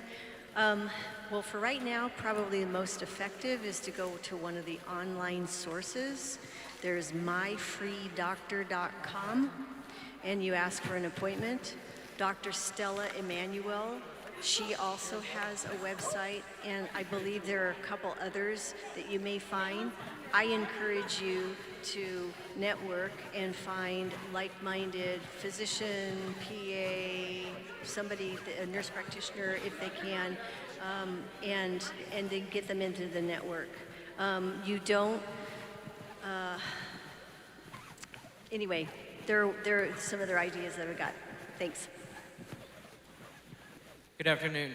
My name is Chris Ruggiero. I'm a South Burlington resident. I know a few of the people here on the panel. Thank you, first of all, for all being here, and I'd like to thank everybody else for being here because my group of friends is pretty small. Our maskless friends has gotten, we've consolidated, and it's nice to be around a lot of people. So thank you. I have a couple of things I'd like to say, but Father, I know you're not from Vermont. I don't know if anybody else has heard about Father Williams down in Springfield, Roman Catholic. I was supposed to have lunch with him today. Okay. Apparently Springfield's 3 hours away. I thought Vermont was a small state. It is very far.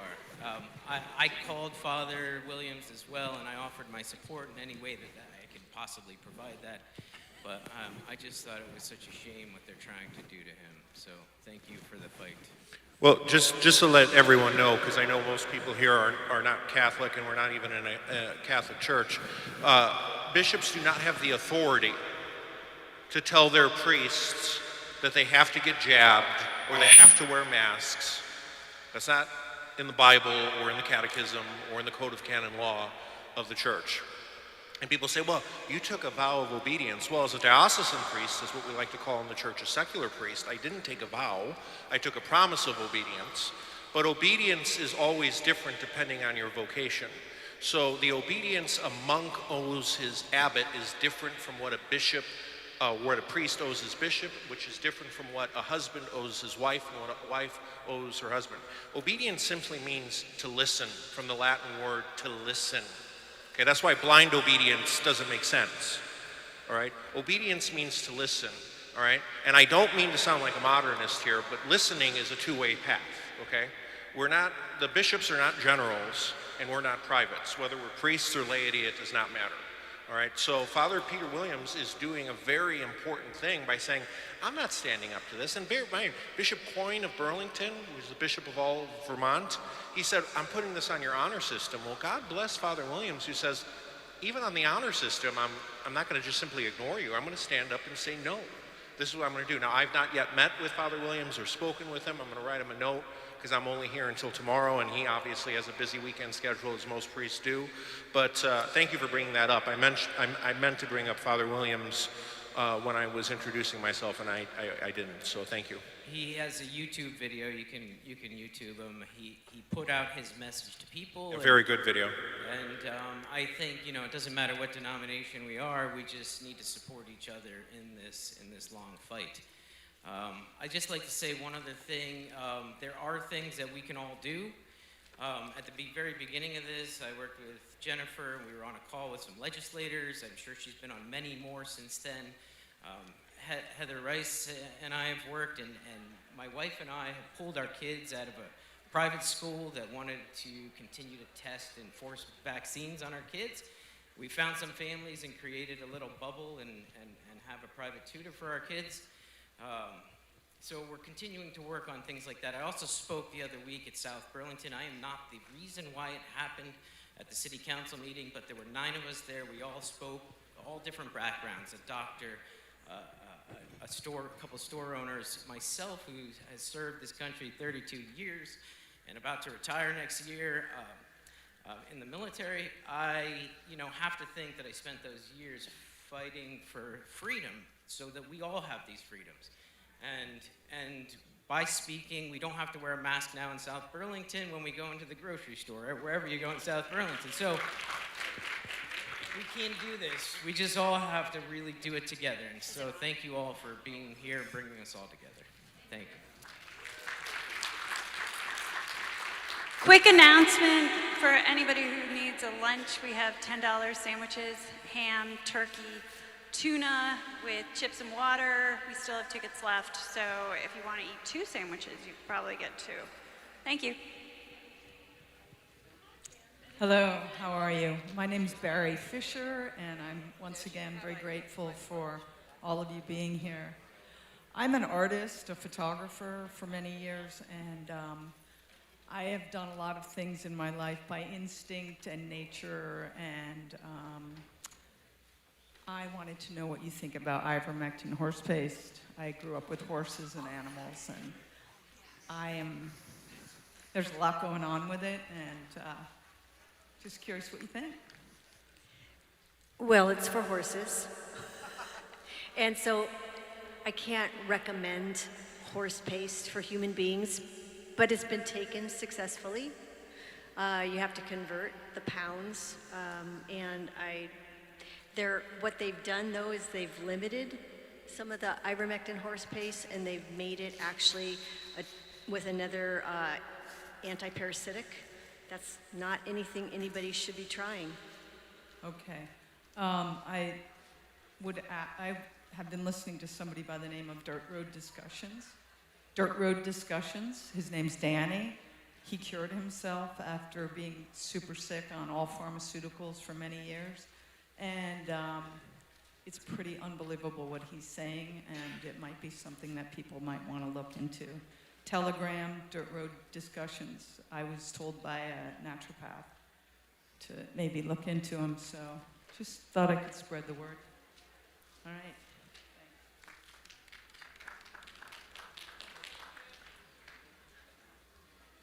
Hi, my name is Tino Benson, and I'm from Southern Vermont. I've got 2 questions here. The first one is for, you weren't on the itinerary, Dr. Wool? Yeah, okay. And so, obviously you shared your personal experiences living in a country that was, collapsing into communism.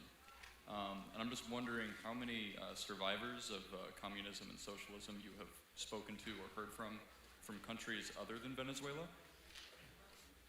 How many have I spoken to? Yeah, quite a few. Yeah. My cleaning woman, people come by all the time, and they really feel the same. I think anybody that's from any of the Eastern European countries, Cuba, they're really they don't want to see what's happening here happen because they lived it already. Right. And so, in general, just speaking to them, they're all kind of seeing the same red flags coming up Yes. here. Yeah, I see. Okay. And then my second question was for Dr. Artis. And it's basically, I don't know if you have this information or not, but what percentage of COVID deaths are actually what you would call murder by medical malpractice? I actually believe it's close to 90%. Really? Wow. And so of the remaining 10%, how many of those 10% that have been labeled like genuine COVID deaths If you listen to the are just CDC, mislabeled other causes? that's a great question. At the end of 2020, the CDC said only 6% can be allocated directly to COVID, and only to COVID. Wow. So that means that the vast majority of COVID deaths would have been people that were just given treatments that ended up killing them. Yeah, it was designed that way. All right, those are my 2 questions. Thank you.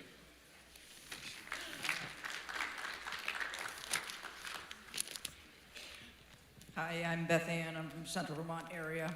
Thank you all very much for being here today, and I pray God's protection over you for standing up and being strong at this crazy time that we're living in.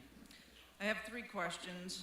My first one is that I have noticed that some of the people who have received the vaccines look extremely pale to me, and they look unwell. And I'm just kind of curious as to what is causing that. It looks like there's circulation. I don't know what it is. Could somebody speak to that as to what may be causing that paleness? Yes. The American Heart Association published on November 8th, 2021, in their circulation journal that the mRNA vaccines dramatically increase heart inflammation, causing thrombotic events, cardiomyopathy, and other vascular events immediately following the vaccines. You want to make somebody pale? Lower their ability to pump blood throughout their body. And that's what the heart does. What's amazing is somebody got to the American Heart Association and changed how they wrote it. And no joke, in the last 3 weeks, they said change the word dramatically to numerically. I have the original. We'll see it this afternoon. Dr. Richard Fleming did an experiment. He videotaped it online. Dr. Fleming is a physician. He's a research scientist and a lawyer. He kind of quips that he is Dr. Fauci's worst nightmare. So what he did was he took a slide and he put whole blood on it, and he videoed it, and you have beautiful biconcave red blood cells. And then he put a drop of saline on it and watched them. You have beautiful biconcave red blood cells. Then he put a drop of vaccine on it, and immediately all the color went out of the red blood cells and they coagulated together. Thank you. My next question is more of a naturopathic type of question. I've heard that ivermectin is an antiparasitic. I've heard oregano oil can also serve as an antiparasitic. Can anybody speak to that? I personally wouldn't trust that at all. I think oregano oil, it's very strong, it's very potent, it has potentially a place, but in my opinion, I would not take the risk when you're talking about the role of ivermectin and what we clinically know it to do. I think it would be a problem potentially for someone if you were really relying on an effect that you needed to save a life or prevent severe disease or hospitalization. Absolutely, yeah. I just want to say there are options out there, but I think you want to use the ones that have the most reliability in research and what's been proven, and not play around with lives, because we don't really know what each individual person, how that reaction will take place. Some people, of course, have not very many symptoms at all and get through it really easily. And then there are those who don't. And so we don't want to use something that's less than. I would just encourage you to choose the ones that have the most efficacy and that can be relied upon, and get them on hand and have them ready to use. Okay. Thank you. I'd like to add to that. Oh, 'cause sorry. I'm sorry. So there are people that are being healed without ivermectin and hydroxychloroquine. Some people, some places you just can't find it. The deal is it's multi-faceted treatment. So it's a lot of different things. It's not one just catch-all. And I would add to that there are protocols out there and telemedicine allows for you to connect with a healthcare provider. I've mentioned, the quinine not standardized. It's important to follow established protocols. It's really important to follow established protocols that are backed by results, and I really believe that it's important to utilize telemedicine heavily and connect with healthcare practitioners who can work with you. Don't try to stick everything at home by yourself. That's, Right. These are still drugs, right? Ivermectin is still a pharmaceutical. It still has side effects. It was patented by Merck. It's not, not everything's evil, but there's a time and a place, and you need a healthcare practitioner who has done it before to kind of understand where you are through the process. We wouldn't want people to just go willy-nilly by themselves through these processes. So some of the protocols that Dr. Wolf presentation had referenced are some of the best. America's Frontline Doctors, Yep. C19protocol.com. There are multiple protocols, the IFLCC, the Canadian COVID Care Alliance. A lot of these teams of professionals who have for 2 years done the work to come with what they believe is most important, and I believe that those are the best protocols to follow. Okay, so Wormwood's probably not in there. No, Wormwood's probably not one of those. So I think that we're going to be joined now by Dr. Peter Breggin, live streaming, and I believe he's on standby. And so I invite you all to thank you very much to our panel. Yes. Hallelujah. Praise God. It was all good, huh? You had fun, didn't you? Yes, and you're having fun too.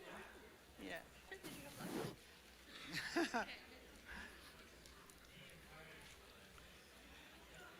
So good afternoon, everyone.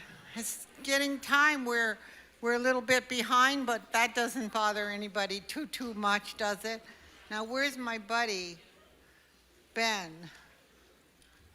Ben and I sort of got Vermont Grassroots going with a website where people have been able, because of his help and expertise, get that online, and they're watching it out there in the world. How do you like that? So I'm going to let Ben introduce himself, and then we're going to go right to Dr. Peter Breggin. Thank you, Ellie.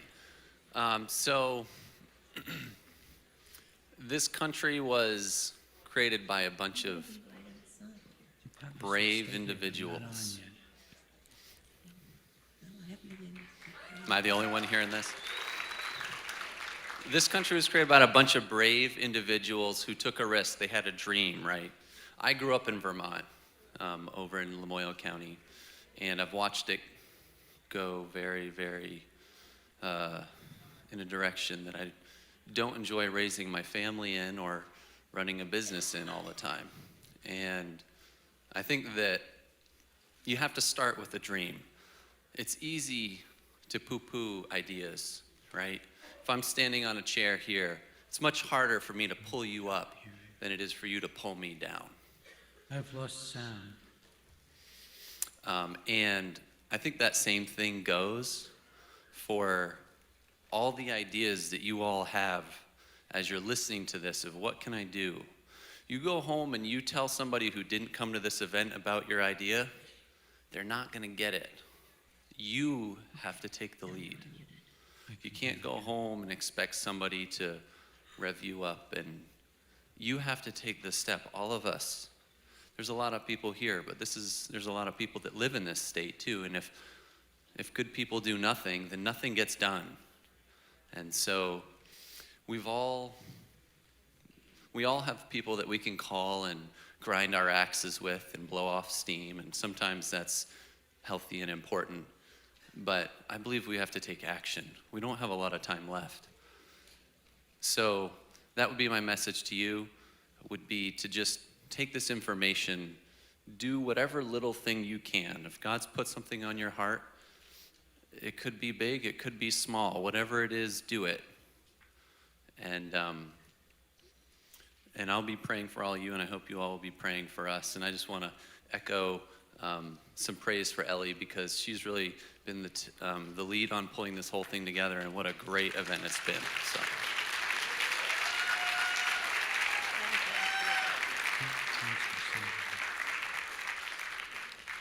Hello, Dr. Breggin.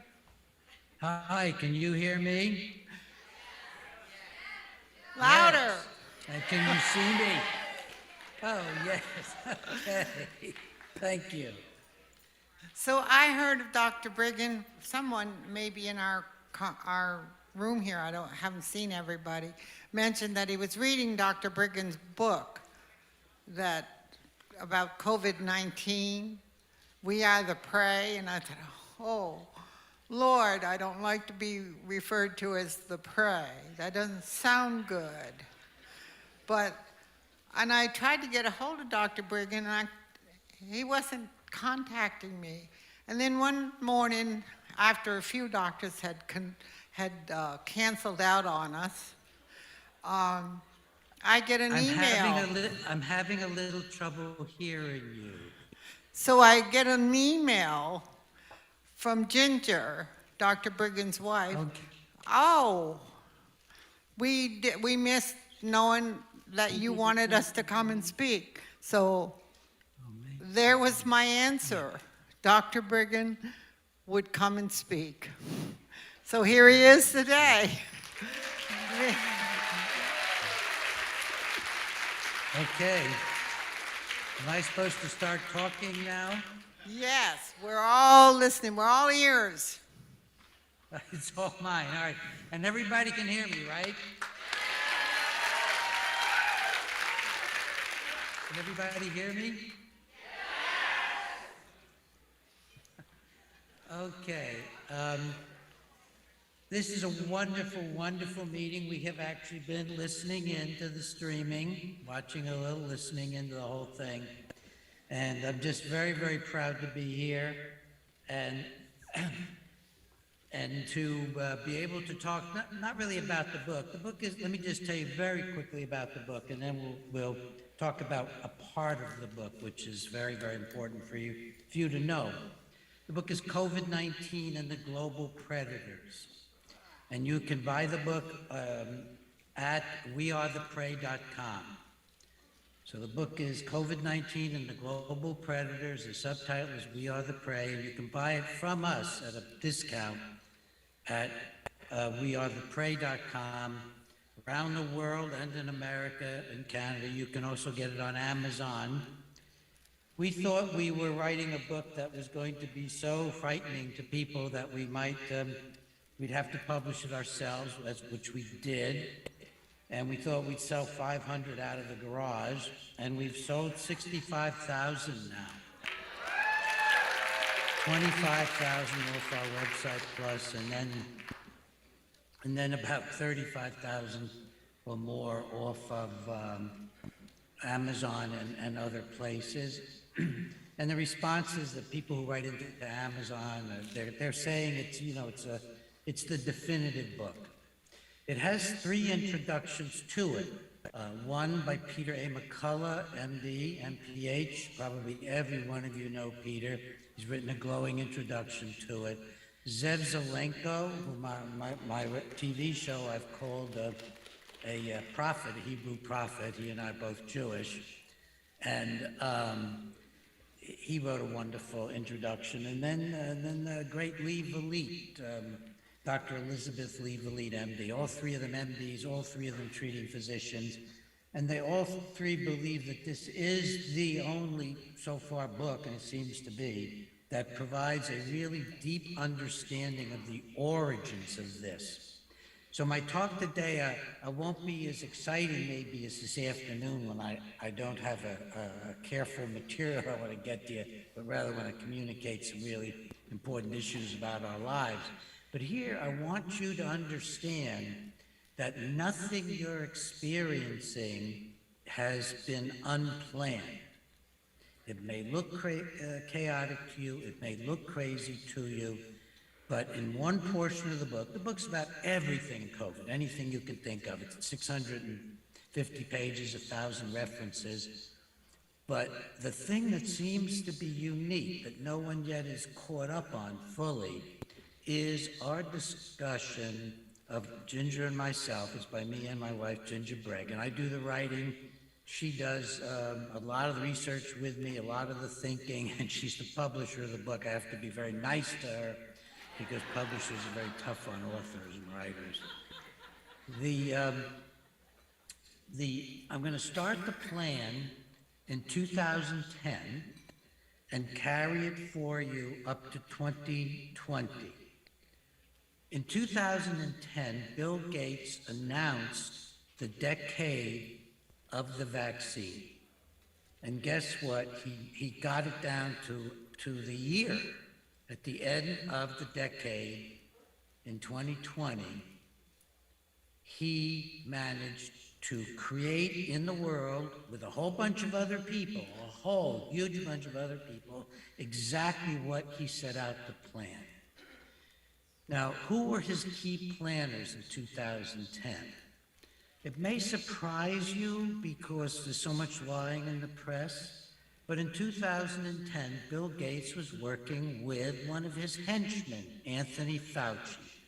10 years beforehand, he was working with Anthony Fauci, and really closely because he put him on his very small, about 6 people, guidance committee for the decade of the vaccine.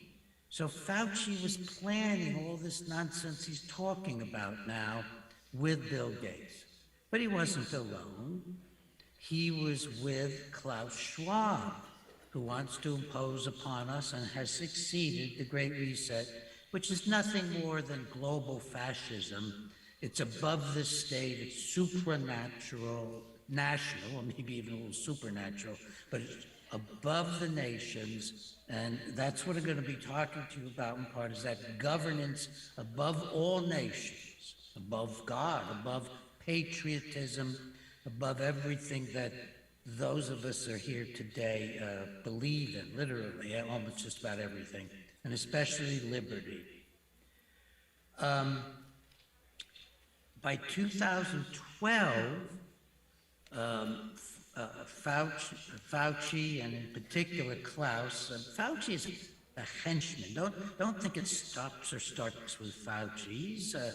He's just been doing the bidding of pharmaceutical industry people and whoever else was controlling the money for decades. Defense industry, very involved with our defense industry, with our Defense Department. He's the front man for evil. He is not the big source of it. By 2012, the United Nations had become heavily involved with both Bill Gates and Klaus Schwab, who was the World Economic Forum. And they actually passed a resolution mentioning the Gates Foundation, that's the whole UN, supporting basically the vaccine concept and how they're going to have to step above the nations to organize the coming pandemic. They never have any doubt in their minds that their pandemic will come along.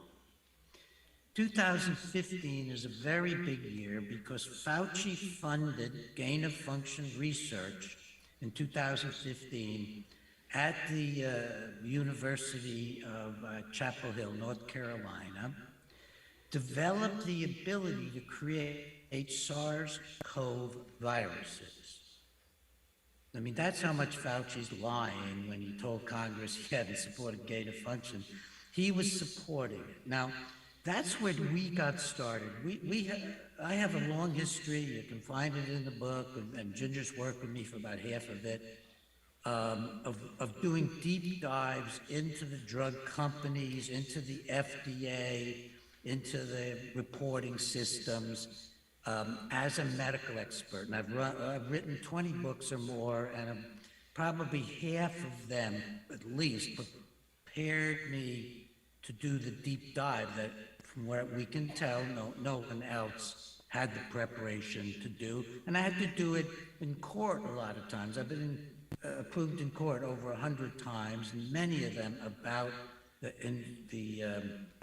evil within the drug industry, and you can't get approved in court, state, federal court, Canadian courts, unless you really stick to the truth and to facts when you are testifying and when you're writing 50, 60-page reports, as I would often do.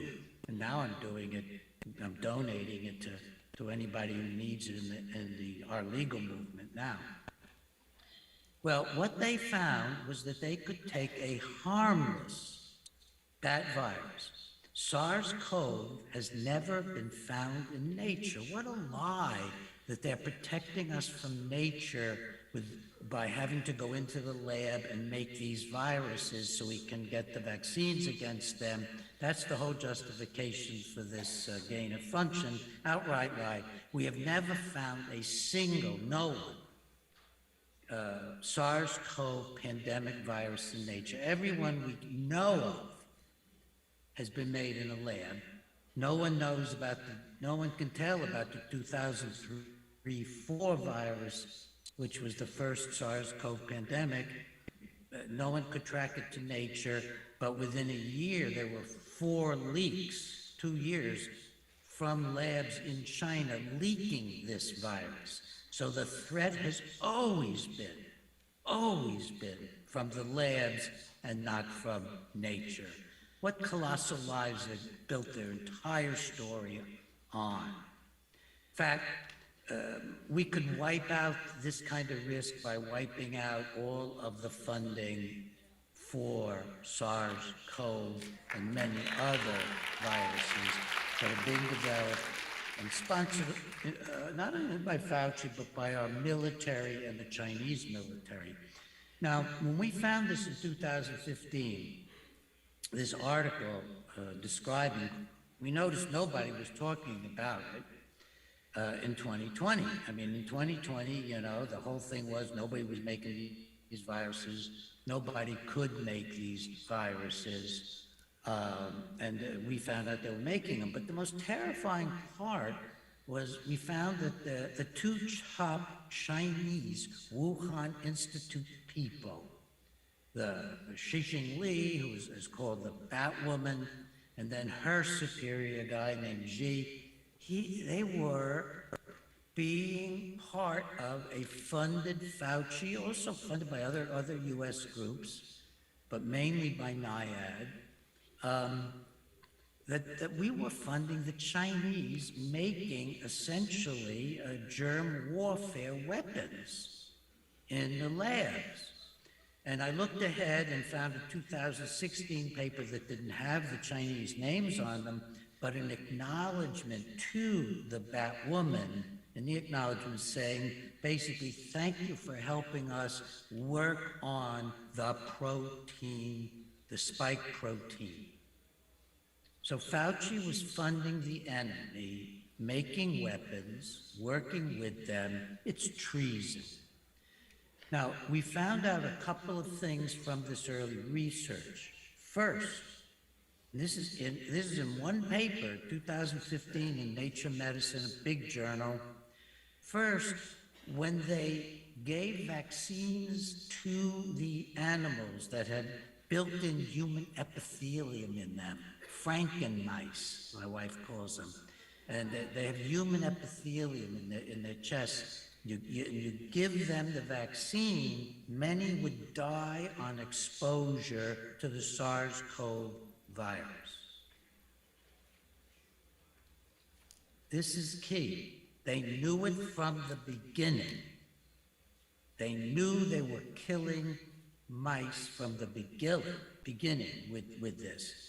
And the second thing they found was that really it was practically impossible to make a vaccine, which had always been known about SARS-CoV viruses. It's always been known because 10% of the common cold are SARS-CoV viruses, and if anybody could have made a vaccine for 10% of the colds, they'd be making trillions of dollars. It morphs too easily, transforms, mutates too easily, and of course mutates as we are discovering, and we knew then, in the direction of becoming less harmful, because those are the viruses that survive. Those that survive are the ones that are killing people and ruining the host, and the ones that are making people look so sick that you can spot them and isolate them. So now what we have with the current virus is basically a common cold. It is the end of the pandemic if anybody gets honest. We've come down to the common cold now, basically. Sometimes not even that, a lot of times not even that. So we started out with the knowledge that we're deeply involved with the Chinese, and we start with the knowledge that the vaccine isn't going to work, and that if you in fact vaccinate people, the SARS-CoV that they are making, the SARS-CoVs, they're making a number of them in the labs, people are going to die after they get the vaccine. And of course, we have a horrible number of deaths now from the vaccine. As kind of predicted in the book, actually, it could go way over 100,000, and it probably has in the U.S.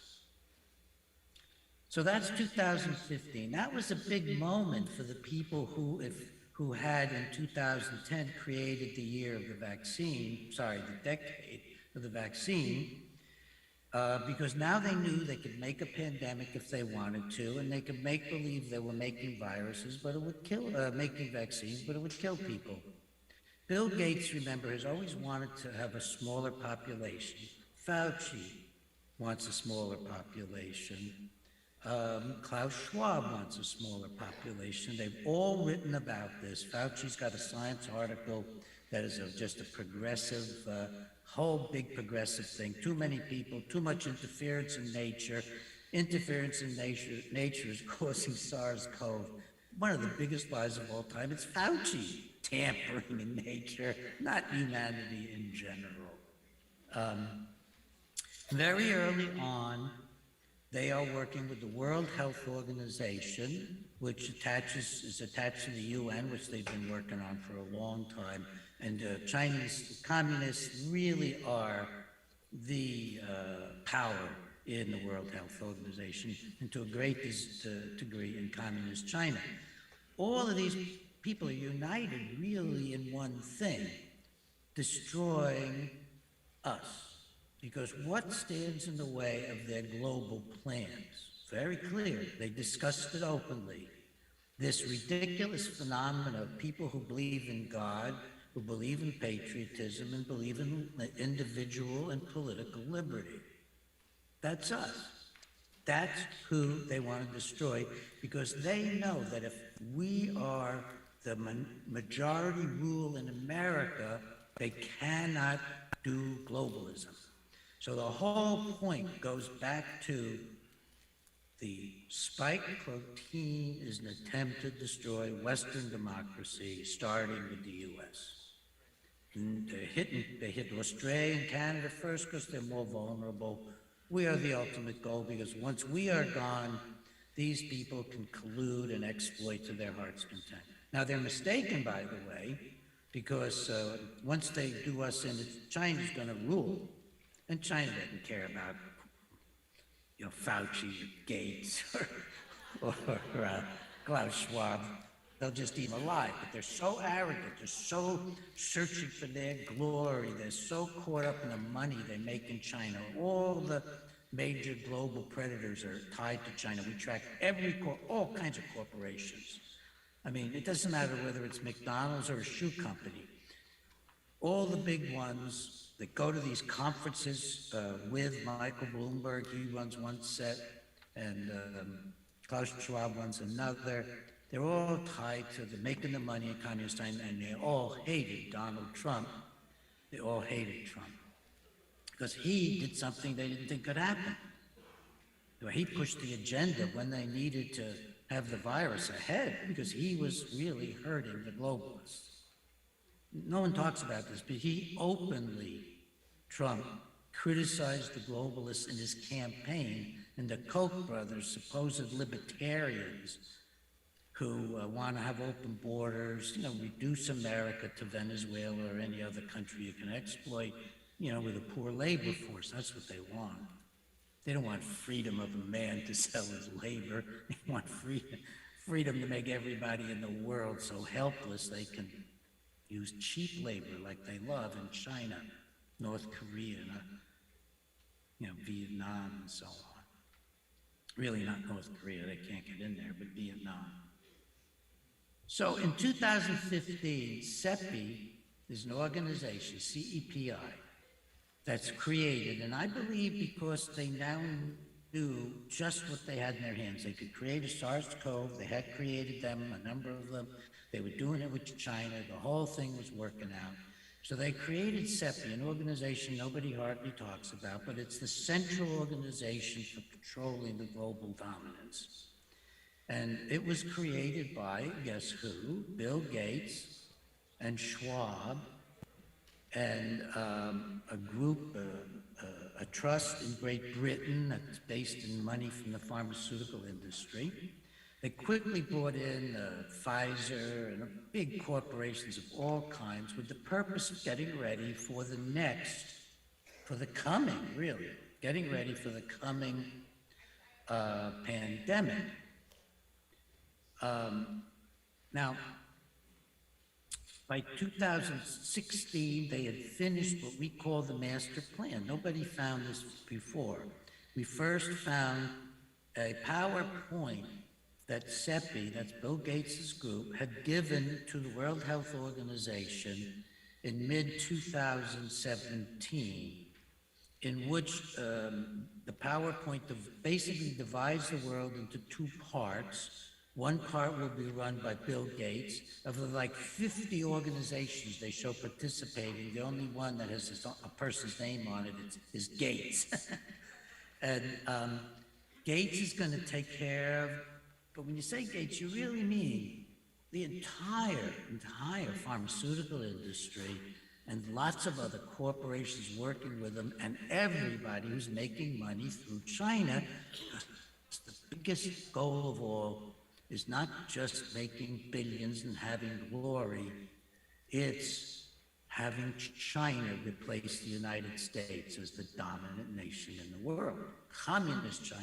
Really, it's not even China, it's a Communist Chinese party. And then it's Xi Jinping, because he's got himself hanging on to that with all his might. The organization has a PowerPoint, which is in the book, that says that one of the plans that's going to work out is that the drug companies will have all their costs and expenses paid, basically by the government and by people who are investing in CEPI to make all this happen, but mostly the government. So imagine that, Bill Gates and the World Health Organization, who actually get a legal, more like quasi-legal legal document that they signed, which we've never found, but they announced it. I have the absolute proof that from both sides that they've reached an agreement. And the agreement is called a Memorandum of Understanding. It's the nearest thing to a formal contract, that they were going to make all this happen. So they're dividing up the world, and they're going to make sure the pharmaceutical industry gets back not just its income and its, all this money, it's going to have all its expenses and indirect costs even paid off. This is all in writing, folks. Then I eventually found the origin of this master plan, which is the initial business plan for CEPI, and twice it says that the drug companies are going to have all their costs paid. What a boondoggle, what a thing to arrange in advance. Now, how do they arrange it in advance? There are two key elements in this history in the way of agencies. One is the emergency use authorization, which is handled through several agencies. BARDA gets involved, but BARDA is the main one, B-A-R-D-A. It's an agency in the federal government, in the health area, that is going to put the billions of dollars into the new vaccines. It's all about the vaccines. It never was about treatment.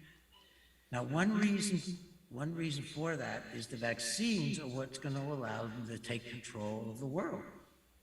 Ruin economies, control people, crush patriotism, crush the religions, crush the, as you so well know, Your Holiness, crush the churches.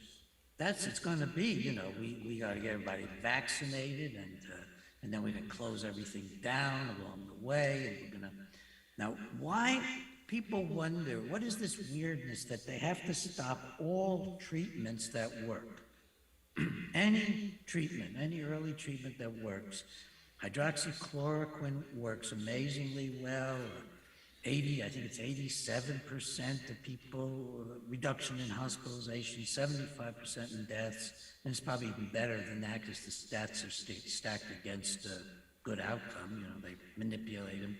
Huge help from hydroxychloroquine, huge help from ivermectin. Well, people don't know this, and I don't know why they don't know why they don't talk about it much. I try to tell people about it. The emergency use authorization legislation has a caveat in it, like most emergency laws do. It says if there is an existing safe and effective treatment that's been approved by the FDA, not approved for the disease itself, but just approved for safety by the FDA, and that works for the pandemic, you can't have an emergency use authorization. You can't carry out all of the Bill Gates, Fauci, UN, Klaus Schwab, big corporations, communist China goals. You can't do any of them because you can't do the emergency authorization, bypassing the FDA, getting these things rushed through and getting them totally financed and all the expenses paid for the drug companies. To show you how exacting the planning has been, in 2015, Bill Gates is already talking on videos, rather obscure videos we found, saying the vaccines are going to be RNA and DNA. It doesn't say mRNAs, RNA and DNA. And they're going to be on rush platforms. And they're going to be with these, real government cooperative, not yet named as the Great Reset, fascist collaborations. Now, to show you again and give you some detail, and by the way, this is like, I'm not giving you the book, I'm giving you maybe 2 out of 36 chapters, 2 or 3, but they're the chapters that no one comes near to reproducing. And it's wrapped into the themes of the book. And at the end, we have, 50-page chronology that lays out the whole story. And we are going to update that chronology on our website for people. So, if you were wanting to take over the U.S. and work with their agencies, bypass the president, they didn't even respect Obama. Obama tried to put a moratorium for a while on gain of function, and Fauci paid no attention to him at all. And in fact, this 2015 research was being conducted under Obama. And of course, they didn't care anything about listening to Trump. So these people wanted to really have tight control over the interior. So first thing they do is they encourage the current, at the time, head of BARDA to retire. 5 years acting head, he never could be the head of BARDA. This is a group that they most need to fund everything that they want to do, take control. Everything has been, all the billions that have gone to the drug companies and many other corporations. They hire as the lifetime CEO, I've never heard the term before, the lifetime CEO, a doctor named Richard Hatcher, who's been in charge of BARDA for 5 years. Imagine that. You got a huge pharmaceutically funded, Gates-funded, UN-supported, supranational organization, and you got the BARDA head in as the lifetime CEO. But that wasn't good enough. A new head of BARDA was made, elected, put in by, right near the end, by President Obama, just before Trump came in, Rick Bart. Rick Bart, some of you know, was the one who stopped the world from getting hydroxychloroquine, because Trump, when he ordered the Health and Human Services and NIH and that whole complex to release hydroxychloroquine to the U.S., which would have meant the world would have followed suit. We had huge stores of it. It's very cheap, very safe. I'm an expert. One of the things I'm expert on the courts is adverse drug effects. I cannot tell you that how safe hydroxychloroquine and ivermectin are compared to almost any other drug you're likely to be taking. Well, Rick Bright prevented, he took responsibility along with the acting head, I think she was at the time of the FDA, and for just not obeying the president, refusing to make it available. Well, guess who was in on the early planning of CEPI? Rick Bright. Eventually, Trump removed him from his position. He couldn't fire him. And Rick Bright quit the government, went to work. Now he is Rockefeller's big vaccine planner. This is how tight this world is. It's all planned ahead of time. So you have, and in his biography on the Rockefeller pages, he's very proud of how much influence he had with CEPI. So he's influencing 5 years ahead of time, 6 years ahead, 5 years ahead of time. He is influencing the very, very people who have been running things, including himself. He plans it for himself ahead of time. Now, it's a mistake to call, oh, by the way, just to, again, pinpoint how exactly they made their planning. What are the only two vaccines that they really promote in the U.S.? Moderna and Pfizer. As early as 2015, the Financial Pages was saying, buy Pfizer, Gates supports Pfizer. And then Gates supported Moderna by 2016. They created Moderna. So of all the hundreds of potential companies that could have had vaccines, who do they have? Moderna and Pfizer. Down to the, it's like crossing T's and dotting I's. They got this thing all fixed up in advance. Now, I'm still in 2017. People have heard about, Event 201, where it looks like, all the big guys were holding a conference predicting that it was going to be a SARS-CoV virus, and people got really excited about that. It's a very interesting thing. I'm going to 2017.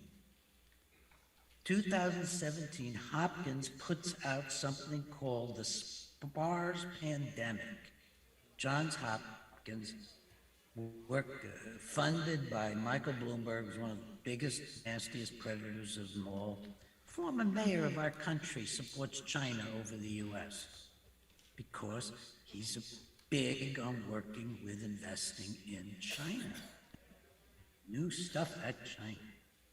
And so they're talking about a SARS-CoV virus, the SARS pandemic, in 2017 in a booklet, kind of a monograph that Hopkins says it's sent out to a lot of the big universities, and they all thought it was great getting ready for the SARS.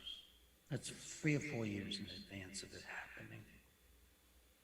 And then something, I don't know why this hasn't been talked about. Everybody in the global community really nearly had their hearts stopped when the shock occurred and Trump got elected, because Trump is everything they feared. Now, of course, they eventually took him over. So, it's kind of the tragedy of our lifetimes is that Donald Trump became this big supporter of this whole thing I'm describing, the whole thing. And but he still got going. He still helped understand this amazing thing going on in America.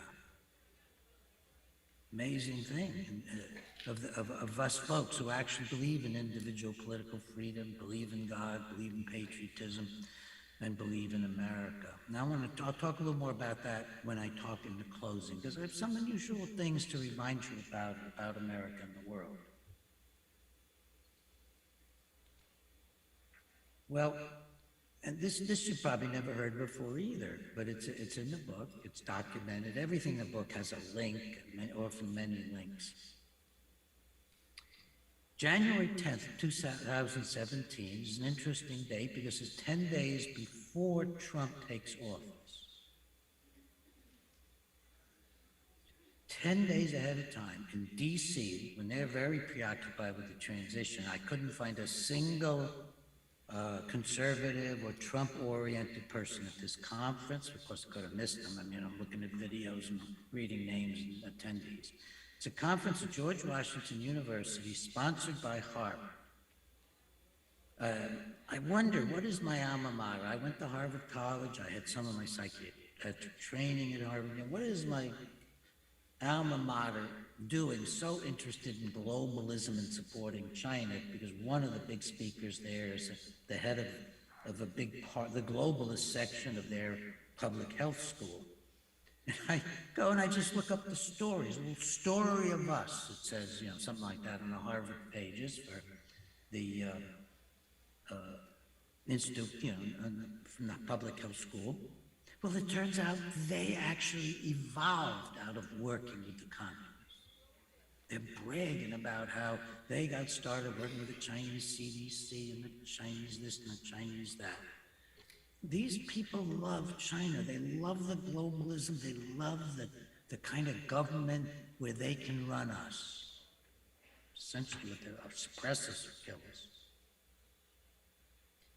At this Harvard, you're going to hear this for the first time, and yet it's unbelievable. At this conference, 10 days before Trump takes office, Fauci's the keynoter, and he says that he is, quote, certain that Trump is going to be surprised by a pandemic. And everybody in the world ought to get together. See, he's not, the reason he's willing, why would he give it away? Because he's got to organize everybody in the world, get everybody excited about all the big money.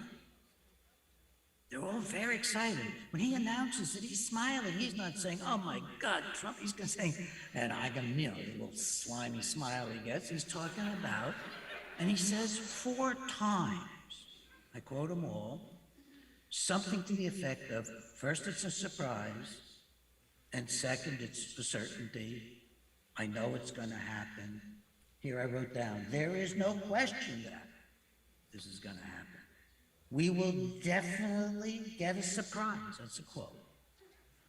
Well, how do you have a surprise party for somebody if you're not in on it? Think of that. How do you have a surprise party if you're not in on it? Because it can't be a surprise to you. It's not a surprise to Fauci.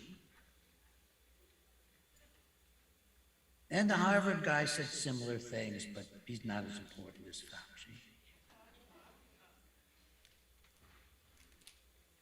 One other thing that you haven't heard about, most of us think that there wasn't much animal research leading up to the vaccines. Well, there was a ton of it. It wasn't done by the FDA.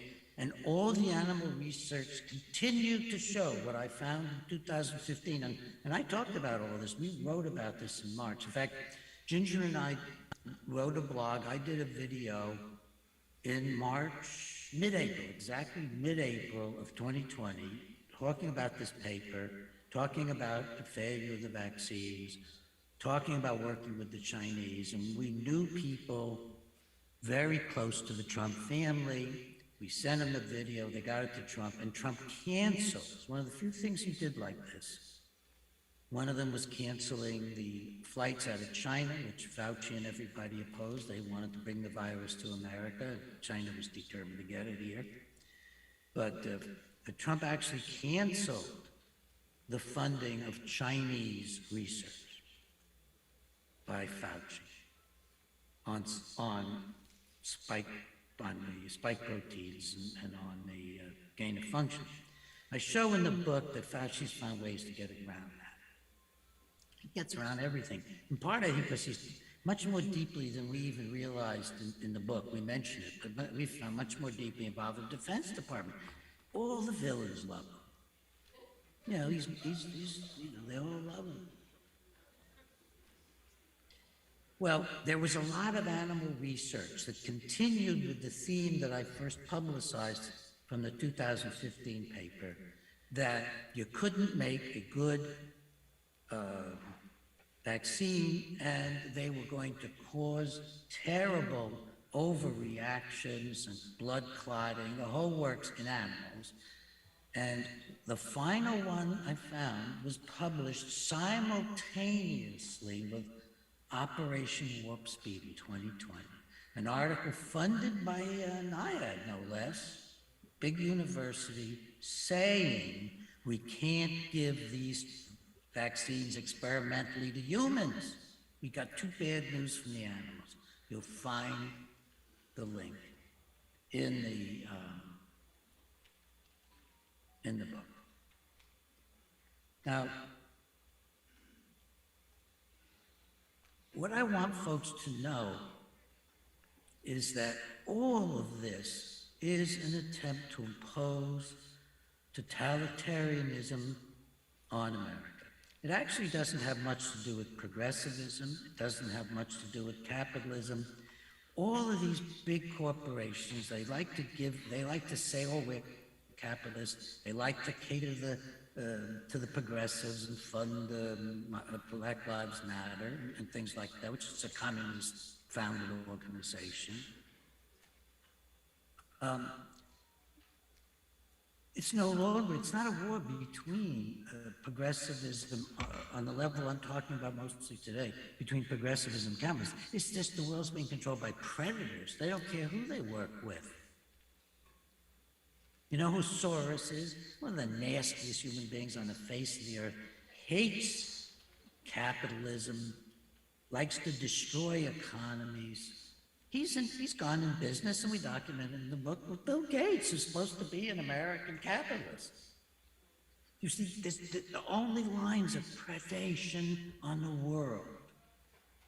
Then you get to communist China, who is going to dominate if we don't fight back, folks, like we're being urged to today. And communist China has an ideology, and that gives them a lot more power. But if you look at who they are, they're, Xi Jinping worships Stalin. He would never do a reform or criticism of Mao. He loves Mao, and he admires deeply the most oppressive of all the Chinese emperors, whose name I forget. He's not just a communist, he's an emperor. He wants the empire, and he doesn't care about how many people he kills. 3 minutes. All right, my wife has told me I have 3 minutes left.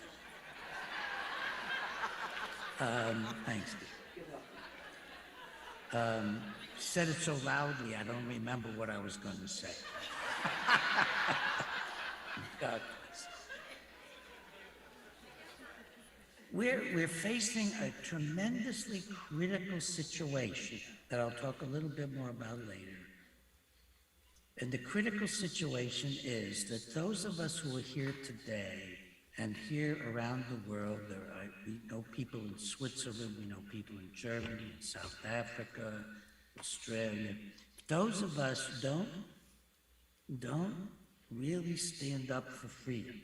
In particular, those of us who are the deplorables they don't care I went to Harvard, I'm still a deplorable. If you believe in God, you're a deplorable.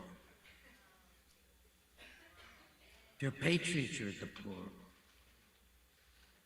I can't be in the elite. Wasted my time going to Harvard. No, it's a good name. It's a good name. Good name. Full of corruption like all the other big institutions. We're going to have to figure all that out. We've got to get a better game plan for how to have a world. But we basically, at this point, need to go back to the founders who built the only ever nation based on the government supporting the freedom of the people. And the last thought I'll leave you with is that when the founders signed the Declaration of Independence, men who had wealth, and almost all of them, maybe Samuel Adams, very few others who didn't have wealth and power and respect, they signed their death warrant. They put their names on a violent revolution against the King of England. So when you get these socialist revisionists that just say, they're just slaveholders and so on and so forth, People don't sign death warrants unless they really believe in what they're doing, especially when they're rich, wealthy, and they wanted freedom. Very conservative revolution. They wanted their freedom and they were willing to die for it. I'm not calling for a violent revolution. I think we can do that without that. I think we can do it without that because there are so many of us. There are more of us now than there probably were in the colonies who want freedom. But we have to be willing to face the worst. There's no way around it. We're not going to get it by being cautious. We have to face the worst. We have to get really brave like the founders of the country. Thank you for listening to this deep dive into a lot of stuff that most of us very people use it to understand what's going on.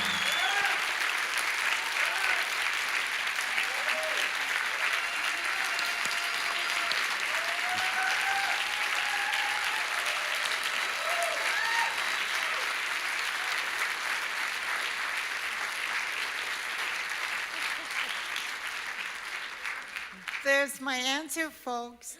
I'm sitting back here saying, did I do the right thing? I just love this message. But I wanted this to be alive, you know, people meeting up with one another live. And so when I heard from Dr. Briggins and his dear wife, Ginger, I was like, oh, I don't know about live streaming. I want it to be live. But they couldn't come in. And the truth is, I was in a pickle. I didn't have anybody coming up to much at that time, except the great Dr. Artis. So, Dr. Artis, it's your turn. Come on up here.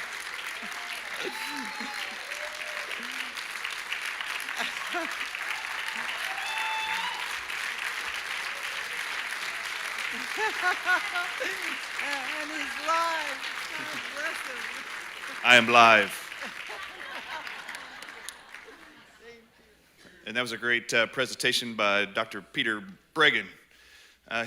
Ginger actually texted me right after you called and said, "Are you coming really?"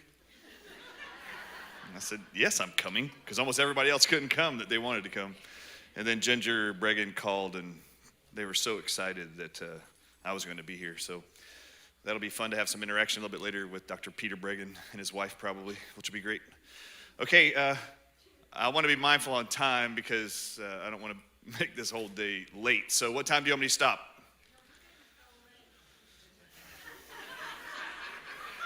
Nobody wants to go late. Sure, we're going to go late. You hear that? Take your time. Listen, we are a bit late behind this time here, but we have Dr. Brian and we have Julia Haller and we have Dr. Chris Casales, and I'm just excited about all three of them. So I'm figuring I'll be here as long as I need to be here so that I get to hear all their messages. I need to tell you too, once we get through here today, whatever time that is, we have a VIP dinner party going on. You all heard about that, right? You were offered or sent an invitation to it in that we're going to go. It's a VIP, it's $90 a person, and we're going to go down to the local, I call it the local hangout, but it's the best food in town. So we wanted to show you, Dr. Artis, and your dear wife, a good meal and where the locals hang out for dinner. And so that's where we're going to go. There's still a few places that, not too many.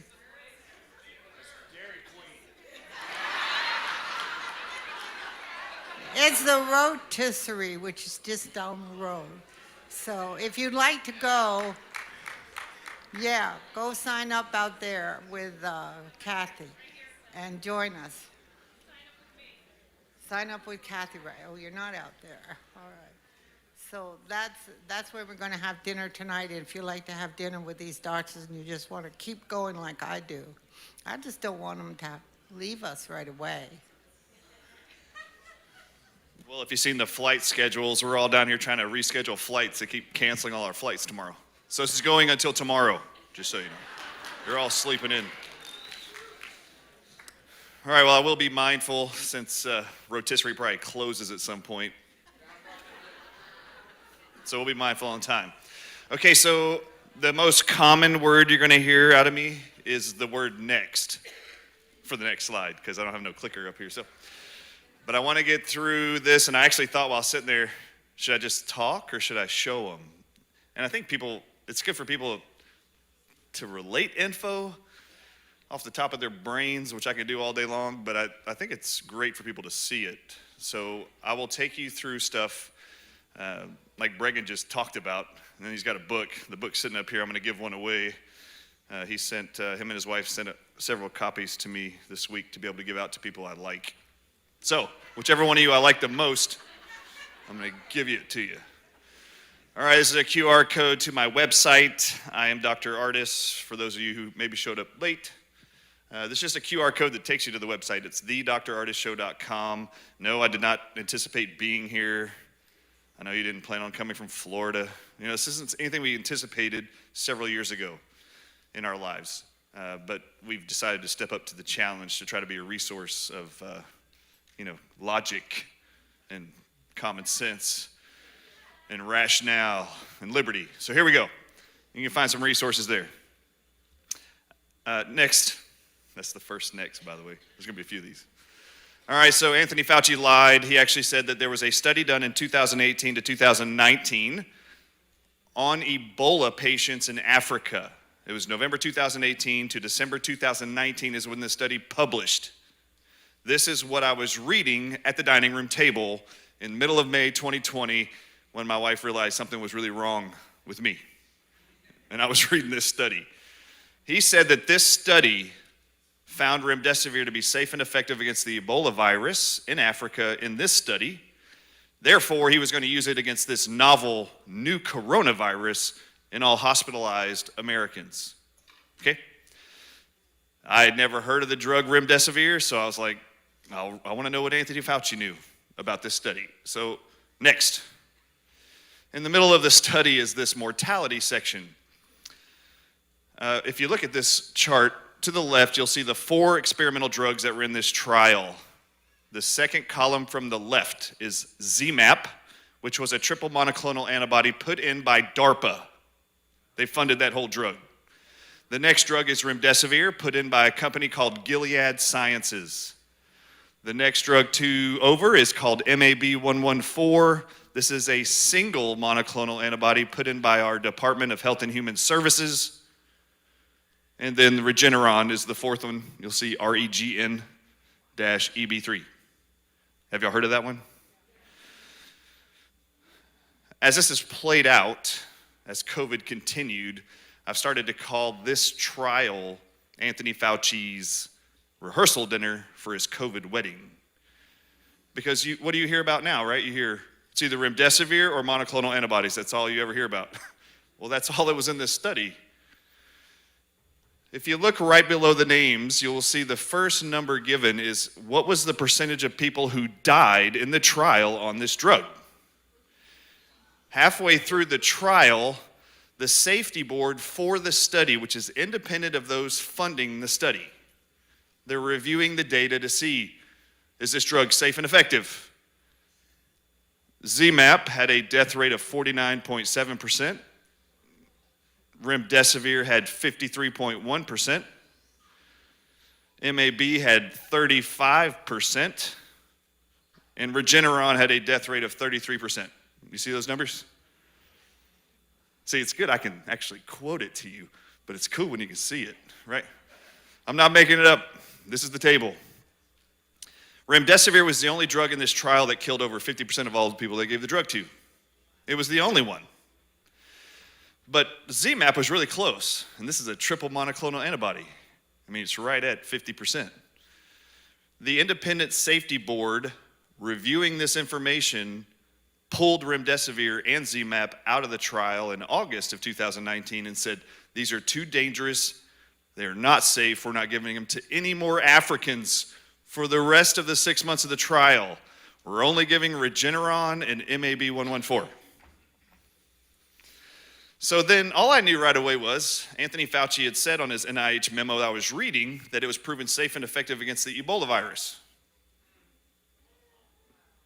Well, that's not what the safety board said.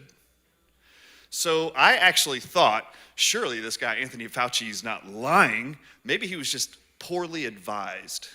Like maybe somebody just misquoted this study to him. So I went to see who funded the study, and it was only one person, Anthony Fauci. This was his study. So then I knew he was outright lying to all of you. Okay, so this is what started my upset. This is when I had to go warn everybody. He was selecting a drug from a trial he funded that actually killed the most people that they gave the drug to, or at least it was the most failed drug. You get it? It was the least effective and the most dangerous. If I asked any of you in here, if I just showed you this chart and said all of you have one drug to choose from and only one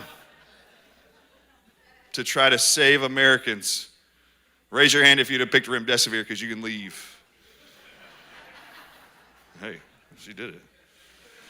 All right, next. The second study that he quoted was a self-sponsored, it's called a cohort study. It was done by Gilead Sciences, the maker of remdesivir. Now, you got to get this. This is ridiculous. Peter Breggin talked about a chronological order you can find on the last 50 pages where he lays out the whole plan for years. So remdesivir is put into that study in Africa, and it fails. In August, it's taken out. The study publishes in December of 2019 all the results for the world. December 2019. In March of 2020, just 3 months later, Gilead, the drug that killed the most percentages of Africans with Ebola, is given the opportunity to give remdesivir, that drug, to 53 COVID-19 positive patients as a study early on for COVID-19. 3 months later. This is the second study Anthony Fauci quoted in his memo that supported that remdesivir was safe and effective for COVID-19 patients. This is what the results from Gilead were. Next. 23% of everyone they gave that drug to had multiple organ failure, acute kidney failure, septic shock, and hypotension.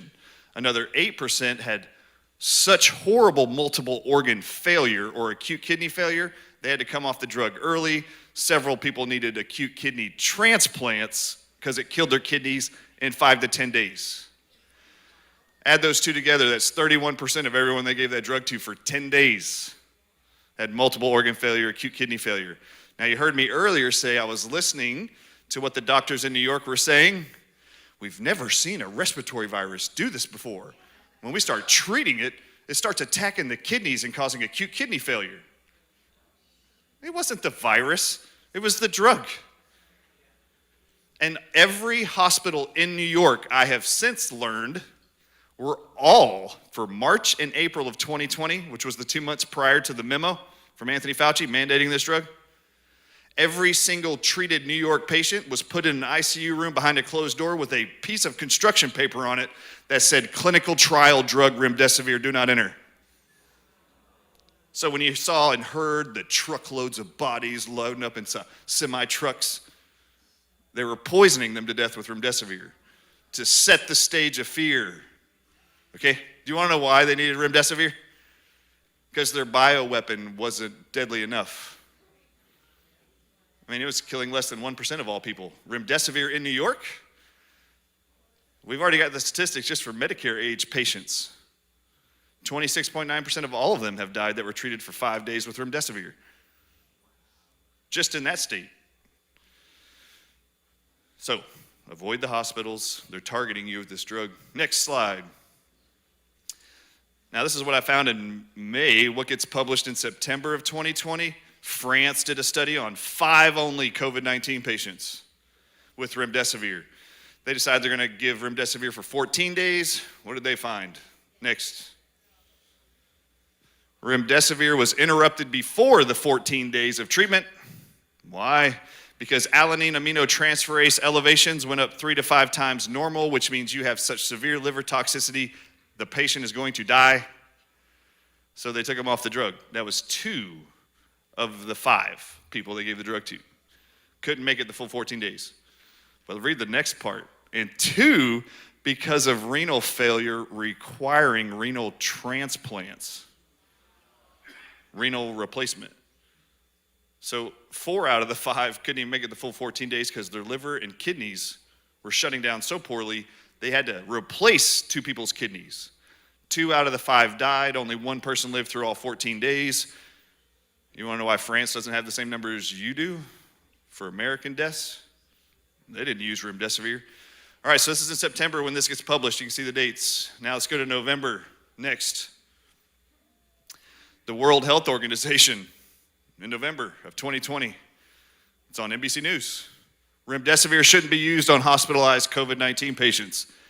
The antiviral remdesivir should not be used, the World Health Organization said on Thursday, only a month after the Food and Drug Administration approved the drug to treat COVID-19 hospitalized patients. Next slide.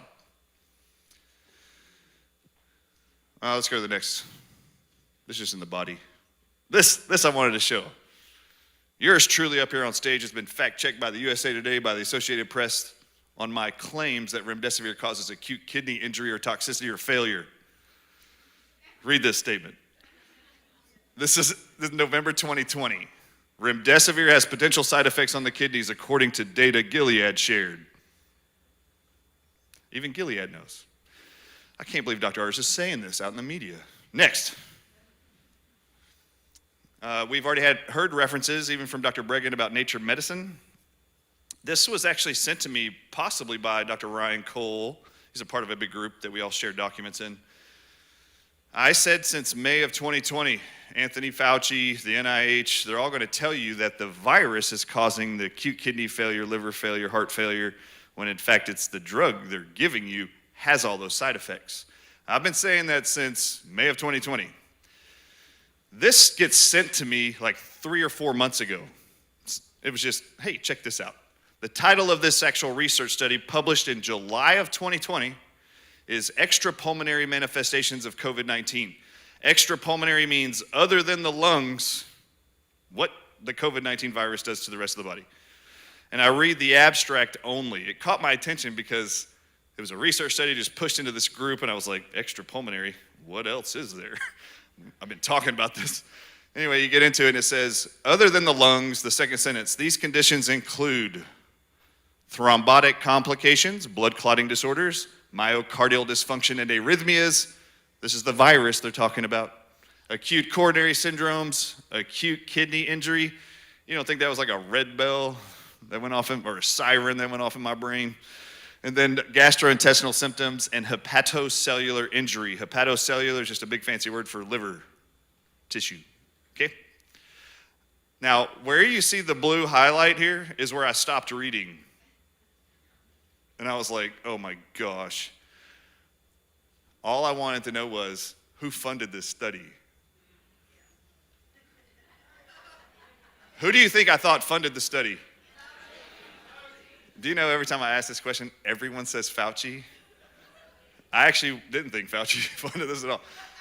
I actually knew. There was no wondering.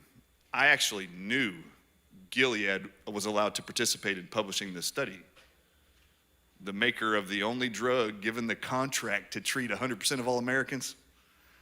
How disgusting would that be, right? So, I go to the funding I immediately went to the funding section of the study, only to see a list of 5 NIH departments, which includes Anthony Fauci's. There was 5 of them, but there was no mention of Gilead. And I was like, oh no, they're in here somewhere.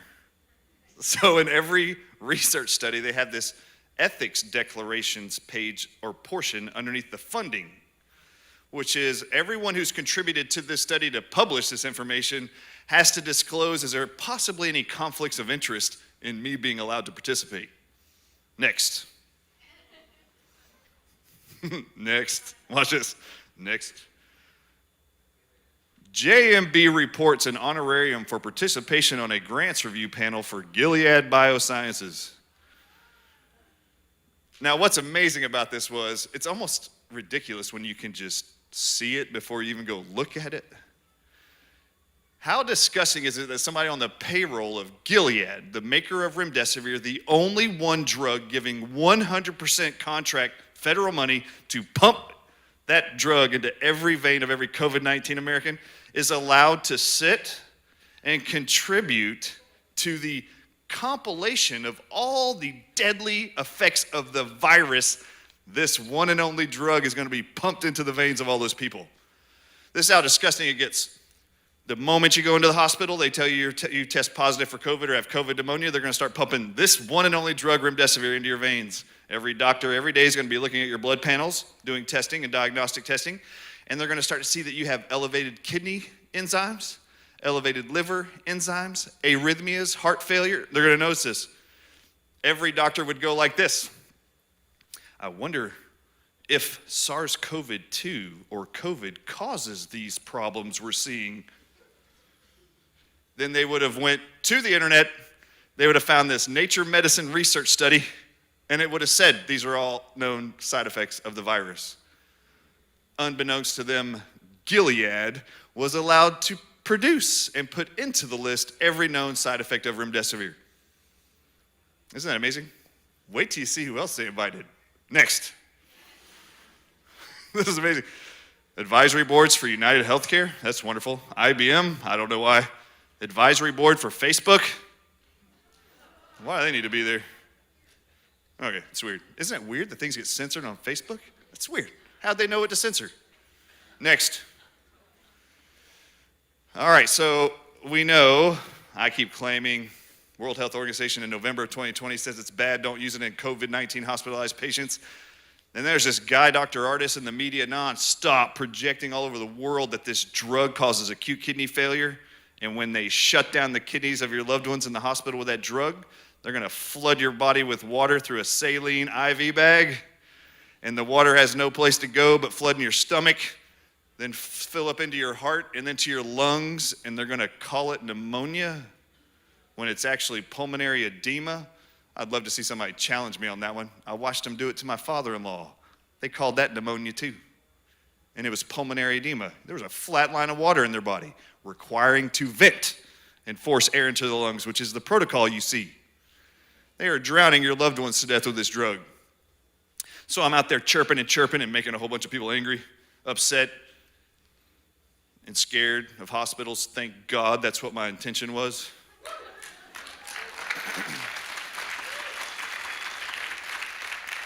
And in April 2021, someone decides they're going to actually check and see what's the amount of reported acute kidney failure with all the known drugs being used around the world to treat COVID-19. And they took the 4 most common around the world. They looked at remdesivir, hydroxychloroquine, tocilizumab, and a drug called lopinavir.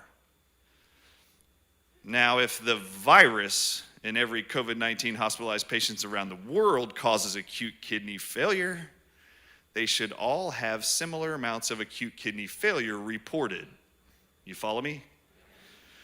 So they decide to do a database review of the World Health Organization's database to find out of the 4 major drugs being used around the world in all comparable situations of COVID-19. That's a direct quote out of this abstract.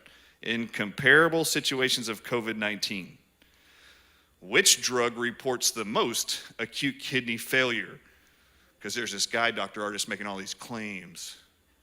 Next. So this is just a summary of what I just said. I might have said it better. Reporting odds ratio compared the number of acute renal failure cases reported with remdesivir with those reported with other drugs prescribed in comparable situations of COVID-19. Hydroxychloroquine, tocilizumab, which is a monoclonal antibody, and then lopinavir. What were the results? Next.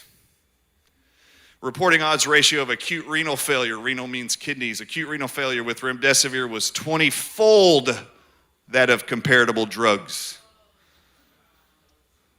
And then the Associated Press wanted to fact check me. Really?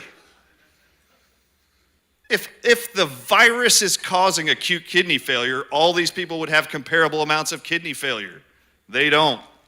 Just remdesivir had 20 times the renal failure.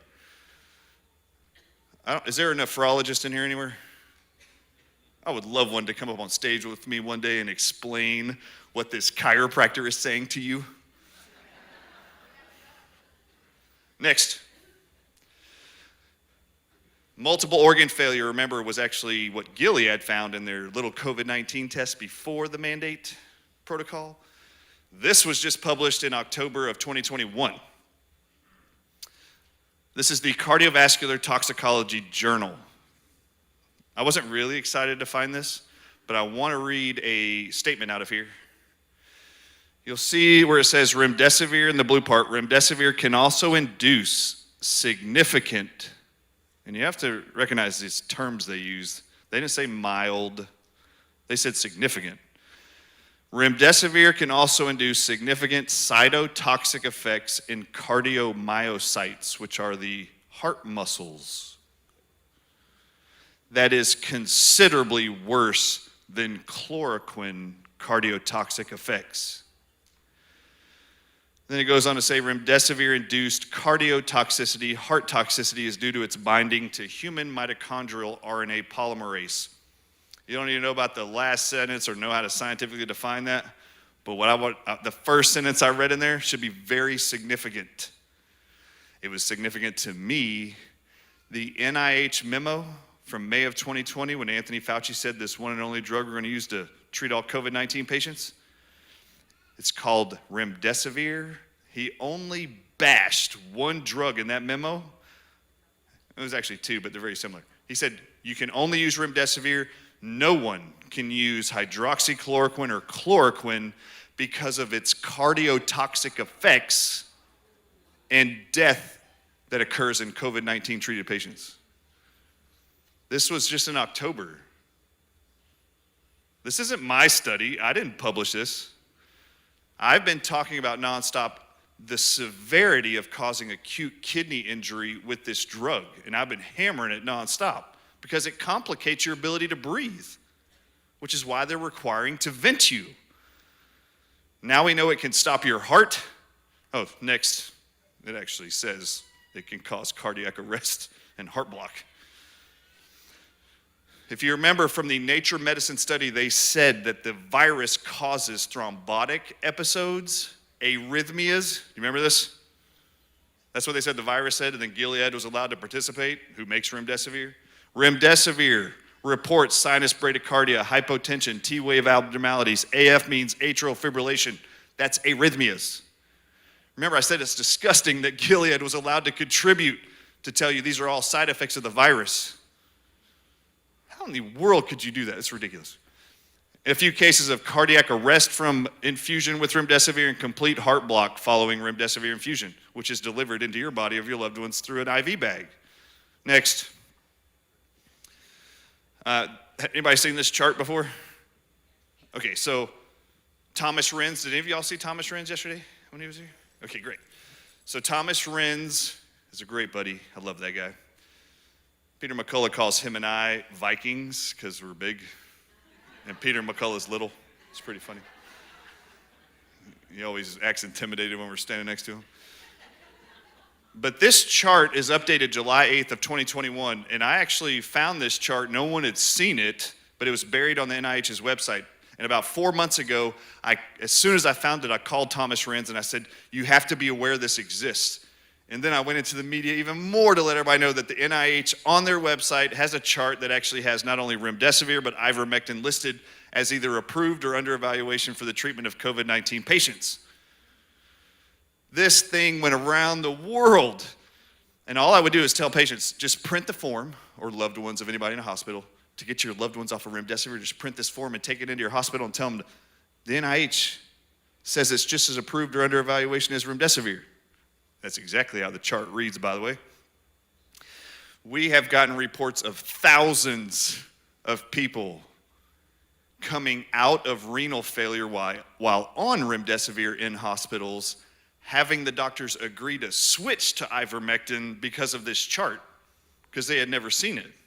which was fabulous. Now, y'all can take pictures, which is great. Remember, this was updated July 8th of 2021. I have been hammering this. No, next slide. Oh, wait, no, stay here, sorry. I want you to see something. It says remdesivir, adverse events listed by the NIH. The second bullet point says ALT and AST elevations. That's liver toxicity evidence. Look at bullet point number 5. The drug vehicle for this actual drug, remdesivir, is SBECD, which has been associated with renal and liver toxicity. I was always surprised when the Associated Press wanted to fact check me. I'm like, do you want to just go read the government documents? They even tell you. All right, next slide. This was the next drug on the list, ivermectin, and how to use it. So I just kept pumping this chart out to everybody, knowing the NIH would find out. Okay, so this is what I said everywhere. I was telling everybody, print this nonstop, go, go, go. Look at the very first side effect of ivermectin.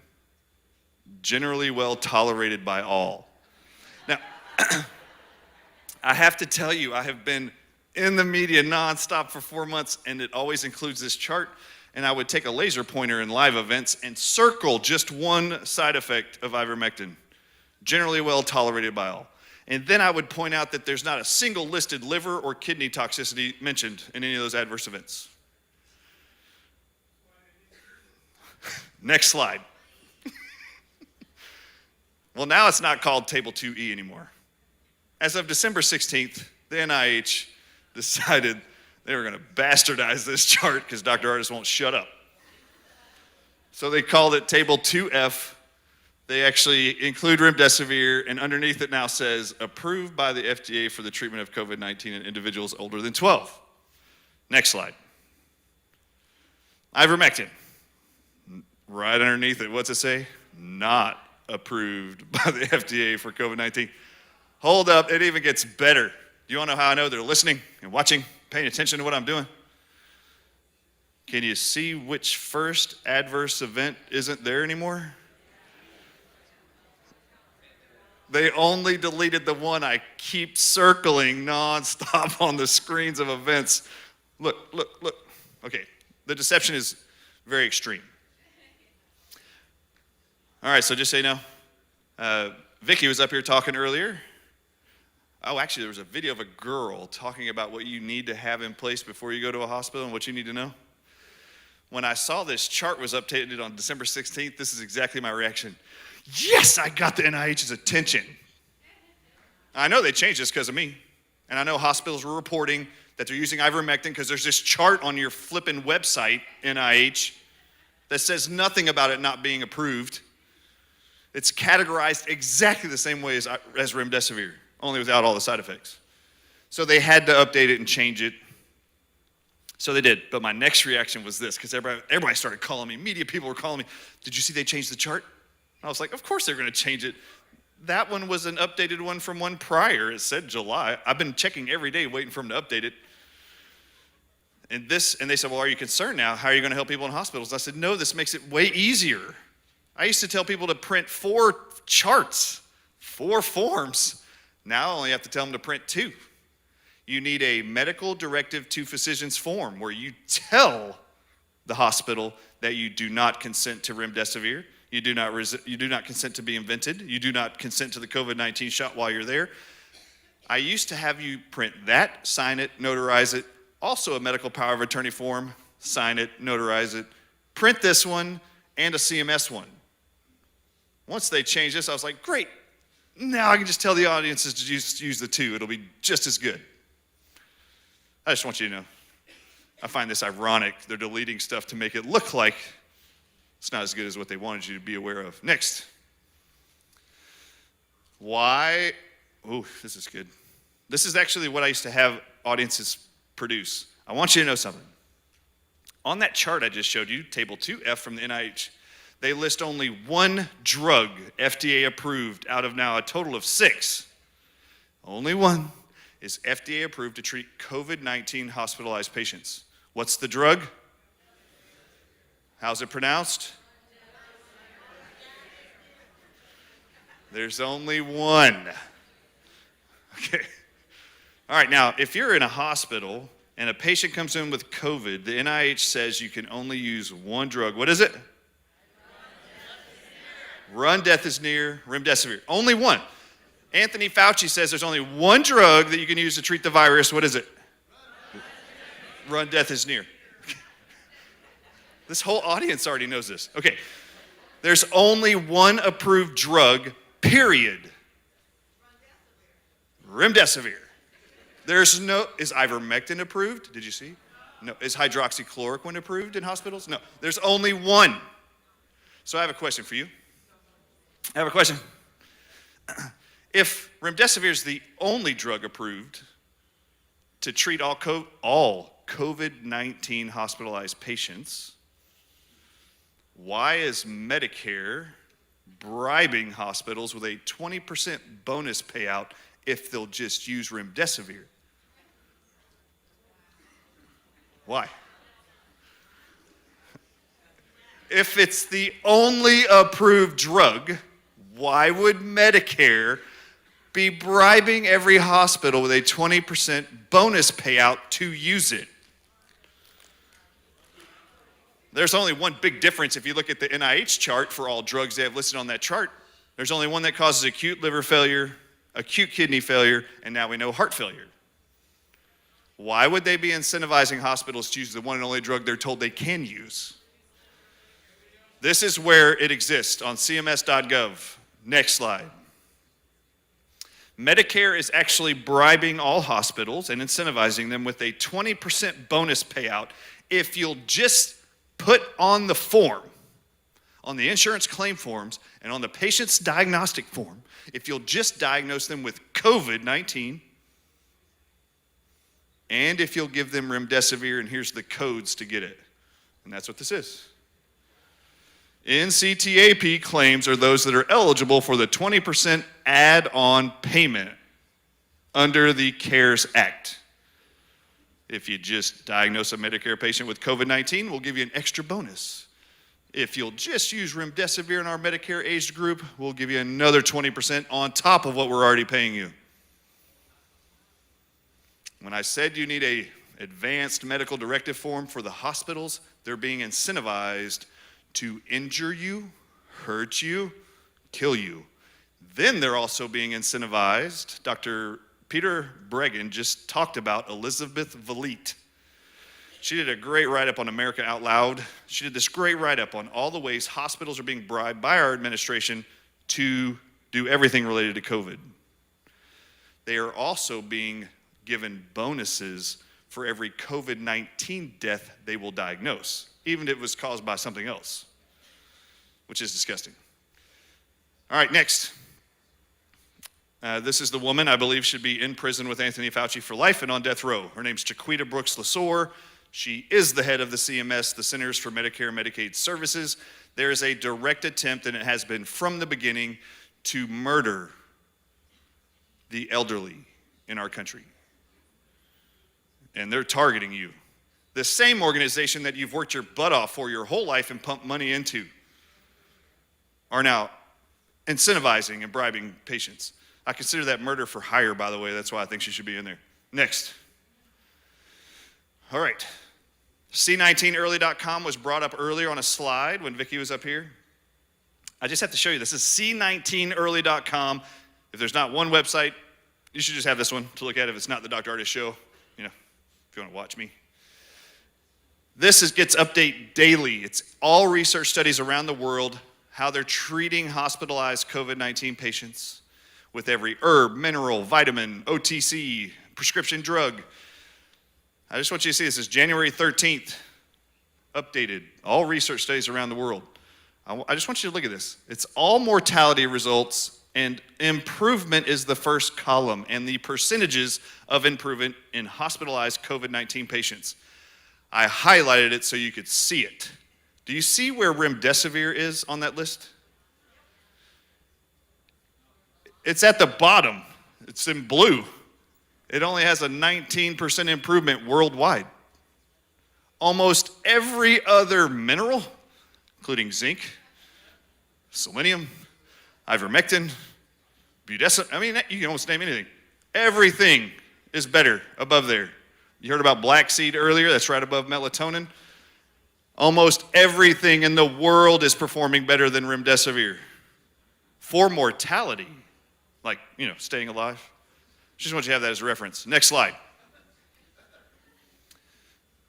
Early on, this is about all I'm going to talk about with the vaccines because lots of people can talk about this. This has bugged me though, and I've wanted to hammer on vaccines nonstop, but people like Peter McCullough will tell me, don't get off the hospital protocols and early treatment. We'll take care of the vaccines. Okay, fine. But I have to just touch on this. You have to see this. The date, October 22nd, 2020. That's 2 months before the shots ever came out called COVID-19 vaccines. This is the FDA's own internal meeting. It's a 25-slide presentation. Inside the FDA is a group called the CBER. That is the Center for Biologics, Experiments, and Research. They oversee vaccines. And they're presenting to the FDA how they're going to be evaluating for safety and effectiveness of the COVID-19 shots for all Americans once we roll these out. And they tell the FDA what their working list, what they know will start being reported to the government when the shots start getting out in the way of side effects.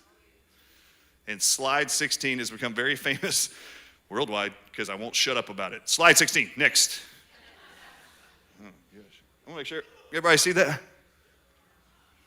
So the FDA put together a list of all the side effects they expected to be reporting. I want to bring attention to some of them.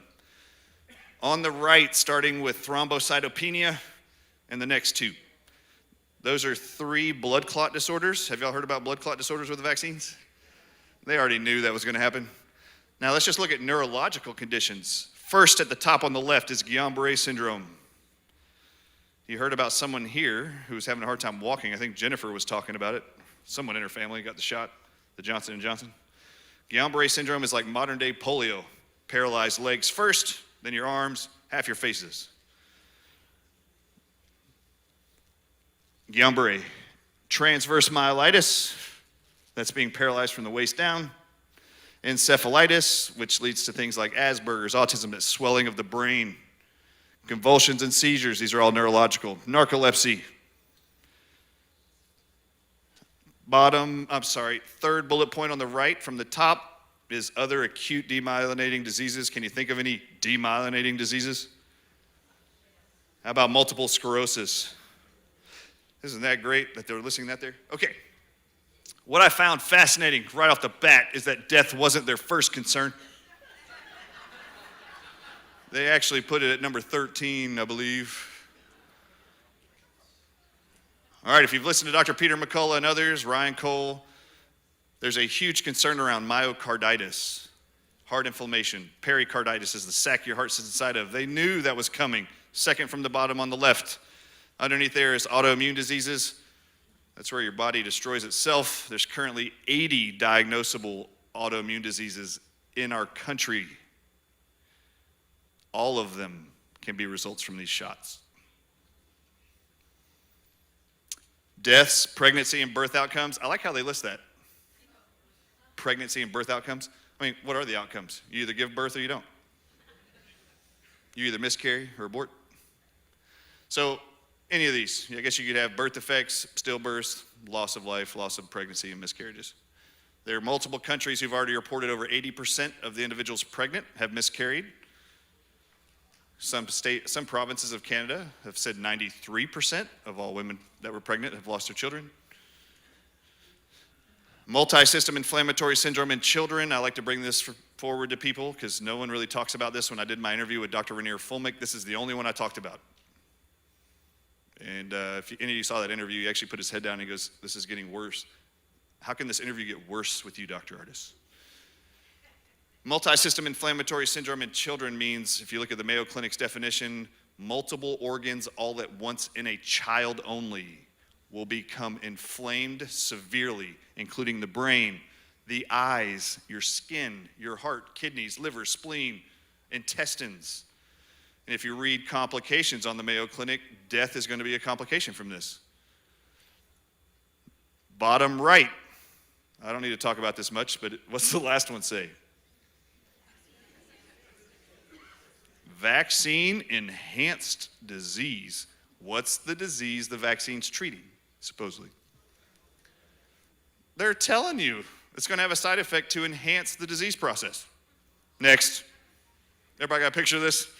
It's disgusting. Anybody want any of these? Just so you know, all of these are not side effects of SARS-CoV-2. But if you want them, go get the shot. Next. Oh, this is great. Look what data in this presentation the FDA decided they were going to be reviewing to determine how safe and effective these shots were. CMS data, Centers for Medicare and Medicaid Services. They're supposed to be doing a 7 to 10 day pull report of all Medicare-age people in America who are reporting these adverse events, and then reporting to see if they're safe or not. There hasn't been a single one of these reports that any of us have seen since December 14th when they started rolling them out in 2020. So I got Thomas Renz and his buddies at the CMS to start pulling all this data for us, and all of those side effects that were on slide 16. Have y'all seen that presentation yet? So we have them for at least 9 of the states so far. Right now we have the data from CMS. There's already over 51,000 dead Medicare-age patients within the first 14 days of the shots. That's twice the amount reported in VAERS. And this is not voluntary reporting. This is why the FDA chose CMS. It's not voluntary. When the doctors type it into the computer, it goes into CMS. Next. This is the CDC's document, August 18th. This is myocarditis. They found that myocarditis was observed more than they expected it to in teenagers. Notice the red numbers. That's what they actually saw within 7 days of the Pfizer shot.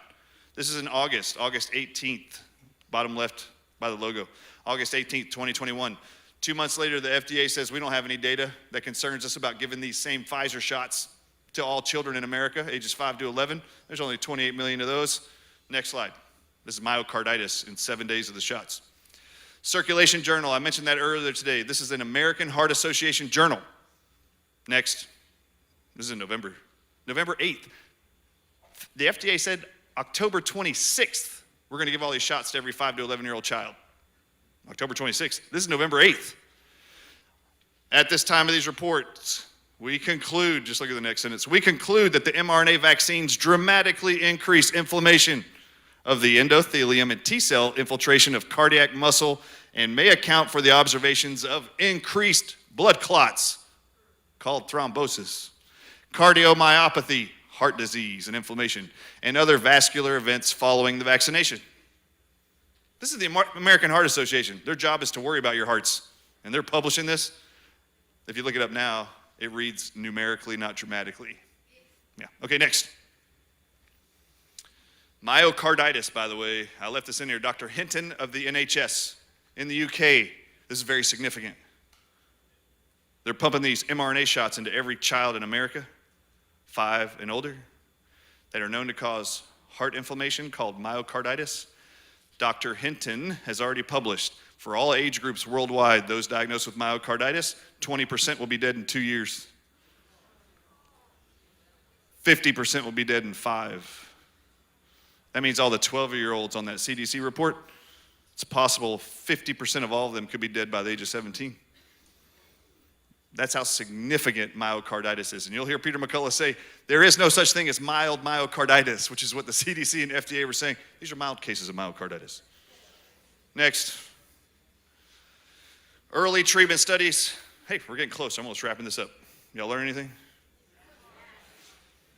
We want to bring you something that you can take home with you.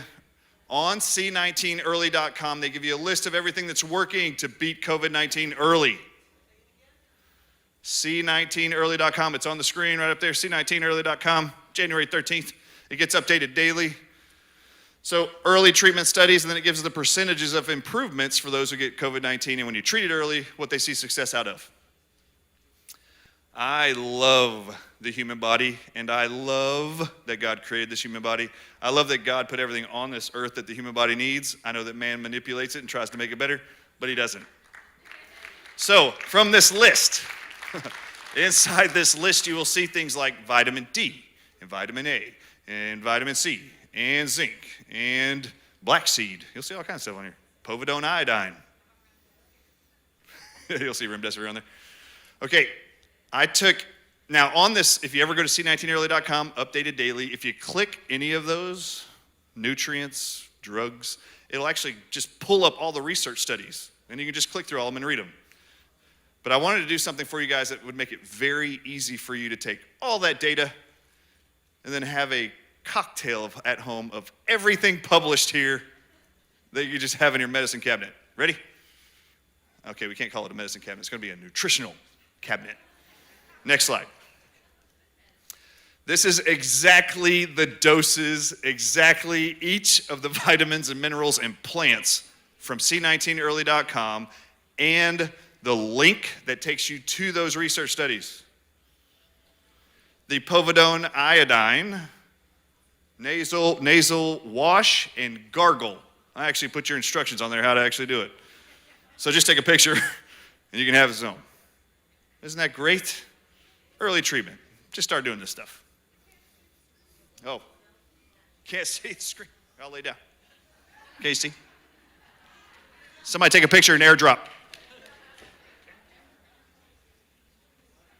Okay, next slide. Everybody get it? I said earlier, I love the human body. Love that God put everything on earth that it needs. They're currently compiled by Paul Elias Alexander, a list of 144 at least, this was last week, 144 studies confirming natural immunity after getting COVID-19 is far more robust and longer lasting than the COVID-19 vaccines. And I want to kind of drive this home for you. Brownstone.org is where these documents live, where these OPEDs live, where these collections are. Paul Elias Alexander is doing a phenomenal job. Thank you, sir. Love that guy.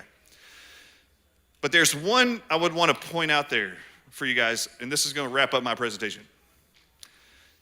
September 24th of 2021, there was a peer-reviewed published study in what's called the European Journal of Immunology.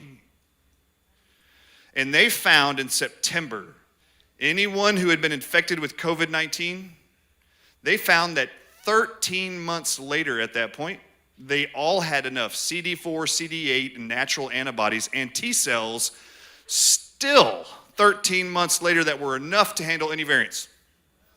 13 months. Now hold on. That's 13 months. You want to know why it's 13 months and not 5 years? We haven't even had it 5 years.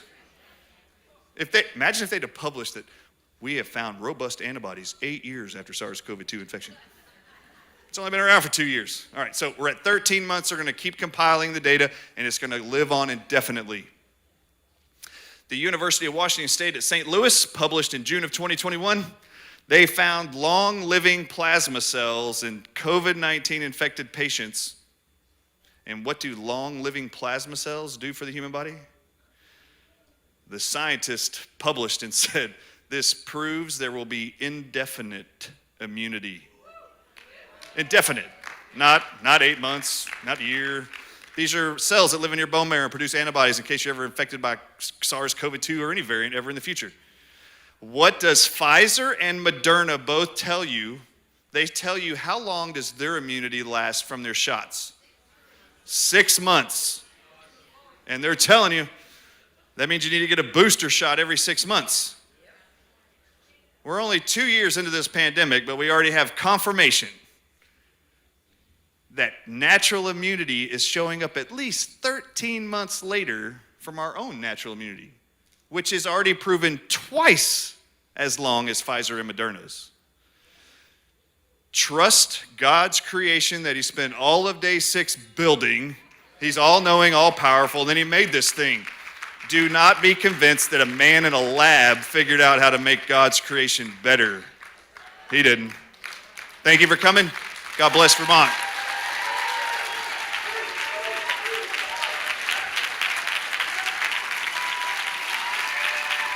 You should think there's 30,000 people here. A little bit like it. And they love you. I have a question. And thank you, Vermont Grassroots, for the invitation. That's phenomenal. And great job, Ellie. I have one question for you. Okay.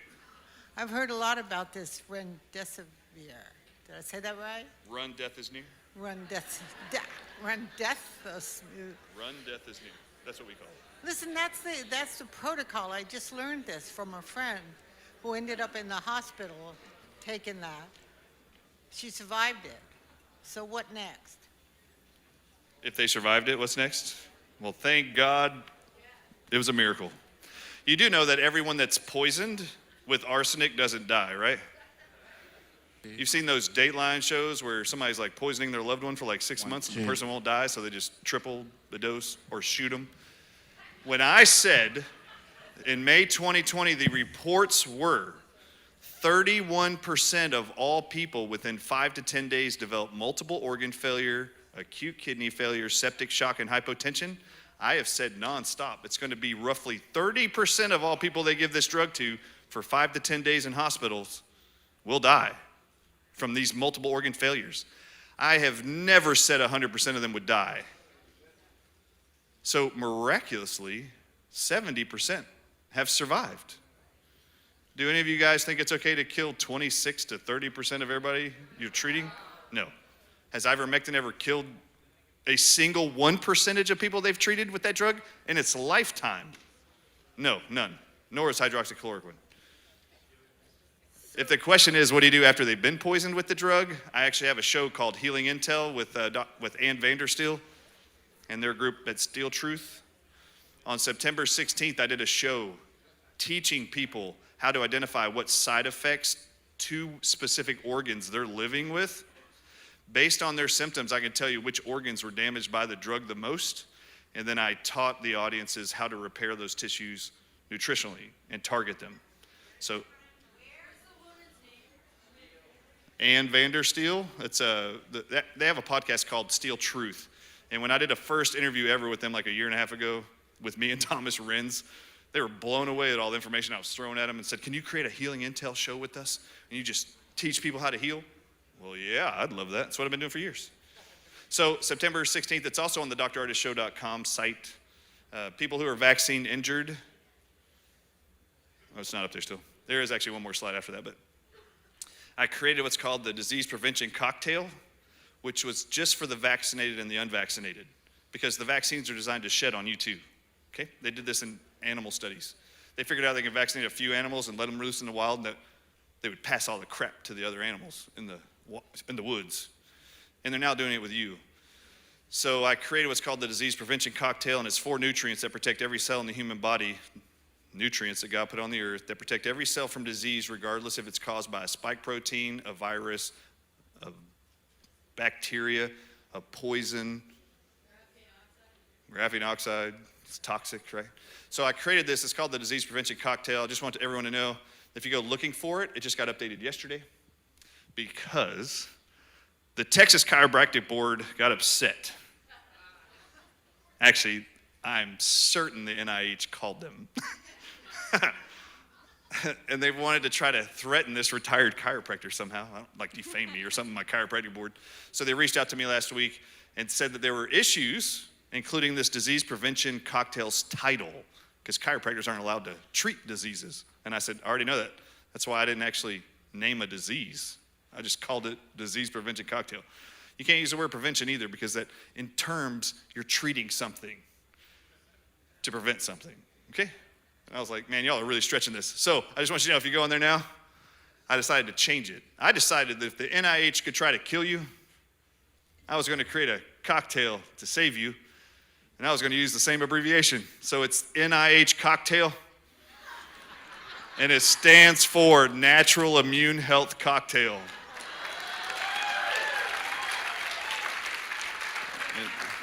And those 4 things on there at different doses for children, teenagers, and adults is vitamin C at certain doses, magnesium, selenium, and apple pectin powder, just so you know. Just so you know, I know you all have questions out there, but we have to talk about this because the clock, and we're already behind time, and we're not through at our speakers, right? I'm sorry. That's all. I don't want the wrath of Ellie. Well, it won't be me, because I'll hang in here all night. But I See these girls over here lined up to ask questions. I can answer questions out there, unless you want me to answer a couple real quick. I could ask my question by now. Well, I just have to have a promise that all these people are going to stay here past 5 o'clock. Because we really need to move along, and I don't want to. These people have come a long ways to be with us, as have you, and I thank you. One question. Okay. One question. 30-second answers. Okay, go. What happens, what documentation is there for someone who has natural immunity but then gets another booster or another shot, or even the first shot? Yeah, at brownstone.org is a great compilation of 30 studies showing that the actual shots, each shot, destroys every 4 weeks 30% of your natural ability to produce antibodies. You can find that at brownstone.org. Okay, I'm a retired respiratory therapist. I've written about why mechanical ventilation does not work in COVID. My understanding is that it's because there's too much iron in the tissue and not enough iron in the blood. Is that caused by the virus or by the drugs? Do you have any idea? This guy right here was teaching us all about it out in the lobby. I'll let him touch on that when he gets up here, because he actually did teach me about that. Okay, thanks. You're welcome. Great question. First of all, I wanted to thank you for coming and sharing your expertise. I'm a data analyst, not a doctor, not an epidemiologist. Some data points that I've heard about recently is that in 2019, China was hoarding grain. They're hoarding grain again. And also in 2019 is Event 201. Also, they had a world sporting event there. And as you know, we have COVID-19. And Dr. Malone was highlighting an Ebola-like fever virus that is running rampant in China right now just before the Olympics, and they're hoarding grain. Do you know anything more about that and how we can prevent Ebola-like fever hemorrhagic virus? Yeah, Zev Zelenko actually put out on Getter yesterday and sent it to me privately, just his little post there, which was about this Marburg virus. And he actually tells you what to do. It's zinc, number one, zinc. Zinc stops all viruses from replicating. You better be supplementing it. Okay. You're truly the best. Thank you. I just would like to ask, if somebody has been vaccinated, are there any antidotes? Is that the right word? Like, how can you help them? That's what my NIH cocktail is for. The natural immune cocktail. Yes. I have to trust what God put on the planet is going to help. He put you on the planet. So we'll do this. Thoughts on proving you had it and have immunity with some sort of test, a blood test? How do you prove you had COVID and you're immune? Oh, great. So there's so there's a T-cell test you could do. Do you know more about that? What if the T-cell test says inconclusive, but you still might have had it? I would follow my my suggestions for early treatment regardless. You have to understand, I have a viewpoint about COVID. They're using a PCR test to tell you got COVID. If I go on FDA.gov right now and open up the FDA.gov's website, it actually says, is there a COVID-19 test that determines that you have Delta, Omicron, or any other variant? Do you know what it says? There is currently no COVID-19 test that determines or differentiates variants. So I think the majority of what you're being told right now is that you have common colds, and they're going to call everything COVID-19. But one other thing, given all the information we have, the circumstantial evidence that points to whether you had it or not, given where you were, how fast you caught it, and how the symptoms line up, I think everybody knows when they had it. Yeah, they should know. Even though supposedly now most people that are infected are asymptomatic for the first time ever. You don't have any symptoms and you're sick. Do you know the FDA said in October 26th of 2021, they blamed from August 1st till October 26th, they were blaming 40% of all new cases of COVID-19, it's in their document, on all children that weren't vaccinated. 40% of all cases, they said, were coming and being continued and spread by asymptomatic children. Now, I just have to say something real quick. Do you know how people spread bugs? You cough, sneeze, snot, wipe it on people. You have symptoms. And they're saying these children that aren't coughing or sneezing or wiping boogers on other people or not having feverish sweats, that they're spreading something. Do you get how crazy this is? You only spread it with your symptoms. It's the weirdest thing ever. Okay. That was longer than 30 seconds. I'm sorry. Go. Thank you very much. So the answer to Tom's question is my story, which is briefly, I had a mild case in May of 2020, and I have a very open-minded doctor who gave me a prescription for an IgG serum test. Recently got the results less than a month ago. I have 250 times the limit, according to the Mayo Clinic, the threshold for showing immunity for a person who has recently recovered or been fully vaccinated, and I have a piece of paper that says that. So the question is, are there any shedding studies that show that I can spread this by hugging people? Share your antibodies. But Tom, I Yeah. will say this with you. Everybody needs to hug that guy before he leaves. Yeah, right. So could love be the answer, right? Yeah, love is the answer. Everybody hug each other. Don't you leave without giving me a hug. One quick question I have for any other speakers coming up, because I think so many of us in Vermont have been so involved in this and are so highly educated on it, but it's a nightmare living here, and we love it. But other than well, Vermont's a beautiful state. Other than not complying, which many of us are, what can we take away from this conference as to how to stop this madness in the best way? Be it in addition to not complying, Just say no. political, protesting, sitting on our legislators' steps on end. What recommendations do the speakers have to really fight this on a level that we can win? My dear, I'm going to answer that for you. Our events have been producing many, many, many people who have come forward to help support this kind of forum where we can learn and go out and tell our friends and learn to say no. You know, like you have to say to your kids, no, no, no. You're not going to run out on the road and get run over. No. So we haven't been, Vermonters have not been doing that. We've been very promiscuous about it all. Now, I actually asked Zev Zelenko the other day in a phone call, how are we going to fix it? And he goes, just say no.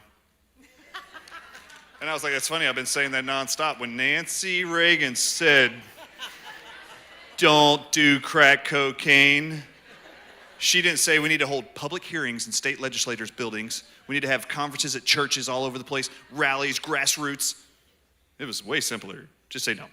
Now, I will say, I have 5 kids, and I've told them not to run in that road.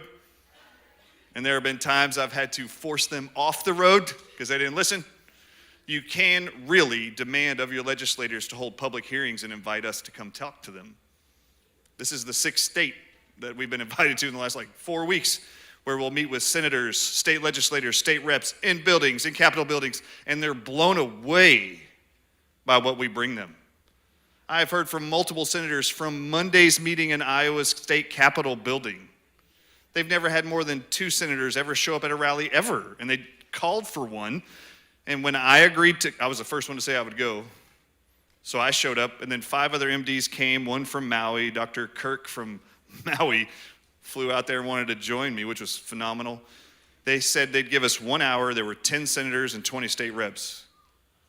They'd never seen that many ever, and we had 1 hour. And I kicked off the presentation, and we were there 2.5 hours later. They were still asking questions. So there is something you could do. Go get the legislators that write these laws that could step in. And as a result, they actually said, the senators raised their hand and said, well, what do we do now? And this is what Dr. Kirk from Maui stands up, this pediatric cardiologist, goes, I know what you can do. You can have a public hearing and bring in the Iowa State Pharmacy Board and the Iowa Medical Board, bring them in here and have a public hearing for the record. why it is they're taking these licenses from these doctors, why they're restricting life-saving medications. Bring them in here and make them accountable. Yes, you can do something. Lord God, thank you, thank you, thank you, thank you. Listen.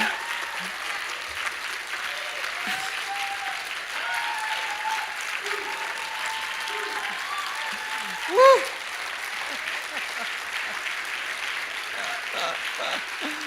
Oh, we are blessed. We are totally blessed, everybody. You know, these speakers that we have here today, they come unpaid. Can you believe that? We have to raise the funds to take care of their travel and food and lodging and all that. So I'm going to have my friend put some baskets up here for you to help contribute to that. With that knowledge, I'm going to move on to, let's hear from our next speakers. Yes, come on up here. You know, if you meet me, you might find yourself up on stage one of these times, and you might be hosting a guest who's coming into town, and you might be reaching out to all your friends and the doctors and whatever. You might, all during the time you get fired from your group, your job.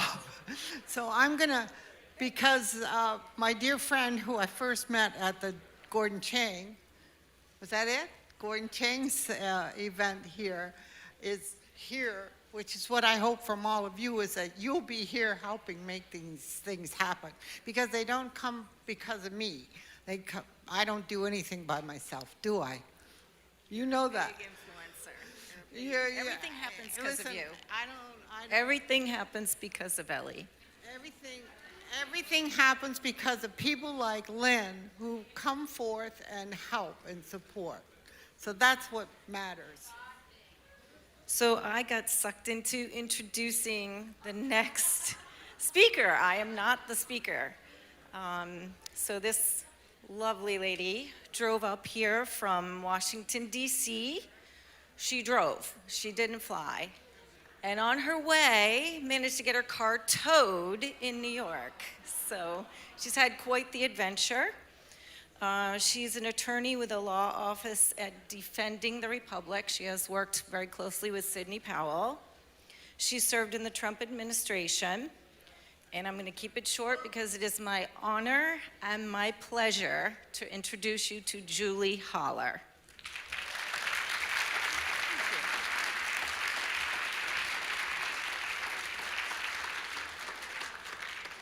Well, I am really happy to speak to you all today, and I kind of want a podium, only because, you know, in trial practice, that's what we do. Thank you. Thank you. So, to her point, what happened was I drove up, I stopped in Queens with a very dear friend of mine, where I learned my lesson in having out-of-state tags. I have Virginia license plate. And my car gets towed out of one of those places we thought we had a safe parking spot on the street, but they flip a sign, you know, in the morning for the tow company. All of a sudden it says no parking. It's okay, I got my car back. And the police were actually very helpful. But what I wanted to talk to you a little bit about today, because we get a lot of questions. So just for background, so you understand what I do, I'm a trial litigator. I'm a litigator, but I joined the primary on the Trump campaign in 2016, but it was January of 2016. And the reason I bring this up is because I cannot tell you what we went through in the primary. I have always been a litigator for over 20 years or so. But I saw what was happening in this country, and I got really concerned, and I felt I had to do something. So what did I do? I walked down to a local little campaign office where there were 3 people, and it was a Trump office. It wasn't yet, you know, RNC or anything like that, and I got involved. And once I got involved, I've been on a path that's been very different than what I ever imagined. I have always worked to help individuals. And it doesn't matter what their backgrounds are or where they're from, but the litigation, it's always about somebody's life. It's always whether it's a criminal matter or whether it's a civil matter. And maybe their business is on the line, or maybe their job is on the line. In 2014, as a litigator, I represented police officers because they were the ones being attacked at the time. And I had a civil case where they were seeking $20 million from the police department where this officer had been an officer. He had gotten fired after the incident. But I represented him on the civil case. And the reason that case was so important is because we were in a little county in Maryland. We had a jury, actually, of all women. He was a 6'4" former police detective. So, you want a fair jury for your defendant. It was a civil case, but it was assault and battery. And we won on the civil side despite a guilty plea on the criminal side. So what that meant was he had a prior attorney, not me, where he agreed to a plea deal. When he did that, they used that to try to bootstrap civil litigation where they make the money. Now you're going to see this pattern over and over again because this is how they do it. And once you learn about disinformation in one place, so let's say you just learned for the first time about the COVID vaccine or about the misrepresentations, or as President Biden likes to say, the disinformation. You learn about the disinformation, why we're not getting the right to ask questions, why we're losing jobs, because we may have personal concerns. People who have questions about a medical product, a biological product to be put into their bodies, and they lose their jobs. The military has this mandate, regardless, even though the military has regulations that speak to immunity by infection as a basis to refuse a licensed vaccine, and that's not being recognized. Yet we're not talking about a licensed vaccine, are we? Because they've talked about community, and I have to tell you, I have to practice that word, community. I kept saying commie tyranny. Oops, I didn't mean that. I meant community. I can't say the word. Anyway, it's not available in the United States, as you probably know. So the licensed vaccine, regulation that says prior infection is a reason you don't have to take a licensed vaccine in the all services regulations of the military, meaning it's with the Army, it's with the Marines, it's with all of them. They have the right to say no if they have proof of prior infection. That's just been ignored, right? So we see evidence of disinformation and we want to ask questions. And that's the pattern in litigation. You always want more information, and you will see they don't want you to have more information. Well, why not? Because they want to control you with fear. And what does that mean with January 6th and the Voting Rights Act? Because this is something that's fundamental to the same message. Whether we're talking about a vaccine that we have questions about, or we have information is actually dangerous, or we have information that there's treatments that are being ignored. Who ever thought, I just have to ask this question, who ever thought that a little generic drug that is available to the whole world, that is cheap, maybe $3 or $6, and we're not allowed to talk about it. President Trump said the word hydroxychloroquine, and they went crazy. Well, you're over the target when they go crazy. And that means he was onto something. And that means we should all look back at that initial time when they went crazy over hydroxychloroquine. Because that cheap little drug was also manufactured by Bayer in Germany, by TiVo in Israel, and all over this world, because it's just a cheap little generic. But if you research that cheap little generic, you'll see it has come up in studies with Parkinson's, with cancer tumors, with all kinds of uses for autoimmune diseases. I'm not a doctor, but I'm a litigator, and I research. And I also worked on some of these cases that Defending the Republic brought. So Defending the Republic filed an action in Florida for the military against the vaccine mandate. That case is still ongoing, and I'm not going to talk about any ongoing cases, but you can look up defendingtherepublic.org, and to the extent there's information on ongoing cases, it will be on the website. But what's really important that I do want to highlight for you all, because of the last question that was asked, was what can we do? Well, you've actually learned and become aware, just because you're here, that there are very serious medical questions about an unauthorized vaccine, right? Because we're not talking about a licensed product. And if it's unauthorized, what does that mean? You can't sue. So if you are damaged, if you're injured, you do not necessarily have a remedy, a legal remedy, because what they've done is they've created a fund for those who are injured from the experimental vaccines.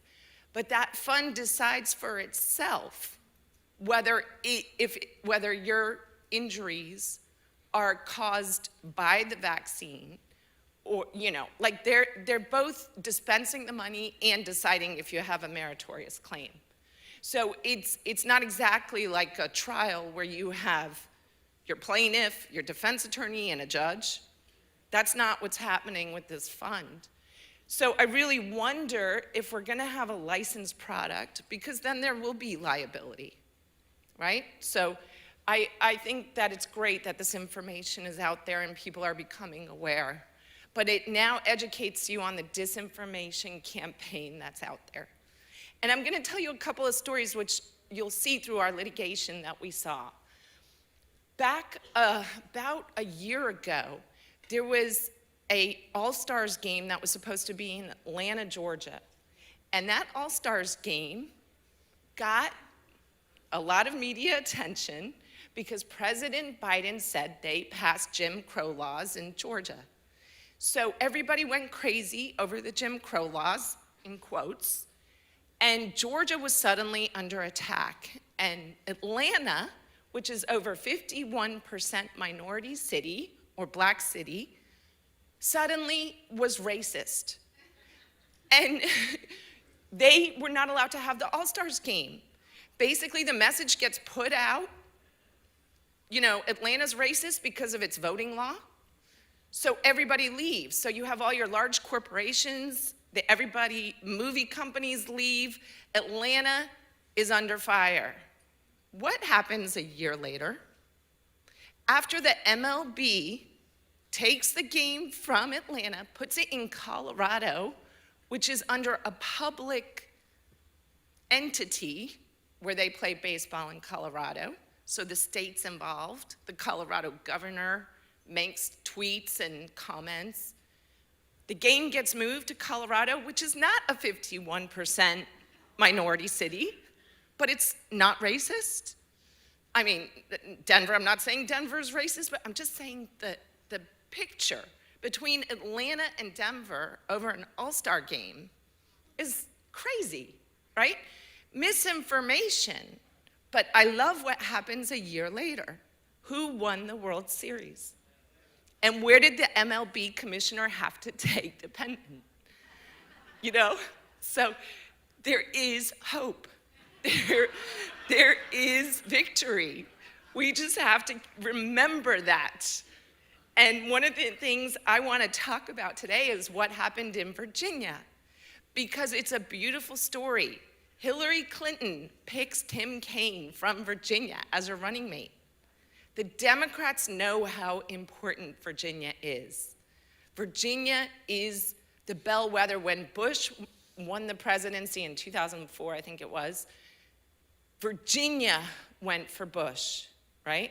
That was the last time Virginia was really Republican.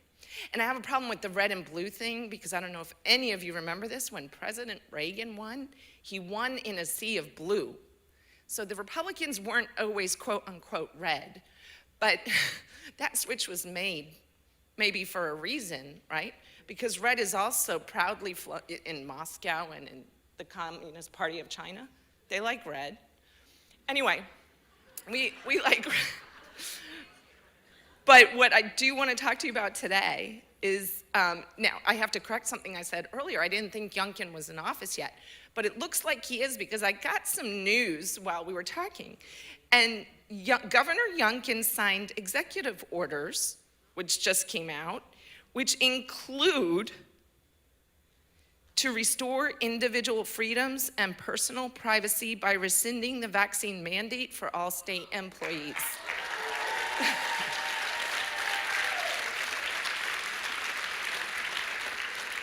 Elections matter. They really matter. The Democrats know they matter. They know how much Virginia matters. All election polling places are in the control of the hierarchy of the governor on election day in Virginia. Depends how your system works, but in Virginia, that's how it works. So it's a very important state, and from the perspective of the war that seems to be happening in the states. But we've had some really good news lately, and I want to focus on some good news because it's been a hard year. And we don't want to remember 2021. And I know these stories. My family, as on a personal note, I lost my father to COVID in March of 21. He was 89 years old, and he was very sick with dementia. And the challenge I had was that my mother had COVID at the same time. And that's how I really got close to Carla Dean Graves, because she got us through that horrible time period. I had COVID, my mom had COVID, my dad had COVID. They lived with me. And, you know, because they're in their age, well, my mom would kill me talking about her age, but they're senior. And my dad was on dementia meds. So we didn't get him the meds yet because my mom was too sick to tell me if he takes hydroxychloroquine. And I didn't know yet. Within hours, my dad had a COVID stroke because he had encephalitis. The COVID went straight to the brain. My dad already had dementia. It was his weakness. So it was very difficult. But I pray for his soul. I believe he's with Jesus. And I think he's smiling, and I can see it.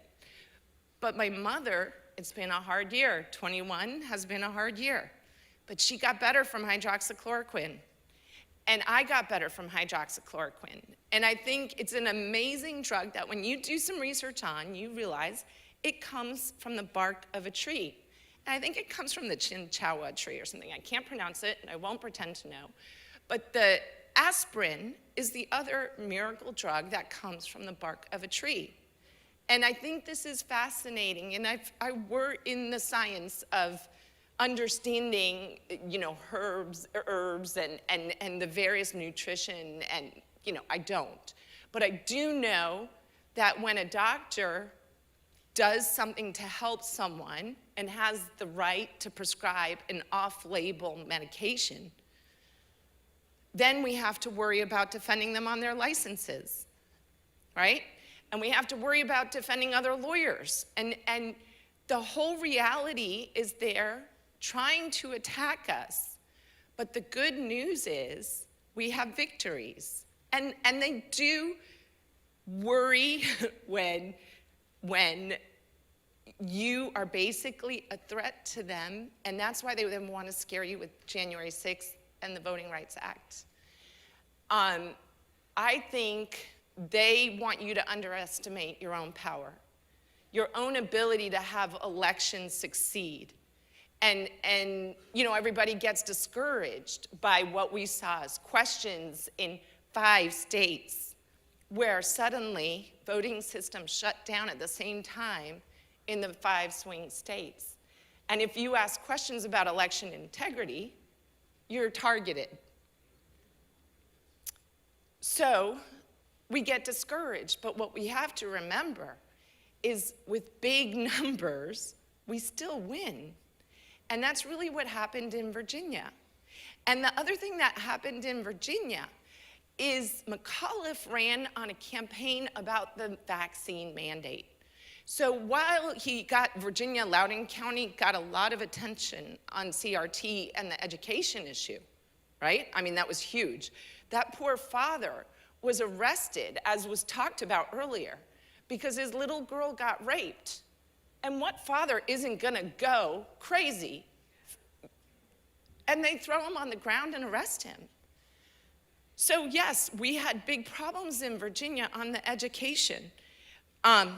But McAuliffe did actually make the vaccine mandate the center of his campaign. And if you look up his campaign, you will see that he's criticizing Youngkin because Youngkin has not said he would support a mandate for the vaccines. So that was a very big issue in Virginia. Because what happens with an election when everybody is impacted? And this is where they underestimate what they do. When you feel it in your pocket, or when you feel it in your body, when you feel the impact of an election, because most people don't want to care about politics. Most people just want to do their jobs. Most people just want to go along to get along. And the reality is there comes a time in your life, well, maybe that's not that possible. Maybe inflation is so high and it's on a trajectory to go higher that we have to start thinking about what we really can do, what we really can learn. You read, and if you read people, like one of my favorite writers is a man named Stan Evans, and he wrote a book on Joe McCarthy. And if you read that book, if you read some of the old stuff, you'll see history repeats.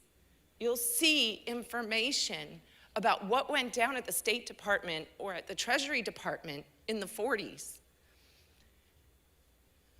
And then the 50s. And you know, the year my mom came to this country was 1963. Right after, or at about the time, she defects, at the same time that JFK is assassinated. Right? It's an incredible time period in the world history. And she makes it to the United States in or about January or February of '63. But she gets out of Hungary in or about November. So, you know, 1956 was a revolution in Hungary against the Soviet occupation. And one of the things that they underestimated was what an impact it made on a long-term time under occupation. So while Hungary was occupied for at least 50 years, until 88, 89, they were softer on Hungary during all those years after 56. Unlike Ukraine or unlike even East Germany, if you look at the different countries under Soviet occupation at the time, things were a little easier in Hungary. You could actually believe in Christmas.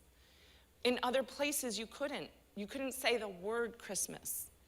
You couldn't walk into a church, but you could still celebrate some Christmas. You know, there were differences. In some of those other countries, you had a Christmas tree, you were going to jail. You know? The church is the true, you know, like what they're trying to attack. When Khrushchev wrote his letter back in, I can't talk about the year, I forget, but when he wrote that letter, he made clear how you bring communism to a country that has not known communism. You infiltrate it through victim organizations. You make everybody feel like a victim. So in that letter, he lays out, make gays feel like victims, make women feel like victims, make your minorities feel like victims, right? If everybody feels like a victim, then they can control them, rather than individuals who stand up for freedom, right, and strength, because individualism means strength. It means I'm not afraid. I have faith. you know, even when things are really hard. And I gotta tell you, for the January 6ers, it's really hard. And when they're sitting in that jail and they haven't seen their families for a year, and they're in awful conditions, you know, you have to remember to stay strong, and it's not easy. And when you're in it, it's easy to say when you're not in it, right? So I don't want to pretend I could do it. But I'm trying to help. And I don't really want to talk about the cases because I'm private counsel in those cases, so it's a separate thing. But one of the things I do want to talk about is, give me 1 second, is a case that related to January 6th that we filed, which was called Gohmert versus Pence. And what that case was, we filed it in Texas, and we actually filed a case that had no factual questions in it. It was 100% about a legal question, the 12th Amendment versus the Electoral Count Act. So 3 U.S.C. 15, 3 U.S.C. 5, 6, this is the statute called the Electoral Count Act. This is where they talk about a joint conference between House and Senate. They put a lot of language into the statute that expressly conflicts with the 12th Amendment. And I'm going to give you a very simple reason you can tell or confirm that. The fact is, none of the Bill of Rights are about ceremonial proceedings, right? Our First Amendment, our Second Amendment, our Sixth Amendment, none of them are about merely ceremonial proceedings, right? The 12th Amendment lays out a very different process if there is a dispute over the electoral ballots, right? So we brought a case, we filed it, called Gohmert versus Pence in Texas, where we asked the court for a declaratory judgment that the 12th Amendment is being infringed upon, and this statute was not a constitutional amendment as it would have been required to be if you want to change an amendment. So we filed this case, and it gets denied the first day on standing because they said Gohmert, Congressman Gohmert, and the 11 Arizona electors who were our clients did not have standing to bring a case about the Electoral Count Act. So then the next day, or the same day, it goes up to the Fifth Circuit. And they just affirm without opinion, unpublished, and it's on a trajectory to the Supreme Court. The challenge we run into is delay. The case gets delayed, and it gets filed in the Supreme Court on or about January 5th or 6th. I don't even know, because I'm not the Supreme Court lawyer.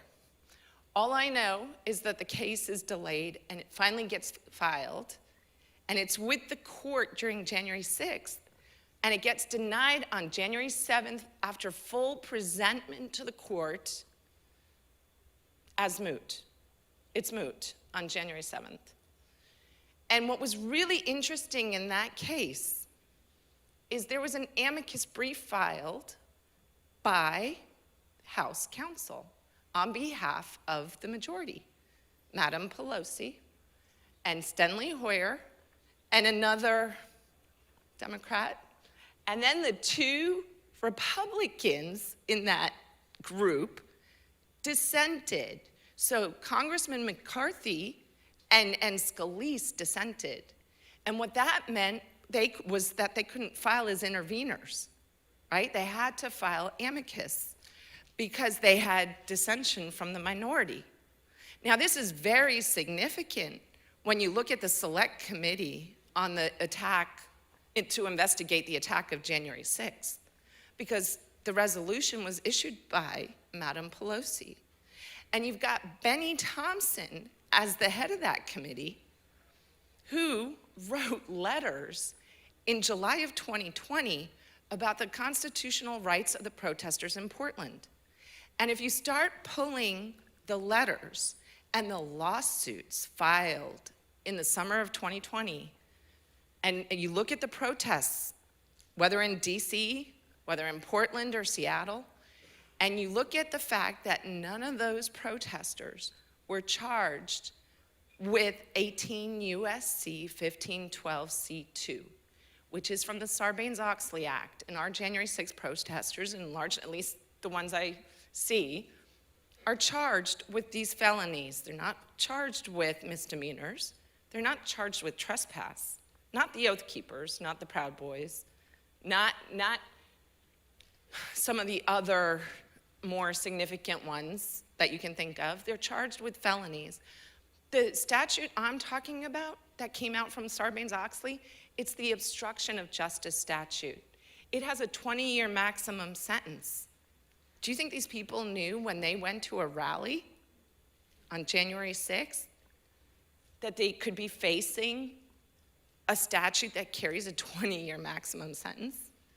And most recently, we had new charges added to certain people, but that relate to sedition. And I want to ask, where were they when it came to information about Eric Swalwell and his relationship with a Chinese spy? And he's still in Congress. He's not charged with seditious conspiracy. We had an employee from the State Department that the DOJ put out a notice that she was charged with having been giving China information from the State Department for 11 years for financial gain. That was in the actual charges on the DOJ website. She didn't end up getting charged with seditious conspiracy. We have a political narrative because I believe, in my opinion, that there's a goal to create fear. And if you can get over that and believe that we can do things like we got Youngkin in Virginia, right? And Youngkin not only took off the mandate for all state employees, he's also fighting the critical race theory. He's issued executive orders on that. His attorney general has basically fired attorneys already who don't enforce the law. So we have changes coming, and it matters, as you all know, living in Vermont. And I know how much the state has been impacted by policy, right? I was a little girl when my dad built a house here because we were skiers. And I remember when they took away the deduction. Now, I was a child, so I may get this a little inaccurate, but they took away a tax deduction on second home mortgages, I believe. But I remember the crash on the housing market, and I remember what it did to Vermont, because Vermont had a lot of second home owners. So disinformation is something you want to be aware of. It's something that if you see with the vaccine, if you see with hydroxychloroquine, if you see with ivermectin, if you see with remdesivir, Comirnaty, if you see with any of this, then you have to start asking questions on the other information that you're getting about the January 6th protesters when they use words like insurrection. The Select Committee actually used the word terrorist in its resolution. I pulled the code on what the definition of a terrorist is under DC law. It actually has things in it like bioweapons warfare, biological disease weaponry. It's got nuclear in it, in that list, right? Like, it's got murder as a factor put in there. None of our January 6th protesters are charged with murder or even having had a gun, right? But they use the word terrorism. Now, what does that do to those of us who remember 9/11? And all we hear from Congress, from certain members, that some people did something, but we won't hear that that was terrorism. Don't you want to ask questions? Don't you want to know why are they saying that these people who came from states like Florida or Pennsylvania, and they went to a rally, and we know the FBI has issued statements that's been publicly reported in Reuters, that they don't have an evidence of a plan as to what these people were going to do inside the Capitol? And you're talking about people that aren't arrested at the scene with weapons, right? Normally in criminal law, you have a person arrested at the scene of the crime. You have evidence. You have witnesses that identify them. These cases are based on video. These people were arrested after January 5th or 6th. They were not arrested on January 6th. So you have to ask about why President Biden uses the word disinformation. Because I really believe it's in the words of politicians, certain politicians. They tell you what they're going to do. And you have to listen because they project, in my view, right? So when they say Republicans are racist, who's the real racist, right? Was Jim Crow one of us, right? No. So we want to ask these questions, and I'm going to read to you. Obama wrote an op-ed in the USA Today this weekend, and what he does very artfully, because Obama was always very good at his language, he writes, finally and most perniciously, finally and perhaps most perniciously, we've seen state legislatures try to assert power over core election processes, including the ability to certify election results. What does he then do in this op-ed? He connects it to the quote-unquote spun conspiracy theories that drove a violent mob to attack our Capitol. He is doing what I have been saying. They are directly taking January 6th as a bootstrap to try to prove their election law, their bill, their new Civil Rights Act, Voting Rights Act. When a judge in Wisconsin made clear that having a box, which could be a shoebox, does not constitute an absentee ballot box, right? That absentee ballot boxes under Wisconsin election law are illegal. And that matters not only for going forward, as President Obama points out, it also matters for 2020, right? Absentee ballot boxes are illegal in Wisconsin under Wisconsin law, according to a Wisconsin judge.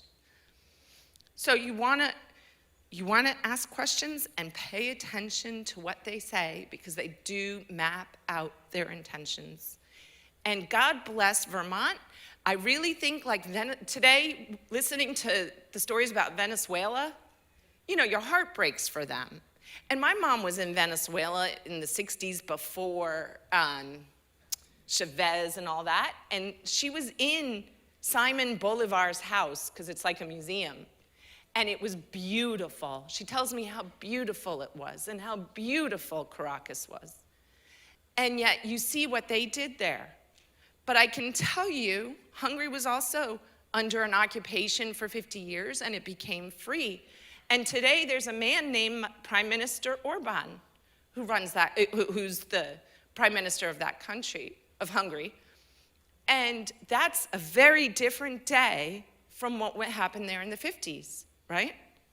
So there's hope, and there's and a lawyer who has faith, right? So we all should remember faith, that we go through trials, we go through difficult times. 2021 was horrible. But we have a new day.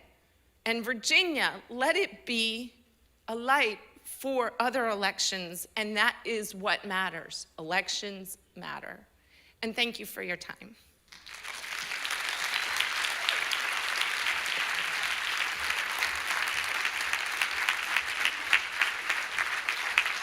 Oh, I'm taking the mic.